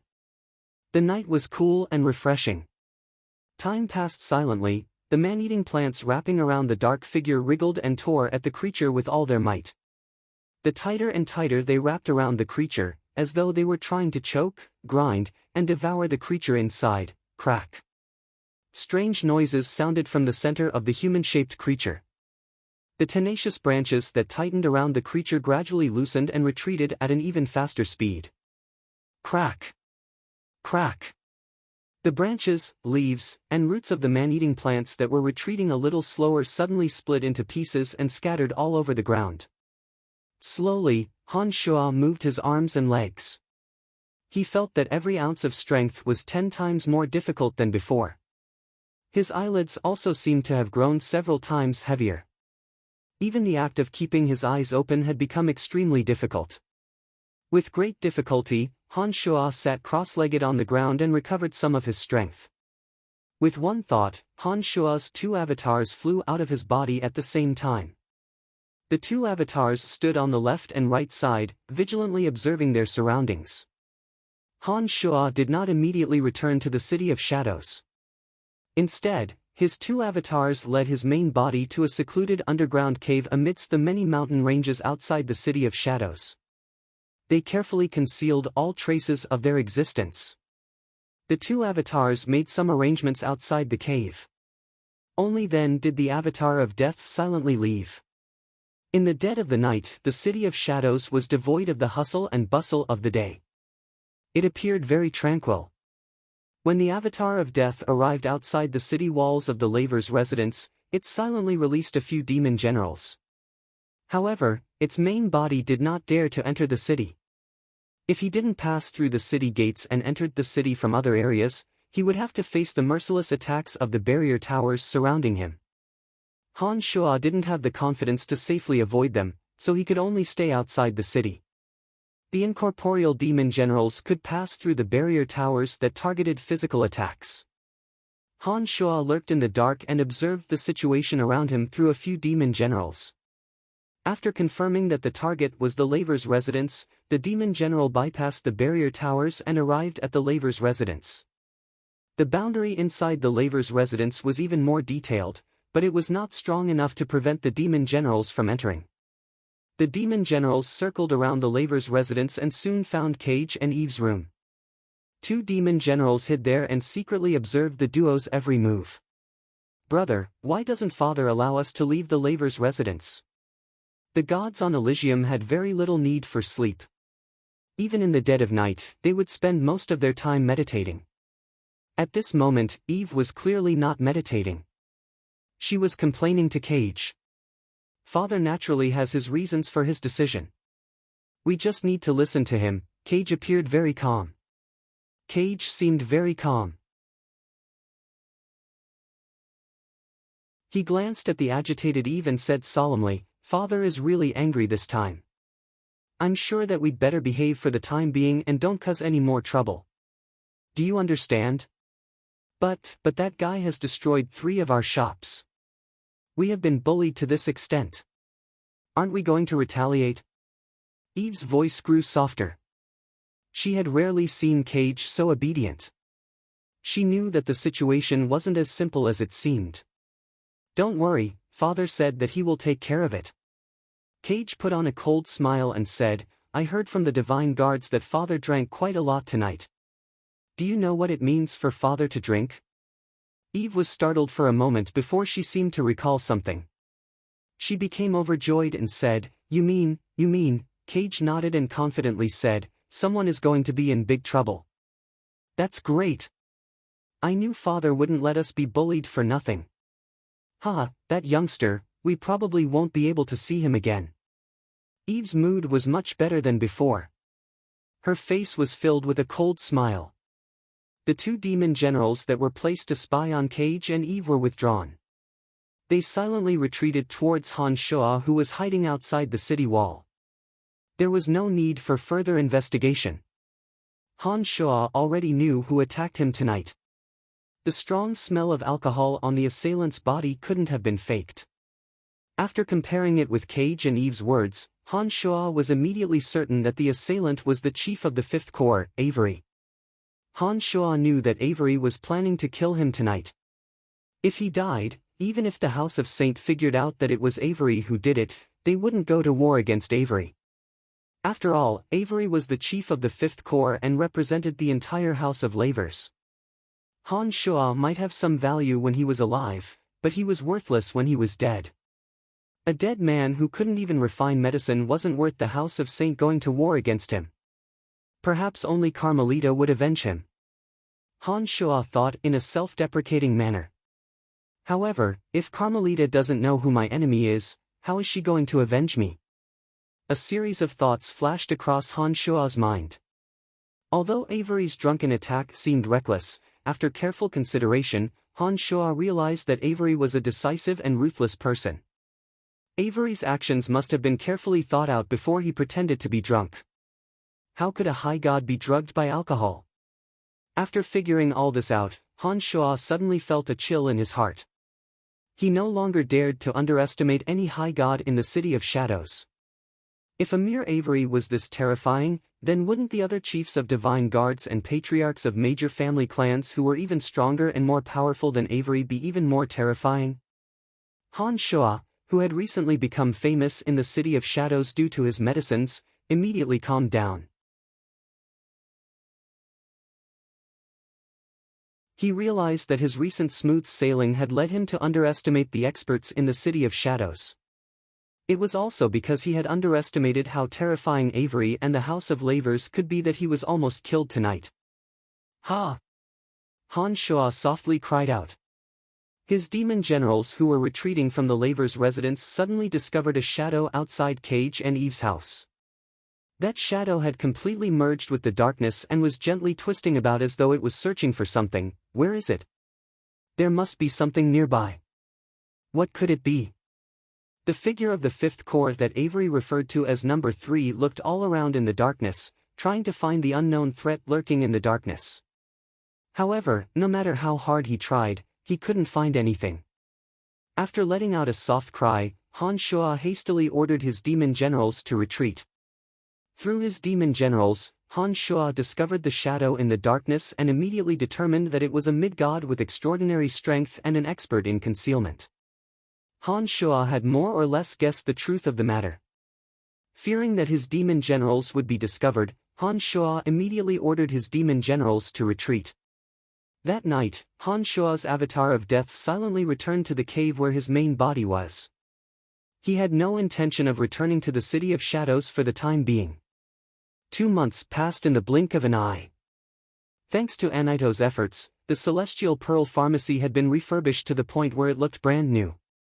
During these days, members of various large family clans visited Anaito one after another, inquiring about Han Shua's whereabouts. They were eager to purchase new medicines. Many of those who purchased a few bottles of medicine from the Celestial Pearl Pharmacy had tried the miraculous effects of the medicine. Every single one of them was full of praise for the medicine. They spread the word about the miraculous effects of the Celestial Pearl Pharmacy everywhere. More and more members of the aristocratic families in the City of Shadows began to pay attention to the Celestial Pearl Pharmacy that had just risen to prominence. Anaito knew nothing of what happened that night. Naturally, he couldn't give the people a satisfactory answer about Han Shua's mysterious disappearance. Erebus, the chief of the Third Corps, had sought him out several times. But as the person in question was not around, where could Anaito go to purchase the medicine? Another month passed. The Celestial Pearl Pharmacy's reputation in the City of Shadows grew. Many large family clans began to grow suspicious when Han Shua did not show up for a long time. Some family clans even mobilized their forces to search for traces of Han Shua in the mountain ranges around the City of Shadows. Carmelita's complexion had become more and more normal after she walked out of her meditation. Carmelita, who was originally extremely ugly, was now only ordinary ugly due to the changes in her complexion and skin, even though she was still far from the word beautiful. Carmelita was so excited that she had even thought of how she could repay Han Shua. But unfortunately, Han Shua's mysterious disappearance had greatly disappointed her. Carmelita had heard from Han Shua about the time when he went to gather medicinal herbs and Han Shua's daily practice. In addition, she also heard from Anaito that Han Shua had already gathered all the medicinal herbs when he returned. With that, Carmelita started to feel anxious. By the 4th month, not only Carmelita, but almost all the members of large family clans who were preparing to purchase medicine from Han Shua believed that something must have happened to Han Shua. Many believed that Han Shua might have been killed when the Celestial Pearl Pharmacy was destroyed. But Carmelita did not believe it. She had returned from the Miasma Cloud Mountain range with Han Shua. She had heard from Han Shua that his life-saving skills were top-notch. The fact that a low god like Han Shua was able to walk out alive from the perilous situation in the Miasma Cloud Mountain range and even brought her along with him, made her believe it deeply. Carmelita was truly anxious. She ordered the divine guards of the House of Saint to search for Han Shua everywhere. Not only in the City of Shadows, but also in some of the cities and fortresses under the City of Shadows. A large-scale search for Han Shua was carried out in full swing under Carmelita's leadership. Meanwhile, André, an important figure of the House of Saint, had begun to investigate the matter. "How is it?" André narrowed his eyes. His left pupil turned dark purple and emitted ice-cold, killing intent. If Han Shua were here, he would surely discover that André was a completely different person from his usual amiable self. A man wearing a white mask was kneeling in front of André. Under the white mask, there was only a pair of empty eyes. He looked like a lifeless corpse, giving off a very uncomfortable and inhuman feeling. That night, Lord Avery of the Lavers family drank to his heart's content. Said the old-fashioned, indifferent voice from the man wearing the white mask. It sounded as though there was no emotion in his voice. "Continue." André's dark purple left pupil suddenly closed. He looked at the man with his right eye. Avery's son, Cage, went to the 5th Corps. The two talked in a secret chamber for a while before Cage returned to the Lavers' residence. He has not stepped out of the Lavers' residence to this day. The emotionless voice paused for a moment before continuing. However, there are eyewitnesses who claim that Avery did not step out of the 5th Corps building that night. He fell into a deep sleep after getting drunk and did not wake up until dawn. It would be fine if he wasn't there. But since he was at the top of the 5th Corps' sky tower all this time and someone saw him, it must be him. It seems that I have to go and have a talk with him. André stood up. His left eye opened and turned into the same dark gray color as his right eye. His entire temperament had changed and he had once again become the smiling and gentle Andre. In the fifth corps, at the top of the sky tower where Avery was drunk, Andre suddenly appeared out of thin air and sat on the seat that belonged to Avery. He calmly gazed at the azure sky above his head and gently rocked the chair he was sitting on. Avery, who was handling government affairs, suddenly bunched his brows and instructed the few people in front of him, "That's all for now. All of you are dismissed. My lord, there are still a few matters that I need your back off." Before he could finish his sentence, Avery's voice turned cold, and he shouted. The few people were startled and did not dare to utter another word.